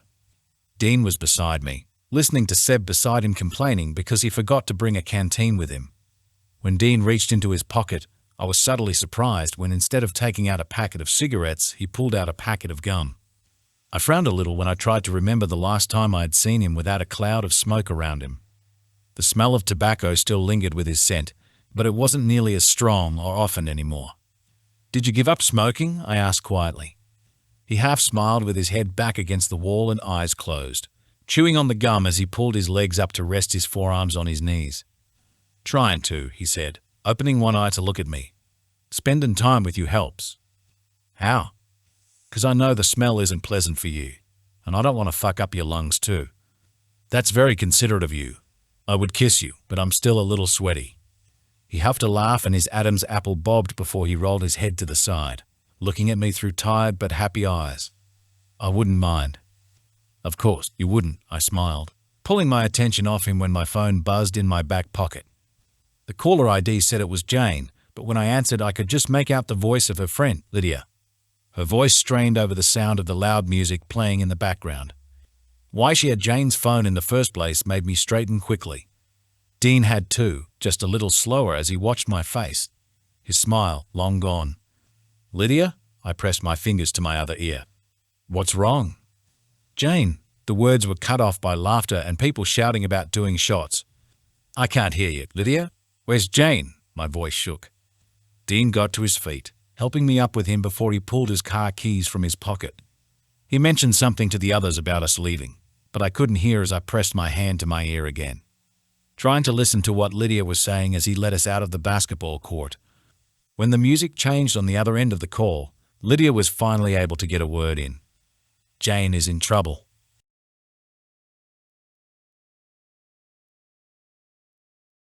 Chapter 13. Lily. She's only 16 years old. It was the one thing on a constant loop in my head amongst the other worries fogging my brain as we drove back to Bay Ridge.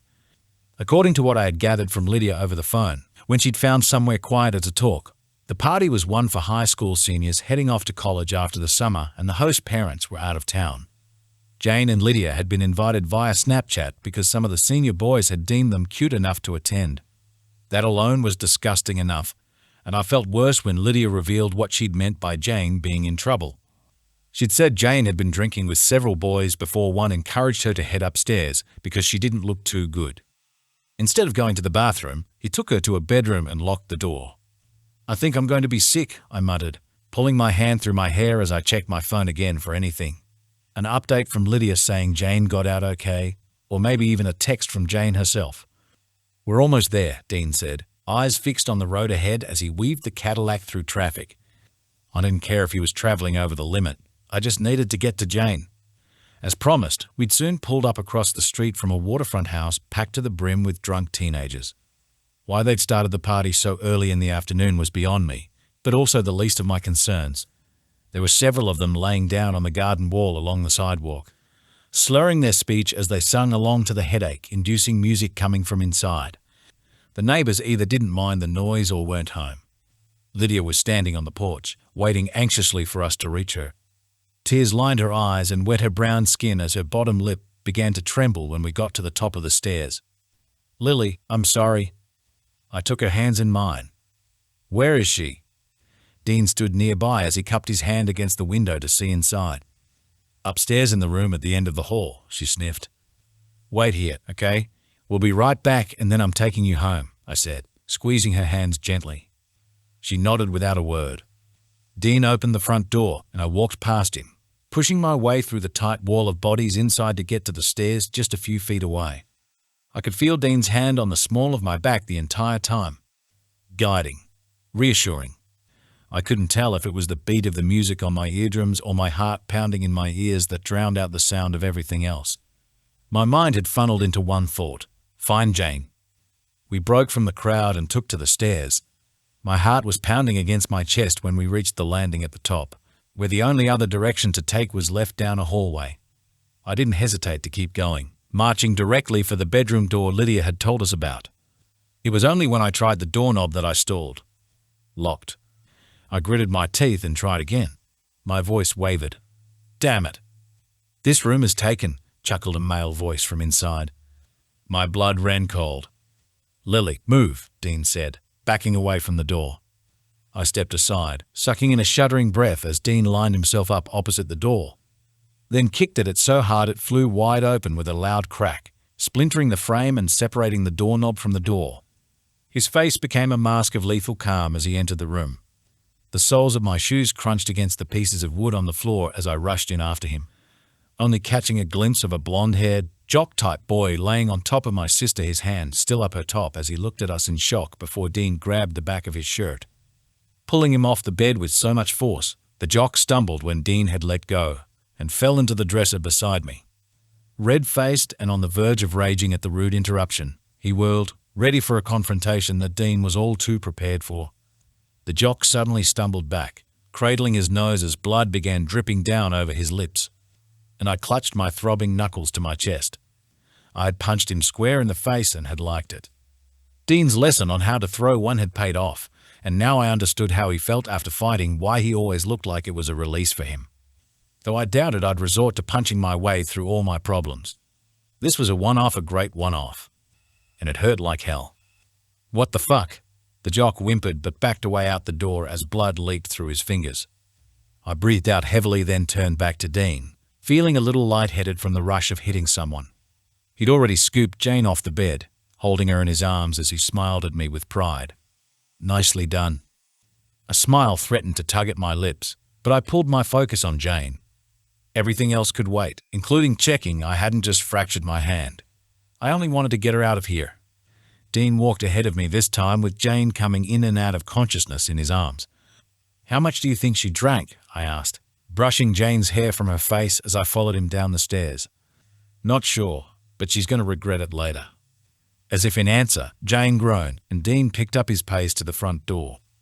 The sight of him carrying a barely conscious girl through the entry hall caused people to move aside, watching us curiously while I opened the door for him.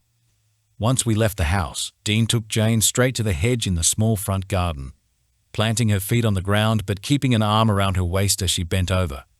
I hurried to her other side and pulled her hair back, just in time for her to throw up all over the perfectly kept little garden at our feet. The alcohol and whatever Jane had eaten beforehand seemed to cook under the midday sun, and I grimaced slightly at the smell. Is she okay? Lydia stood nearby on the path leading to the porch. She is now, Dean said, right as Jane vomited again. I rubbed Jane's back as I looked around for anything for her to use in the car ride home. My eyes landed on the drunks still laying on the garden wall. They hadn't even noticed us there or noticed when I emptied the plastic bag, carrying their beer cans, into the garden and brought it back to Jane for her to use. Someone else noticed us though, but for different reasons. Hey! The shout had come from the porch where the jock, with his bleeding nose, stood with a couple of his friends. Dean rolled his eyes, then scooped Jane up and headed for his car. I quickly ushered for Lydia to join us as we hurried after him, trying to ignore that the boys were now following us. You broke my nose, bitch, the jock called as we crossed the street. I broke his nose? Lily, do me a favor and get my keys from my pocket, Dean said, stopping beside the Cadillac. He hoisted Jane up, readjusting his hold as he nodded down his right side. I moved quickly, aware the boys were now approaching us as I reached into the right pocket of his shorts. They're following us, I muttered to him as I pulled the keys out. I know, Dean said calmly, without so much as a glance in their direction. After unlocking the driver's side door, I reached in and popped the seat forward, then stepped back again to give Dean space to lower Jane into the back seat. I tried hard not to look across the street to where the boys lingered. I shouldn't have punched him, but God, he deserved it. It's Lydia, right? Dean said gently to Jane's friend. He offered her a hand and helped her into the back seat, taking the plastic bag from me and giving it to her. I'm going to need you to make sure she gets any vomit in here, all right? Lydia nodded in silence, slowly taking the bag as she eyed Dean's arms and then the boys outside. Good. He popped the front seat back, then closed the door with a quiet thump. With few of us outside the car, it was then that the jocks stepped off the curb to confront us, as if they'd finally built up enough courage to do so. Dean still hadn't turned around, instead looking at me as I stood beside him. You might want to get in the car, Lily. There was a subtle warning in my voice when I muttered, Dean. I'm just going to talk to them, he shrugged, finally turning around but keeping his eyes on me, sliding his hands into his pockets before leaning against the car. When his attention flicked to them, the lightness in his eyes faded quickly, and I moved around the front of the car. Can I help you boys? I slowed beside the passenger door, watching from over the Cadillac's emerald green roof as the boys stopped several feet away. The one in the middle, the one I had punched, pointed to his bleeding nose. You think she can get away with this? Dean glanced back at me and then back to the jock. Let me get this straight. You planned on confronting her 3-1 because she put you in your place when you tried to have your way with her drunk, underage sister. Caught in his bluff, the jock spat. Fuck you. Fuck me? Dean straightened, still completely calm, and the boys receded a step. Regret and possibly fear washed over their expressions when they realized they'd underestimated how tall he was up close. Why don't you head inside before I demonstrate why consent exists, HM? Starting with you and that fire hydrant, he said, nodding to the red hydrant on the street corner. My eyes widened slightly. The jock gulped but lifted his chin. You think you can fight us? You're outnumbered. No, I'd only be fighting you, 'cause I doubt these fuckers you call friends would step in to help. The two he'd referred to shifted nervously on their feet, then stumbled backwards when Dean stepped forward, seized the back of the jock's neck, and tugged him closer. You're lucky I didn't throw you out the second-floor window, you piece of shit. Now get inside, and don't touch any more girls or guys, or I'll cut your fucking balls off and make your friends eat them. The jock nodded quickly before Dean released him, giving him the freedom to hightail it back to the safety of the house, leaving his friends stumbling to catch up. Dean turned back to the car, rubbing the back of his head as he did until he saw me watching from over the roof. My face a mix of concern, surprise, and maybe a little impressed. I once thought the broody, serious with a dash of violence guys weren't my type, but there I was admiring the way he'd handled those boys so easily. What? Giving up smoking is harder than I thought. He leaned against the roof of the car, cocking a brow. I thought I suggested you get in the car. I thought you might need backup, I joked, lifting my hand.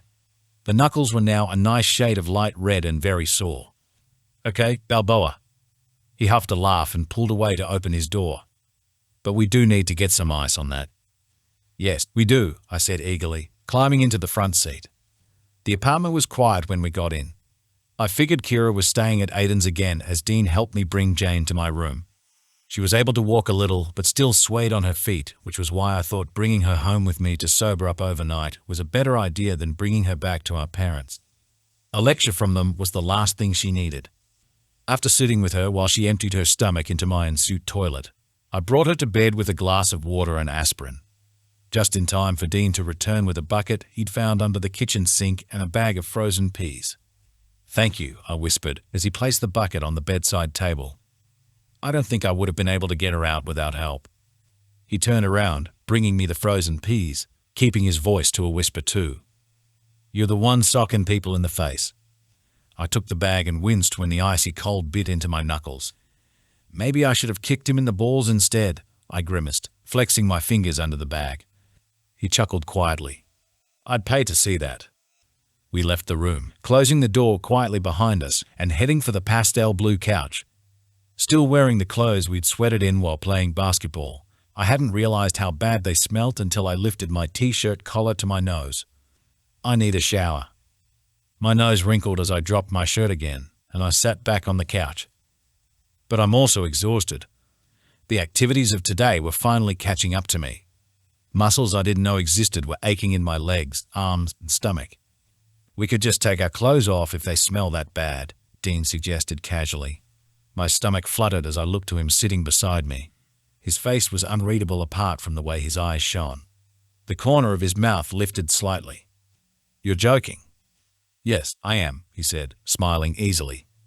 Huh, I smiled, then scooted to the edge of the couch, pushing aside the image in my head of Dean sitting on my couch with nothing but a pillow on his lap. Well, I still have those clothes you let me borrow. If you wanted to shower and change, we'd have to use Kira's bathroom, though. His brows rose suggestively. Separately, I said pointedly as the blush seeped into my skin. I'll be back in a second. I plopped the bag of frozen peas on the coffee table and walked back to my room, aware he was watching my every step until I had slipped quietly into my bedroom. As Jane snoozed soundly, I moved through the dark, relying solely on memory to navigate the space. I overestimated how well I knew the layout of my room when my thigh bumped into the dresser twice before I left again. With our clothes folded neatly in my hands, I closed the door over and turned back to face the living room, only for my steps to falter when my eyes came to Dean. He was still on the couch, only he was reading one of my books that had been in a stack on the coffee table. Man-spreading attractively and holding the book in one hand with his brows furrowed into a small crease. The book was one with a cover of lipstick marks and a skull set on a dark background, and Dean had opened it to where I had left off with my bookmark. Of course, he had to go for the one I'd purposely hid below other books. As much as I liked the sight of him reading in his basketball gear, I knew of the scene that was coming next and didn't feel confident discussing it out loud. I approached him quickly, dropped the clothes onto the coffee table, then swiped the book from his hand, smiling innocently when he looked up at me. His right eyebrow cocked up. "What's it about?" "Nothing." The expression on his face was coy, but full of suspicion as he considered for a moment. Then, without warning, his hands shot to my waist, and I was pulled forward. Laughing breathlessly as I landed on top of him, my knees settled on either side of his torso as he lay down. I pushed up from his chest, my hands splayed across the book and the wrinkled fabric of his top, and went to move, but his hands came to my thighs to hold me in place. He looked up at me with a lazy grin on his face, his head resting on the arm of the couch and hair tousled. "What's it about?" he repeated with more of a purr. I straightened, noting the way his abs felt beneath me, then brought the book behind my back and shook my head. "That is for me to know and you to never find out." "All right." He smirked, then bumped his hips up. The air whooshed from my lungs as I was knocked forward. I shot my hands out to brace them on either side of his head, and he took the opportunity to snatch the book back. Pinning me against him with his arm, he held the book out above our heads and opened it to a page further than where my bookmark had been. His eyebrows then rose slowly in surprise at what he read. "Oh no, Miss Whitmore." He dragged his eyes to me and I stopped trying to pry his arm off my waist. "Are you reading porn?" I huffed the hair from my face in exasperation, something that made him smile. "It's not porn. It's romance." His eyes went back up to the book. "He's got her over a table, with a candlestick." I opened my mouth to speak, but shut it again. I had nothing, and was blushing from head to toe because of the proximity, the topic, and the fact the seam of my shorts was pulled just a little tight between my legs. Dean had already learned last night that his intimidation excited me, and now he knew I read smutty books. Trailing my eyes down to where his neck was right in front of my face, I had an idea that sent my heart racing. Taking inspiration from him, I lowered my chest to his and pressed a light kiss to the column of his throat.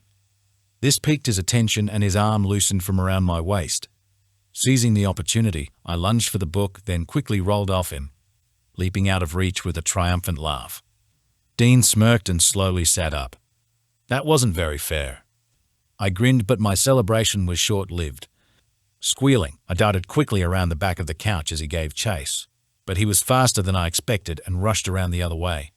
I backed up toward the kitchen again, about to run in the opposite direction when Dean pushed the arm of the couch into the kitchen counter, blocking my path before he stalked towards me. "Don't," I giggled breathlessly. "What?" he shrugged, taking his time with every step closer. His fingers twitched at his sides. "You know exactly what," I said, tossing up the idea of bolting down the hallway where I'd run into a dead end at the front door or attempting to run past him if I dodged him well enough. I went with a ladder when he closed the gap, ducking under his left arm and running in the direction of the large windows on the other side of the room.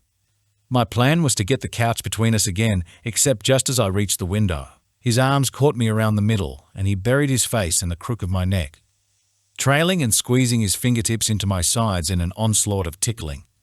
I gripped his forearm with one hand, my other still holding onto the book as I tried to wriggle out of his grip, giggling and gasping for air. Okay, time out, I breathed. "I'll tell you about the book." Dean chuckled against my skin, but the tickling stopped and I turned in his arms. His hands slid around my middle as I moved to face him, bunching my shirt in the process. Old me would have tugged it down immediately and stepped away, but it was becoming comfortable beneath his hands as they came to rest on my sides. "It's a dark romance," I said quietly as my breath evened out, my arms going slack at my sides. "HN?" he moved forward, resting his forehead to mine as he backed me up against the sunny living room window. They're both COs fighting for power. I rested my head against the window, parting my lips. It was getting harder to remember what else happened in the book. But they also can't get enough of each other. He brushed his thumbs across my lower ribs, trailing his eyes down as he kept his voice low. I can relate to that. I felt like I had too many clothes on, but the sound of Jane retching in the next room quickly brought me back to reality. I cringed as I looked up at him. Sorry. It's okay. He breathed in and brushed a lock of hair behind my ear, tracing his finger briefly along my jaw as he smiled faintly. I'm going to have that shower. I woke up to Monday morning with Dean's arm draped across my stomach, and Jane standing beside Kira's bed, grinning from ear to ear as she poked my forehead. At least she was upright. After spending yesterday afternoon lazing in the sun, coming through the window and eating whatever was in our tiny pantry, then attempting to get comfortable on the couches last night, Dean and I eventually gave in to the temptation of Kira's empty bed and fell asleep quickly on the sunset orange bedspread. Exhausted after getting barely any sleep the night before, waking too early and running ourselves ragged on a basketball court. Even my bones were aching. Neither of us moved from the positions we'd fallen asleep in. Dean on his stomach and me half starfished on my back. Sorry to burst your little bubble of bliss, Jane whispered, tilting her head to one side as she looked at Dean still fast asleep. But Mom's outside. I sat up quickly and Dean's forearm dropped heavily to my thighs. Downstairs. Jane straightened and shook her head. Susan let her in at the door and then brought her up to your place. She's out there? I hissed, pointing to the bedroom door. Yep. And you let her in? It was either let her in or have her screen the door down. When did she get here? Like 3 minutes ago. She sent me in here to get you. I'm assuming she wants to lecture us about yesterday. Great, I sighed, then looked at her, my face falling into a more sympathetic expression. How are you feeling, by the way? I don't really remember much from yesterday. I just get glimpses of some guy. She frowned slightly at what she could remember, then looked at me apprehensively. Please don't tell Mom. I won't. I reached out and squeezed her hand in mine. Just promise me you won't do that again, or at least wait until you're 21 when you do, and bring pepper spray, or me. She nodded and smiled a little at our hands. Sounds good to me. The bedroom door swung open, and our mother marched in wearing a red blazer. When she opened her mouth to speak, her eyes snapped to Dean, and she halted at the foot of the bed, clamping her mouth shut again when he stirred in his sleep but didn't wake. Well, not completely. He dragged his arm from my thighs, spreading goosebumps along my skin beneath his touch, before pulling a pillow over his head with a soft groan. If that was his groan for when he was tired. I was hoping to speak with you and your sister about yesterday, she began, shaking her chin length, light brown hair with a toss of her head, pursing her lips in disapproval. But clearly you have other priorities this morning. I paused, taking my hand back from Jane. Mom, I just woke up. I'll see you at work, Lily, she said curtly, then cut Jane a glare. We're going home. After one more disgust-filled look in Dean's direction, she turned on her heel and left with Jane following a little reluctantly. I sunk back into the bed as I muttered to myself. She hates me. Dean shifted in his sleep, lifting the corner of the pillow up to look at me through one eye. She doesn't hate you. He spoke with that deep, croaky morning voice that I had grown to like. She's just not used to things not going her way.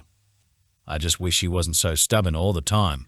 If she'd just let me explain anything, maybe she could understand that I'm not doing this out of spite. I breathed and then sighed, resting my hands on my stomach. I don't even know how to be rebellious, for fuck's sake. The bed shook slightly before I realized Dean was laughing quietly from under the pillow. My eyes narrowed on him. Well, don't laugh. I'm sorry. His cheek dimpled as he composed himself, continuing to hold the corner of the pillow up. I've just never met someone who made swearing adorable. I rolled my eyes, fighting the urge to smile too because his was so damn contagious, then rolled onto my side to face him. Laying in silence for a moment as I studied his face, then spoke quietly. I wish she could see you when you're like this. His eyebrows rose, but he remained silent. Beyond the tattoos and whatever stereotypes she's put on you. I brought my bruised right hand to the side of his face and traced his lips with my thumb. You're not bad or dangerous. Something flickered in his eyes before he propped himself up on his elbows and brought his face closer. But I hesitated and he paused. What? He frowned. I haven't brushed my teeth yet, I cringed, but then reconsidered.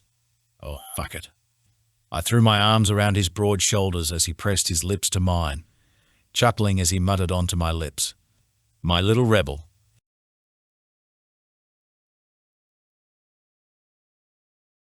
Chapter 14.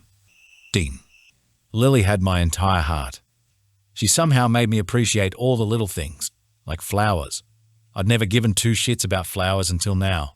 We'd passed at least 3 florists on the way to this pop-up gallery Kyla had invited us to, and all I could think of was which bouquet suited Lily better.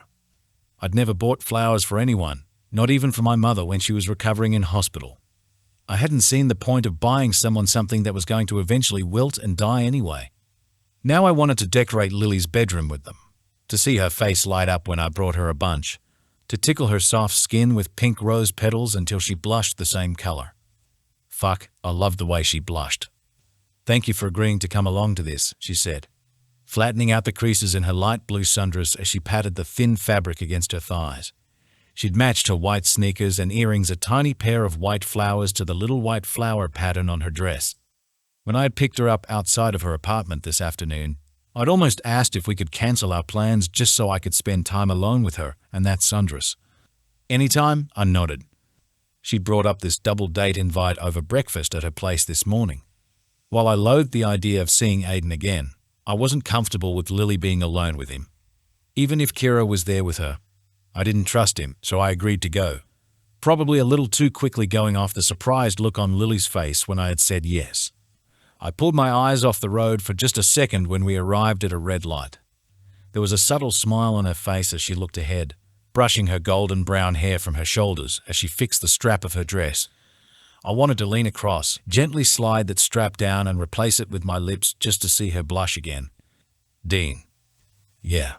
I lifted my gaze from the dip between her collarbones to her blue doe eyes. She smiled bashfully, tucking her bottom lip between her teeth as she pointed towards the windshield. The light. Her words were echoed by the blasting of a horn from the car behind us. My bad. I cleared my throat and pushed down on the gas pedal, fighting the urge to smile like a dork, or look back at her again, at least until we were parked and out of the car, so I didn't cause a head-on collision trying to catch a glimpse of her smile one more time. I couldn't get enough of her. Her smile, her laugh, her mannerisms, her sweet, sweet scent of jasmine and fresh linen. Fuck's sake, calm down. We found an empty parking space a couple cars down from the gallery entry. A hole-in-the-wall type joint that looked like a refurbished warehouse. People were coming and going from inside, extremely artsy people.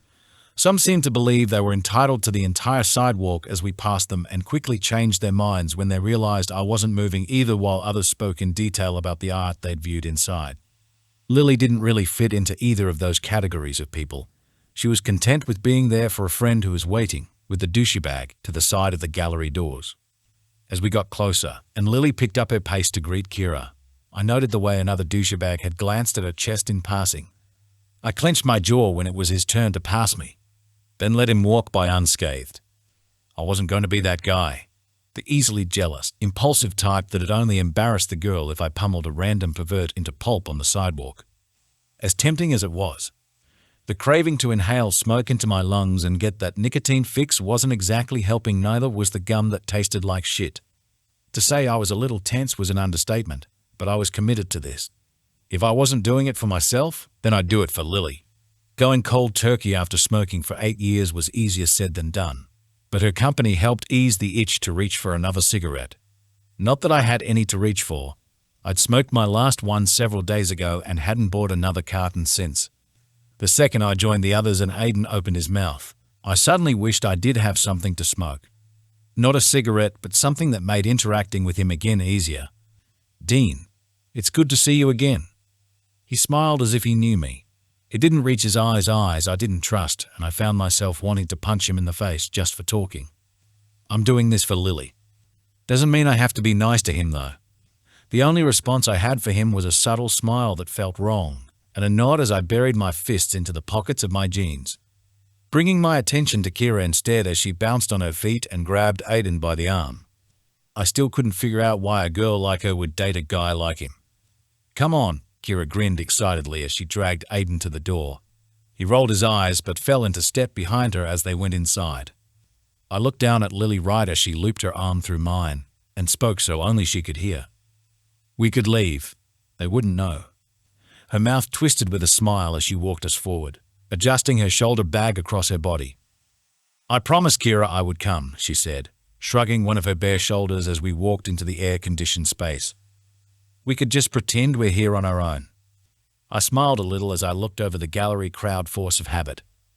That's easier said than done when you can't see the man bun bobbing over people's heads. She laughed quietly, bumping her hip into my thigh before she walked ahead of me.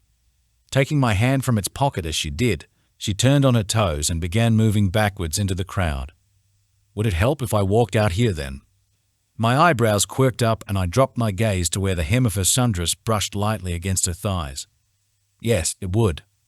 The gallery was a rabbit warren of makeshift hallways lined with abstract sculptures and portrait collections varying in size and color. All things I had no interest in, but it made Lily happy. So while everyone else was admiring the art, I was admiring her. She was with Kyla as I stood back and watched. The two of them were attempting to reenact the poses of the people in the paintings, laughing quietly between themselves as they took photos for comparison, then acting like they weren't up to anything whenever a stranger walked by. I caught myself smiling too, until Aiden stepped in beside me. He crossed his arms, watching the girls as he kept his voice low. "Hey, sorry about what happened over the weekend, man. I didn't know what I was thinking. Picking a fight with you and Seb. I just get a little passionate sometimes." My jaw clenched, but I nodded in silence. He was apologizing to the wrong person and hadn't even attempted to sound sorry for the questions he'd asked about my tattoo. Then again, I didn't really care if he did. I had already started looking for a way out of this conversation while he took my silence as an invitation to keep talking. "I don't understand how people actually enjoy this stuff," he scoffed quietly, nodding to a sculpture beside him. "What the fuck is that supposed to be anyway?" I rolled my eyes while he was distracted by the sculpture and focused on Lily instead. "Art." "Huh?" He trailed off, following my gaze. He lasted almost a minute without speaking before he opened his mouth again. "So, you and Lily. I'm gonna kill him." I slowly looked at him, my face blank as I waited for him to say whatever he needed to before I decided whether or not to smash his face through the drywall. "I've got to admit, I wouldn't have picked you to be the type of guy to go for that." He nodded to her, spoke of her like she was an object. "Breathe. What's she like?" I snapped my eyes back to him. "Excuse me." "Well, Kyla likes the rough stuff. Why are you telling me this?" He scoffed in amusement, as if I was missing some messed up inside joke. "We're the boyfriends. We talk about that shit. What makes you think I want to share that with you, or anyone?" The knowing smile that crept onto his face as he nodded in consideration gave me a headache, but that also could have been because I had clenched my jaw too tight listening to him. I rubbed at it, looking back at Lily again when I thought the conversation was over for good. The girls had begun drifting in the direction of the next room. "Good. She's a virgin, isn't she?" Aiden said under his breath as he nudged my arm and moved to follow them. "Want some advice?" Kyla and Lily disappeared around the corner up ahead, leaving Aiden and I alone as I fell into step beside him. He glanced over his shoulder as he spoke again. "I say just give it to her. Virgins will always say they aren't ready, but they really don't know what they want." I grabbed the collar of his plaid shirt and forced him to stop, leveling him with a glare as I kept my voice low. "Do me a favor. Don't give me advice. In fact, don't talk to me again for the rest of the fucking day. I'm just making conversation. We aren't friends, Aiden. I'm here because this is something Lily finds joy in." I turned to face him, standing over him by a few inches. "So, pull your fucking head in, shut your fucking mouth, and go treat Kyla with a little more respect." He paused, and the look in his eyes was almost unsettling before he smiled slowly. "You don't like me much, do you?" "What gave it away?" I backed off, releasing his collar just as Lily and Kyla returned. "We thought you two might have gotten lost," Kyla said, skipping right up to Aiden's side. She pecked him on the cheek while his eyes lingered on me a second longer. "Nah, babe," he smiled, pulling his attention to her as he wrapped an arm around her shoulders and steered her towards the doorway. "Just talking." Lily's hand made its way into mine, and I looked down at her. She was frowning slightly in Aiden's direction as he walked out of view with Kira. "Is everything okay?" she asked hesitantly. I smiled genuinely and kissed the top of her head. "It is now." "Dean, I saw your hand on his collar," she deadpanned. "We just had a little chat about respect," I shrugged as we started walking. "You looked like you were about to knock his head off." "Not gonna lie, I thought about it." Her eyes widened slightly at this, and I chuckled as I continued. "But there's too many valuable things in here for me to start throwing punches." I looked down at her again as we rounded the corner into the next hallway, catching the moment she blushed and tried to hide it as she looked ahead, only for her smile to slowly fade as her brows creased again. "This sounds a little ridiculous," she said, drawing her eyes from Kira and Aiden, where they wandered up ahead. Her steps slowed a little. "You don't think he'd hurt her, do you?" "Don't know." From a distance, Kira and Aiden looked like another loved-up couple, wrapped in each other's arms as they looked at the art. "Has Kira indicated to you that he might?" "No, not really. But he has gotten frustrated with her over little things. Maybe I'm just overthinking it." She looked down at our hands before I gently squeezed hers, slowing us to a stop and grabbing her attention again. "There's nothing wrong with that. You're looking out for your friend." I brought my other hand to the back of her head and pressed my lips to the crease between her eyebrows, kissing away the frown on her face until she'd smiled a little again. "Though I am happy someone else is admitting Aiden is an asshole." "I never said that," she hissed with a smile. "No, but you implied it." I poked my finger into her side, and her yelp of laughter filled the space before she clapped a hand over her mouth. When others looked around to see where the sound had come from, she tried to play it off as if she had no clue, even if her cheeks were slowly turning red. "Don't do that," she laughed quietly, letting go of my hand to straighten out her dress as she looked around the hallway. While she was distracted and everyone else's attention was no longer on us, I stepped in front of her and ducked my head to kiss the side of her throat. Catching her off guard when my lips grazed her warm skin, she sucked in a breath and brought her hands to my chest. "Don't do that either," she breathed quietly, leaning into me. I hummed against her skin, breathing her in before more voices filled the hallway, and I backed off, smiling a little at the state I'd left her in, flustered and a little bemused before she shook her head and kept walking. We remained silent for the rest of the time spent at the gallery, only half paying attention to the art we were looking at as we waited for the hallways to clear. Each time she kissed me, even if it was brief, she brought herself closer, her touching growing more needy as she clutched my shirt, or thread her fingers through my hair, which was around the same time I'd backed her into a wall, but she slipped out from under my arms when someone entered the hallway again. I'd groaned in frustration directed at the guys in suits and followed her, locking our hands together again as she stopped to look at a painting of clouds, her chest rising and falling beneath her dress as a smile played on her kiss-swollen mouth. She was looking at the art with a blissful expression on her face and wonder glinting in her eyes. My throat suddenly squeezed as something bloomed deep in my chest. It was overwhelming and weird, but rattled my heart with a newfound awareness, shaking off whatever I thought I knew about this feeling.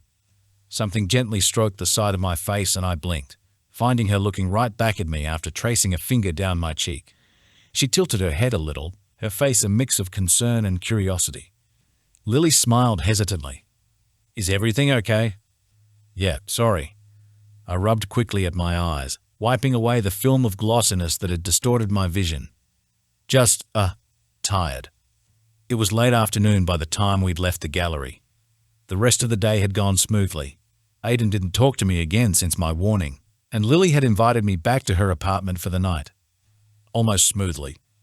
As we climbed into the car to head back to Lily's apartment, my phone had buzzed with a text from an unknown number, detailing another cash retrieval job taking place in Manhattan. While Lily had said it was okay that I couldn't come home with her, I spent the entire drive trying to come up with a decent enough excuse to get me out of going. But I knew what Antonio was like. He'd sniff out a lie, and if I blew the job off, I'd be hauled in for an unnecessary interrogation based on the foundation of trust and family. I parked on the corner of the one-way street that sat alongside Lily's apartment building, smiling to myself when I noticed the dumpster was still in the same place as the night she found me. Pushing the gear stick into park, I let the car idle while I waited for Lily to gather her bag, then shut the engine off, watching her curiously as she fumbled with the strap, and then the seat belt when she unbuckled it. She was stalling. I pressed my lips together to keep from smiling. Lily. Her attention snapped to me. Yes.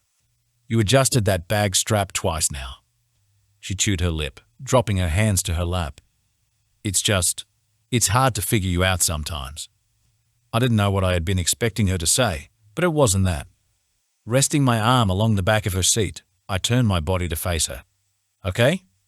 It's not that there's anything wrong with that.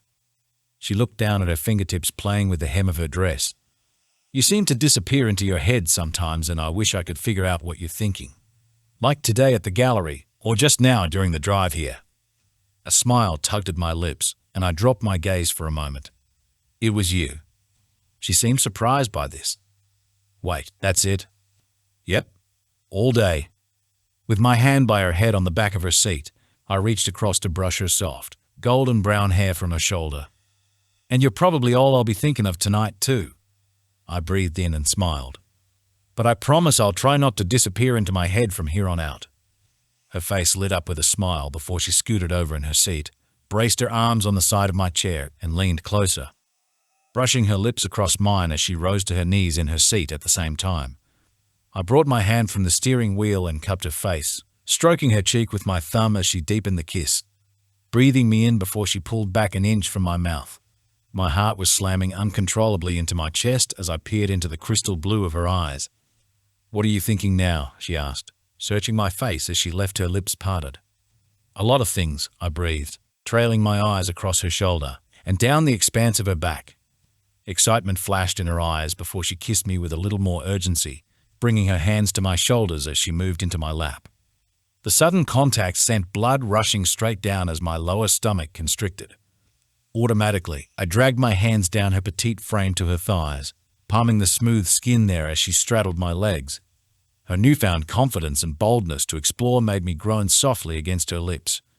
She brought her hands to my face as she kissed me, and I rested my head back, allowing her to take this where she wanted it as she rolled her hips with curiosity, sighing breathlessly as her skin heated and she moved her body closer. I said I'd wait, but holy shit, that sound. I felt like I was about to explode in every sense of the word as all thoughts left my head. I'd fucked her with my fingers before. I knew how she felt, knew how wet she could get. Imagining that around my cock had me straining against my jeans as I pushed right back into her, stroking my bulge across where her clit would be. The noise she made in response flicked something in my head and my hands slid further up her thighs, to where I cupped her ass, then slid her forward, angling her perfect little body so she was directly on top of what she was doing to me. She whimpered at the sensation of me hard against her, bringing her arms around my shoulders and spreading her thighs a little further. I dragged my mouth from hers and down over her jaw, peppering her skin with messy kisses before I sucked on her throat. What do you want me to do? I hummed onto her skin. I don't know, she panted. Take it slow. I kissed her lips again, then slowly and gently leaned her back. She didn't refuse, arching away from me as her back came to rest on the steering wheel, watching me through hooded eyes while the strap of her dress fell from her shoulder. I curved my hands around to her inner thighs. A horn blasted through the air and Lily squealed, lurching forward into my chest after she accidentally pressed into the steering wheel, bringing herself right back to where she'd been seated and almost sending me over the edge as I gritted my teeth. Fucking hell, I breathed, glancing down at her in disbelief as she rested her head against my shoulder, covering her mouth as she began to giggle. Cock blocked by my own car. I'm sorry, she cringed, laughter still fluttering on every word. No, you're good. Just. I glanced down and adjusted my hips. Don't make any sudden movements. She laughed softly but moved carefully to sit on my thigh instead, tucking her hair behind her ears as she looked everywhere else but down. That was why I was willing to wait. Lily's first time wouldn't be in my car. She deserved better than that. I wanted to make it special even if the raging boner pressing into my leg wanted otherwise. I could deal with that later. I cleared my throat, but my voice came out huskier than expected. Go on a date with me. She smiled a little, straightening with interest as I absent-mindedly traced circles into her thighs with my fingers. Just the two of us, though, I said pointedly. I'll pick you up after work tomorrow. Her smile grew, and I found myself wanting to remember every detail of that moment. her hair a mess as she straddled my thigh, the naked, smooth skin of her shoulder where her dress strap remained unfixed, and radiating that beautiful happiness. "I'd like that," she said softly.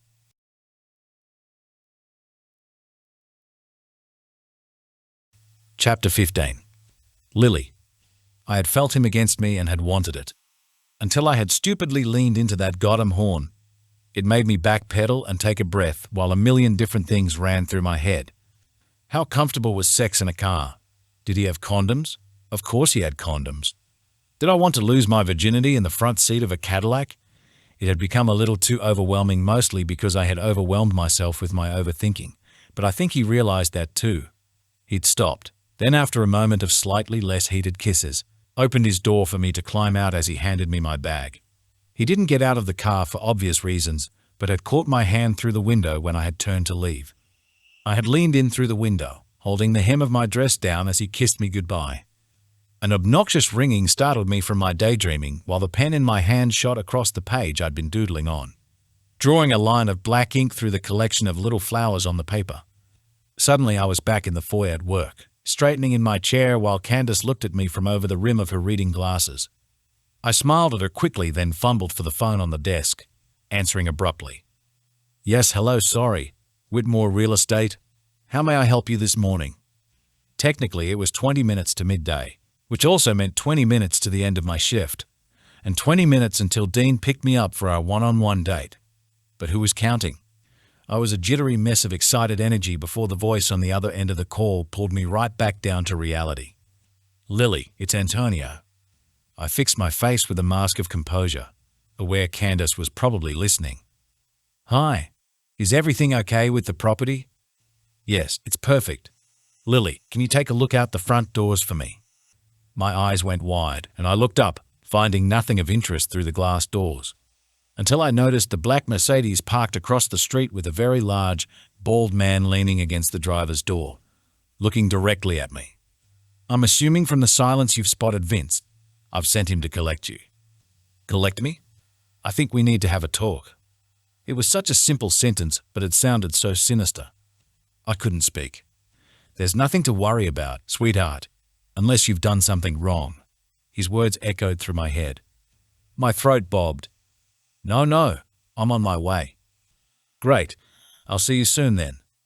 The line went dead, but I kept the phone against my ear, staring blankly ahead until Candace spoke. "You know only the agents make house visits," she said matter-of-factly. Yes, I do know that." I gathered my bag and brushed off the black slacks and cream blouse I was wearing, stalling again, but for completely different reasons as I tried to think clearly. "It's for a friend. I have to go."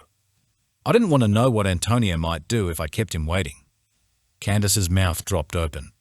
"You can't just leave?" "I have less than 20 minutes until my shift ends anyway," I said sharply, taking a breath as I lifted my bag to my shoulder. "Mom won't mind if I clock off early." Mom won't mind if I did anything, considering she hadn't spoken to me since picking Jane up from my place yesterday morning. I stood on shaking legs, then walked around the corner of the desk, ignoring the way Candace gaped at me while I strode for the front doors, then stepped outside into the sun. He just wanted to talk. I pushed back my shoulders as I came to the edge of the road, looking both ways before I stepped out and approached the burly bodyguard named Vince. He didn't say anything as he unfolded his arms, opened the back door of the car, and waited for me to climb in. I did so hesitantly, sliding across the black leather seat as I looked around the inside of the car. Once he'd closed the door, I quickly pulled my phone out, keeping an eye on Vince as he climbed into the front seat, started the car, and pulled into the traffic. He hadn't specified that I couldn't use my phone, but it felt like I wasn't supposed to be, so I kept it within my bag, only glancing at the screen when I was certain Vince wouldn't look into the rearview mirror. Vince is taking me to Antonio. He'd read it within seconds. "Dean, where?" Idic. The typing bubble beside his name popped up, then disappeared twice before I looked out the window for any indication as to where we were going. We were traveling further into Bay Ridge instead of out towards downtown or anywhere else Antonio did business. His wife's new house. Dean read it but didn't respond, and I hoped that meant he was on his way. Except he was coming from Bensonhurst, and it was almost midday, which meant the lunch hour rush was looming and traffic was bound to slow him down. I breathed in deep and tucked my phone away. I needed to get my head straight, to focus on what I was going to say to Antonio if he brought up anything about my father. But I couldn't even focus on reading a street sign just to double-check we were heading to that mansion, let alone think of an excuse to give a crime boss. My head was spinning with a million things at once again, all ending in me coming to some gruesome end. Suddenly my life had felt too short, and I wished I had done everything I had ever procrastinated over or put off. I should have studied something in the arts. I should have tried for my driver's license one more time. I should have told my parents no more. I should have kissed Dean sooner. We were meant to be going on a date. My chest tightened uncomfortably as the all-too-familiar sensation of a panic attack settled into my chest, shortening my breath as it choked my lungs and filled my head with even more intrusive thoughts, including news headlines of how my body might be found, or how Dean might react if he learned he didn't get there in time. Stop. Vince pulled the car into a white, gravel driveway and idled at a pair of large gates. Beyond the gaps in the iron bars, I could just make out the white mansion, Antonio's new home, at the end of the hedge-framed driveway. They'd installed electronic gates and a speaker at the driveway's entrance and had hired a gardener to tend the gardens. He watched as we drove up slowly to the front of the house and parked beneath the drive-through carport on the front of the house, then returned to his pruning. There was only one other car parked nearby, a sleek, black Aston Martin. It looked familiar, but I didn't have time to linger on the thought as Vince climbed out of the car, then opened the back door for me. My eyes dropped to the gun on his hip and I swallowed dryly, then hesitantly climbed out, clutching the strap of my bag as if my life depended on it. I glanced up at the mansion, looking at its many windows, and flinched when Vince closed the car door before gently taking my elbow in his hand, steering me over to the front door in silence. I wondered how often he did this for Antonio, how often he collected people to discuss their untimely deaths. A shudder ran down my spine. I'm not dying. He just wants to talk. As Vince pulled the front door open, I glanced over my shoulder to look at the driveway one last time before I was guided into the house. The outside world soon shut out as Vince clicked the door shut again and walked me through the foyer, past the spiral staircase I had once admired. Now it only added to the bad thoughts unfurling in my mind. I knew the layout of this mansion, but still followed Vince's silent instructions as he led the way down a hall to the right, passing several open moving boxes and heading straight for the double doors at the other end of the hall. I remembered the room ahead had been listed as an office in the property report. I had taken the photos for it and could vaguely remember how it had looked inside. Natural, soft light reflected off the eggshell walls and built-in bookshelves. There was a second door in the left corner of the room, opposite the windows that looked out over the front gardens, and it had plenty of space for a desk to sit right in the center of the room. Everything about the space was in stark contrast to the dark world Antonio worked in, but it hadn't come as a surprise that he'd make this office his. He was a man that seemed to enjoy doing illegal things in plain sight. Vince pushed the double doors open, revealing the room exactly how I recalled it. Only now there was a large, glass desk in the center and Antonio was sitting behind it in a black, tailored suit, fingers steepled and elbows resting on the arms of his high back, maroon leather seat. He smiled warmly as I stepped into the room, then gestured for me to take the seat opposite him. But my eyes had drifted to the woman standing by the front window, Roxy, leaning against a wall table as she looked at her red nails. She smirked to herself before lifting her dark brown eyes to me. It was her Aston Martin outside. When I hesitated, Vince gave my back a nudge before I crossed to the chair and sat down, bringing my attention to Antonio as he continued watching my every move. He didn't say anything for what felt like forever, when really it had just been a few seconds. He smiled a little wider as he gestured to the room around us. "What do you think?" Of the house?" I shifted in my seat, glancing nervously around the room for a second and then back to him. "It's beautiful." "I think so too. My wife has very good taste." He frowned slightly then, straightening in his chair. "I was a little surprised, though, when I saw your surname in the title of the real estate agency name, Whitmore." My throat felt tight as I tried to remain calm. "Yes, it's my mother's business. Julia told me she saw you at the front desk. I see your mother likes keeping things in the family." "I guess so." "And what about your father?" I think my heart had collapsed.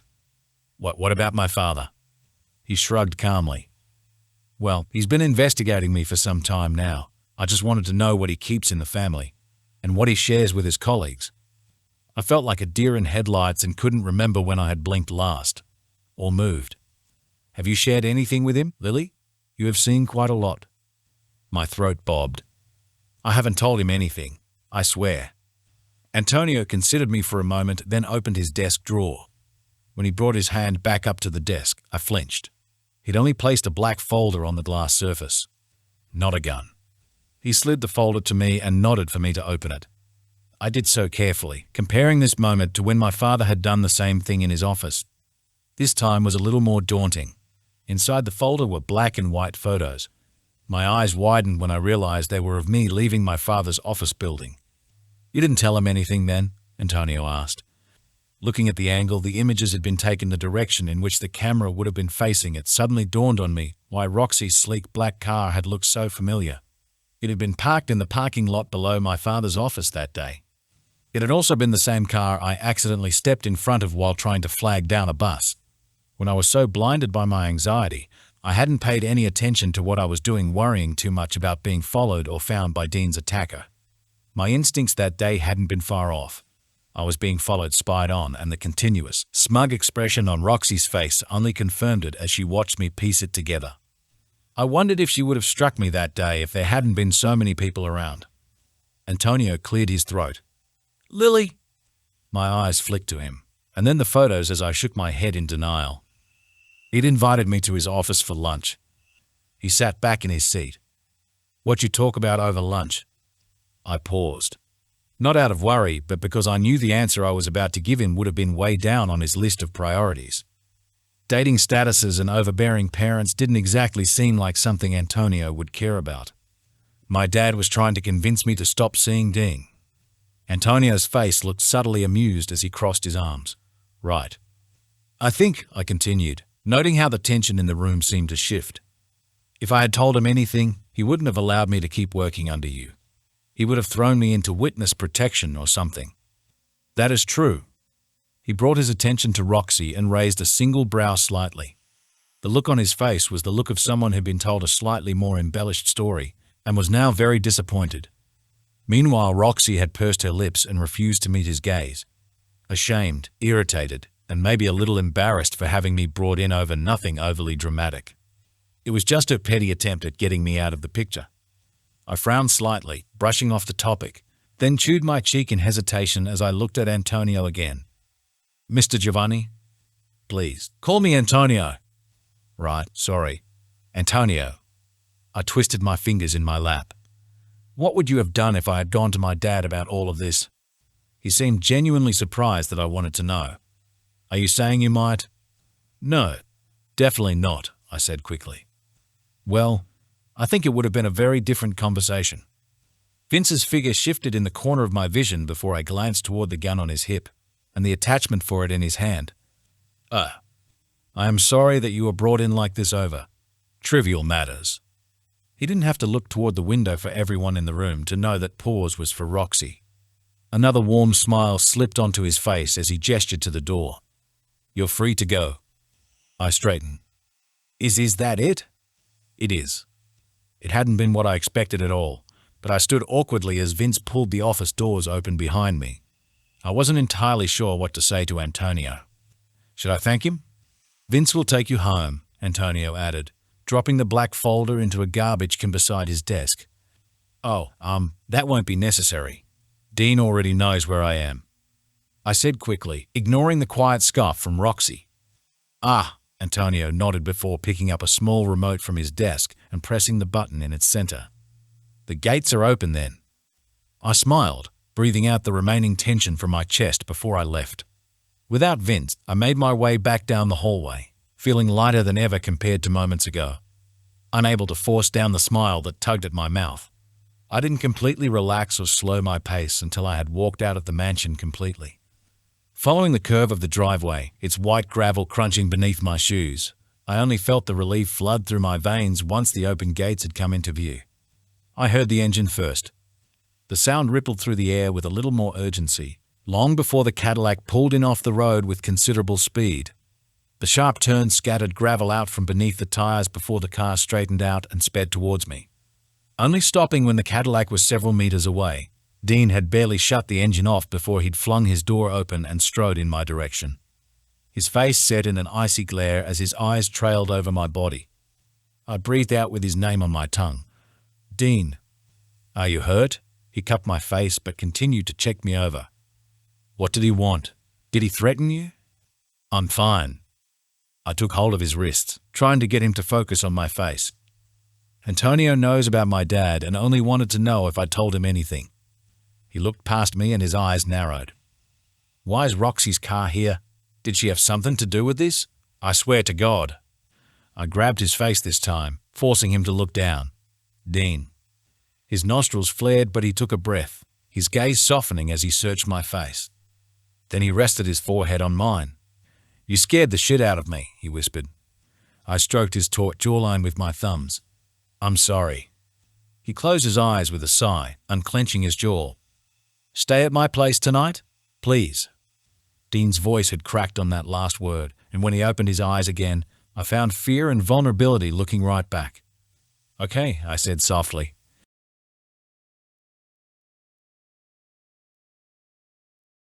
Chapter 16. Lily. We'd driven back to my apartment first so I could pack an overnight bag. Kira had already left for work, but I sent her a text explaining where I'd be, and she responded with a winky face. Afterwards, we'd taken a detour to the grocery store on the way over to Dean's. He hadn't planned on making us dinner tonight. Our date would have been a lunch thing over in the city, but he also refused to serve me the frozen takeaway that was in his fridge back at his house. As we shopped, I didn't stray very far from his side, or him mine. After what happened, I think we needed the reassurance that we were both okay. Going shopping with him was almost surreal. He remained unbothered by everyone around us, looking a little out of place with his tattoos and dark clothing, as we'd walked down the cake mix aisle to get to the freezers in the back. Passing several grandmothers whose reactions to him varied from stunned to bashful if he smiled at them. Once he had all the ingredients he needed, we left for his house. Traveling in a comfortable silence until we'd arrived, he parked the Cadillac in front of the garage at the back, and I helped him bring the groceries inside via the wheelchair ramp at the back door. The second the back door had clicked open, we were greeted by the tiny puppy he told me about, Bella. She jumped around our feet as we put the bags on the kitchen counter. I had every intention of helping Dean put the groceries away, but got a little distracted. Quickly squatting down to say hello as I put my overnight bag down on the floor. She immediately rolled onto her back, wiggling from head to tail as I scratched her light pink tummy. "Aren't you a little cutie?" I cooed, tickling her chin before she started nipping at my fingertips. Dean scoffed from nearby as he put food away in the fridge. I smiled a little, then looked to the rest of the house, finding no one else in the lounge room on the other side of the kitchen counter, before bringing my attention back to Dean. "Is your mom not home?" The second she heard about our date, she made herself scarce. The corner of his mouth lifted as he glanced over at me.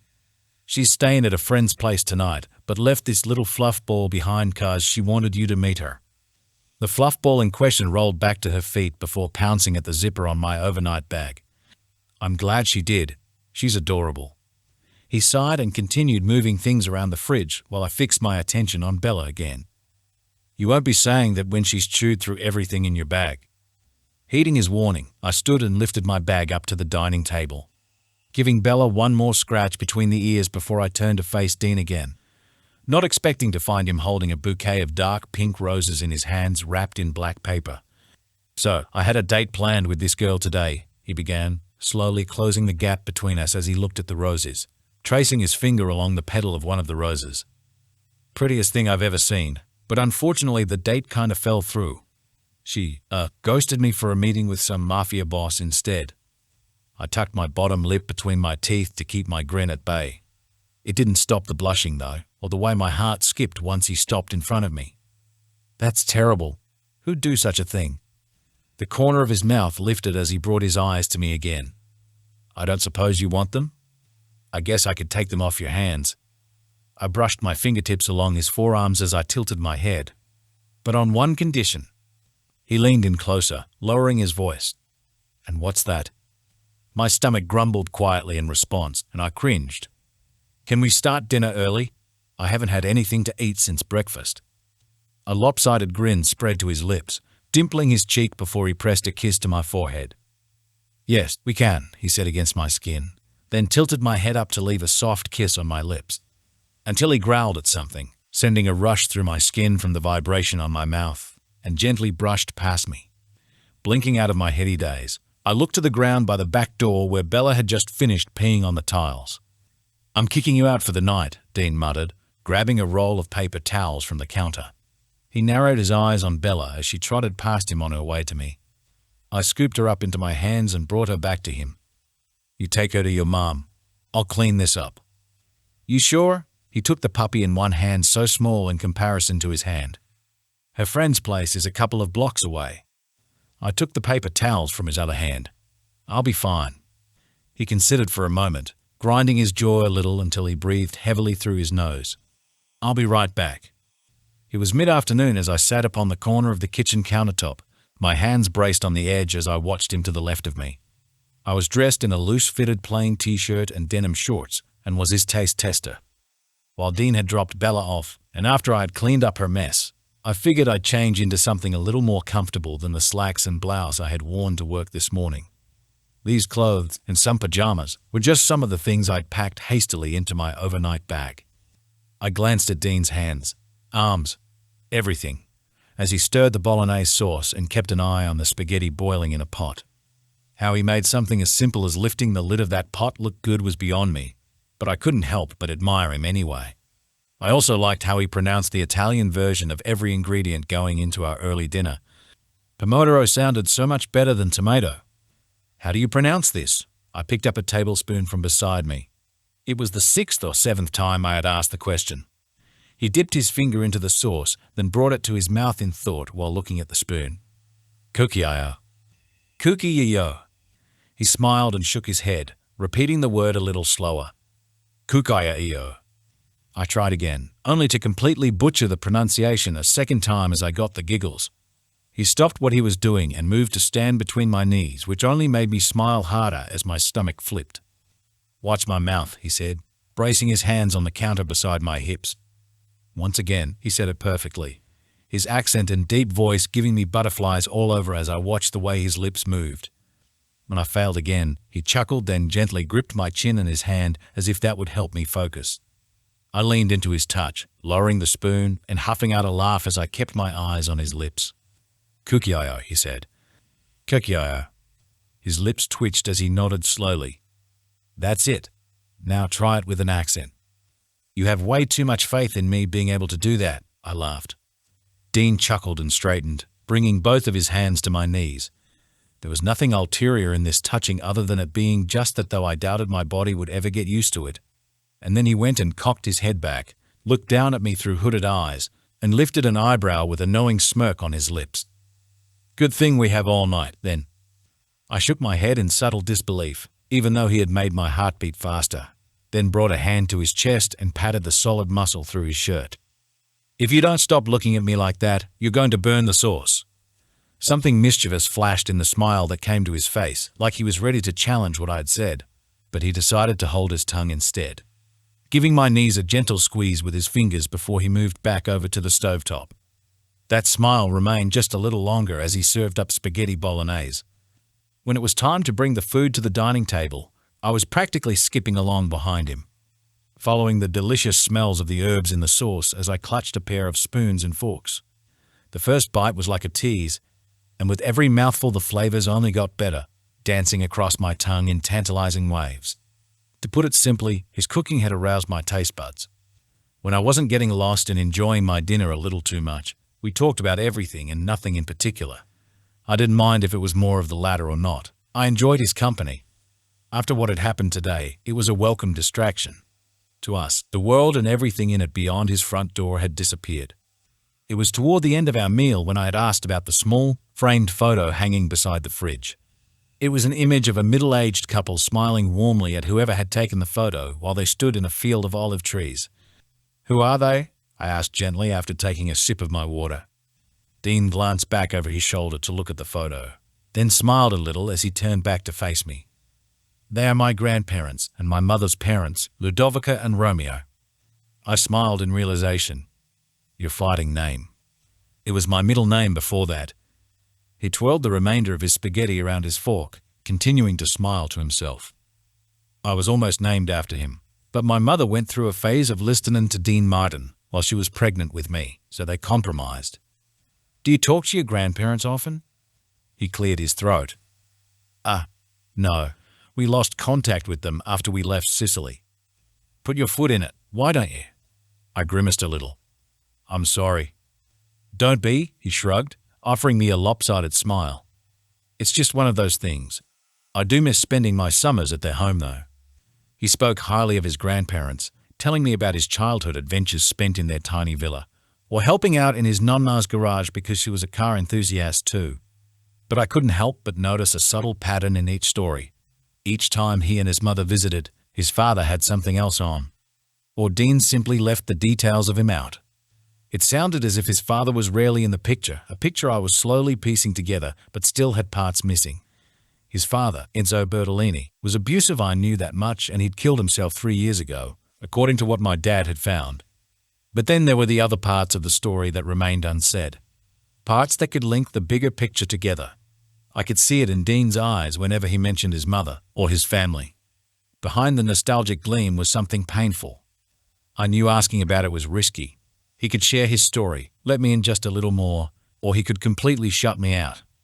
But if this was going to work, we both needed to open up. When there was a pause in the conversation, the both of us finishing off our dinner, I took a breath, biting my tongue a little until I let my mouth lead and my mind pick up the pieces later. What, I stammered when he'd looked up again, trying to think of how to word the question without coming across as insensitive. What happened to your father, if you don't mind me asking? The room went completely silent apart from the clink of his fork as he lowered it to the plate. He pulled his dark eyebrows together as he sat back in his seat, looking at his plate instead of me. You're going to have to be more specific. Oh, we don't have to talk about it if you don't want to. I want to. He ran a finger along the embroidered fabric of the tablecloth as he frowned. I'm guessing your father looked into that too. I swallowed. I shouldn't have said anything. The walls were slowly going up as he refused to meet my eyes. He did. What'd he find? Dean. His eyes locked onto mine, but it wasn't anger or frustration that watched me.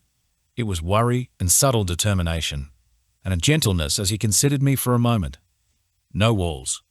You might not like what you hear, Lily. He was worried about what I thought? I kept my voice quiet. I can handle it.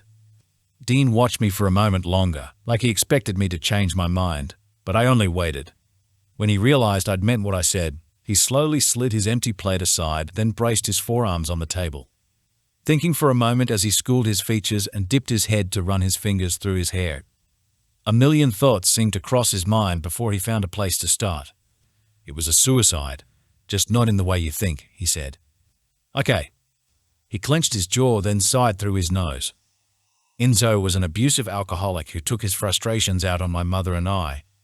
As I got older, stronger, he confronted us less, at least when I wasn't around. He knew if he tried anything that I could stop him. The day I was recruited by Antonia, when I was 18, I'd gotten into an argument with Enzo. He'd gotten frustrated over something my mother had done and had tried to hit her. She was 7 months pregnant. The thought that Dean could have had a younger sibling made my heart ache. He would have been a perfect big brother. I slid my hand out across the tablecloth and gently brushed his hand with my fingertip. His hand uncurled at the touch before he took my hand in his, focusing on them as he continued. His voice was a little softer this time. I wanted to make sure they were safe, but my mother wanted the house calm. Once she'd managed to talk Enzo down, she suggested I take a walk to clear my head. A muscle ticked in his jaw, but his hold on my hand remained light. I left her alone with him and went to where some of the local kids held street fights for cash. It was an outlet for my anger and frustration. I stroked his scarred knuckles with my thumb. And that's how Antonio found you. Yeah. The slight sway in the storyline seemed to ease the tension from his shoulders, at least for a moment. He'd been watching from outside his car. When I had won, and then confronted him for staring, he said he could offer me way more than what I was getting in a street fight. I didn't know who he was, but I also didn't want to go home yet, so I went along with him anyway. He showed me the basement, the fighters, and told me about how much money I could win fighting for him. He scoffed in sarcasm. He told me I had potential. He wasn't wrong, I offered, earning the slightest of smiles from him. I met Seb that night. We were both the youngest and newest fighters there, so we sort of just became friends, he shrugged. After winning both our fights, we decided we'd celebrate by getting stupidly drunk. I knew vaguely of this part of the story, based on what Seb had told me that time at the garage. Worst hangover ever, Seb had said. Dean shifted in his seat as his throat bobbed. By the time I got home, it was the following morning. I just remembered thinking how quiet the house was. His eyes drifted to the kitchen tiles before he muttered, "I found her there." The reason Sophia was in a wheelchair dawned on me, and I quickly blinked back tears. We didn't even know he had a gun. There was so much blood. He frowned at himself at his hands again as if he could see the blood there. A single tear rolled down his cheek before he wiped it away with his arm. She was only worried about the baby. It only took a few seconds for this vulnerability to quickly strip away that outer shell I had grown so used to seeing. Hidden behind it all was a broken boy who only wanted to protect his family. No wonder he hated hospitals. I stood quietly, keeping my hand in his as I rounded the table and came to his side. He watched as I got down on my knees and sat beside his chair, simply listening to whatever he had to say as I interlocked my fingers with his. He took away her ability to walk, and my unborn sister, then left us with no money. Dean muttered, "So, you went to Antonio?" He paid for everything. The renovations to the house to make it wheelchair-friendly. The hospital bills. He took a breath, visibly shifting his mood a little as he pulled himself together. In return, to pay off the debt I owed him, I agreed to stay on as a fighter. In a way, I was grateful for the fighting.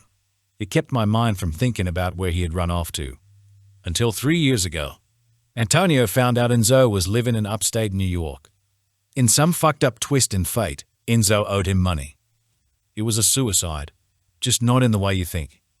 I straightened in preparation for what came next while his eyes flicked to me, his gaze questioning if he should continue or not.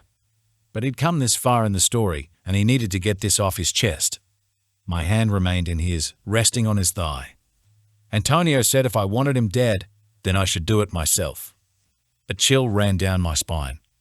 I had never felt so angry, knowing he'd been so close that entire time, living his life as if he hadn't turned ours upside down. His voice was sharper as he gritted his teeth. I went with Vince to where Antonio had located his apartment. He was too drunk to understand what was going on, or recognize who I was when we came through his front door, but sobered up fast when I held the gun to his head. You wanted to know this, I thought, unintentionally loosening my fingers from around his hand as I processed it all. You asked. I gave him two choices, be tortured until death or kill himself, Dean said. I could feel his eyes on me now, watching me closely. He went with the latter, no note, and bled to death in his bathtub. He hadn't killed his father, but the intention was there, along with the consequences from what he had done if he were ever caught. Forcing someone to end their life was just as bad as murder, but that someone had brought his family a world of pain. Does your mother know? I said quietly. Out of all the things flying about my head at once, it was the one thought I could put into words. No, she thinks it was a suicide, like the death report said. He moved in his seat so he was facing me as I knelt on the floor. And Seb? He's the only other person who knows. Lily. He hesitantly reached for my hand, as if he waited for me to flinch, before curling his fingers around it. If you want to leave. It wasn't right. I was frowning before I looked up at him. He was leaning forward in his chair, elbows resting on his knees as he anticipated my reaction. What your father did, or what you did, it should have been handled by the police, by the judicial system. Enzo should have been put in prison for what he did. I breathed in, then got to my feet, releasing my hand from his before I went about collecting the cutlery and plates from the table. He watched my movements with his brows furrowed and jaw set, but sometimes getting the law involved isn't always enough. I couldn't believe the words had left my mouth. I was the daughter of a detective. I had been raised to respect the law, but I couldn't bring myself to believe that a prison sentence would have been good enough for what Enzo had done. I'm staying. The words were barely a whisper as I stole a glance in his direction, watching as his expression softened with surprise or relief before I brought the plates, forks, and spoons over to the kitchen sink.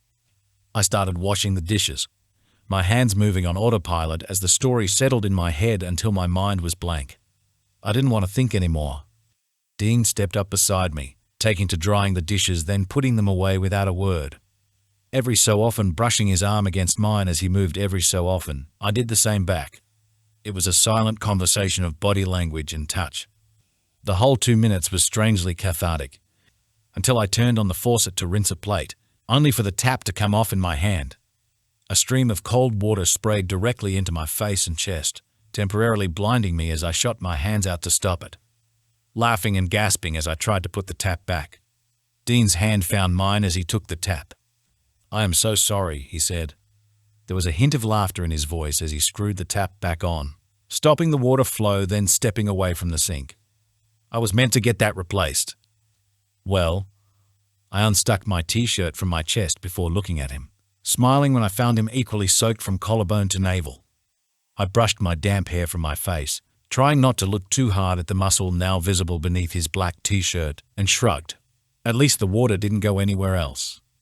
Dean chuckled, looking down at his shirt, then up to my hair.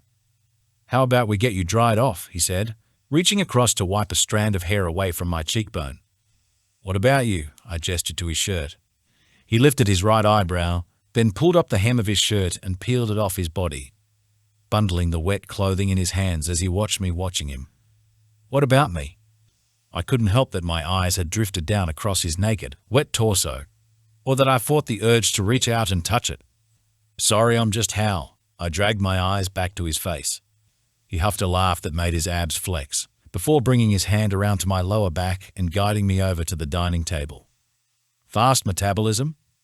"That is not from a fast metabolism," I muttered, taking a seat again as he moved over to a bottom drawer in the kitchen. His back muscles flexed as he bent over to take out a clean dishcloth. When he returned, smiling a little to himself, he dabbed the towel down his chest, mopping up the water droplets on his skin as he walked in behind my chair. I was a little confused and slightly distracted until he brought the towel to my head, gently massaging my scalp as he dried the damp strands of hair. I closed my eyes as he worked his fingers, leaning into his touch once more. The movement of his steady hands then slowed before a warm breath of air danced across my exposed neck, followed by his mouth caressing the column of my throat and his hands with the towel skimming down my arms as he leaned over my shoulder. I hummed breathlessly in approval, arching off the back of the chair. I brought a hand to the back of his head, threading my fingers through his soft, black hair as he swirled his tongue against my skin, then dragged his mouth up to mine, kissing me on an angle while I kept my head reclined. This kiss was one of passion and want as he moved around in front of me. Dropping the dish towel on the dining table, he took hold of the seat right between my thighs and dragged my chair out from the table. He then braced his other hand on the back of the seat, kissing me deeper. When that wasn't close enough, he tucked his hands under my thighs and hoisted me up onto the table. I pulled my arms around his bare shoulders, holding him closer while I squeezed my thighs against his hips, remembering how he'd felt when I straddled him in the front seat of his Cadillac. I wanted that, more than that. Reluctantly, I pulled back, skimming my hands down slowly over his chiseled chest, almost losing myself in admiring his body until I reminded myself why I'd stopped kissing him to begin with. My heart began to race as I absent-mindedly trailed my index finger across his abdomen. The touch caused his stomach to tense. "Lily," he breathed. I chewed my lip and met his eyes again. "Can we take this to your bedroom?" His brows turned up. "You sure?" "I'm more than sure." His eyes darkened slightly and he leaned in, briefly dropping his gaze over my body as he braced his arms on the table. He then brought his mouth to the dip between my neck and shoulder. "Faro l'amor con ogni centimetro di te." That alone sent a pulse through my body, and I squeezed my legs again. My voice was barely a whisper as I rolled my head back. What did that mean? "You'll find out soon enough."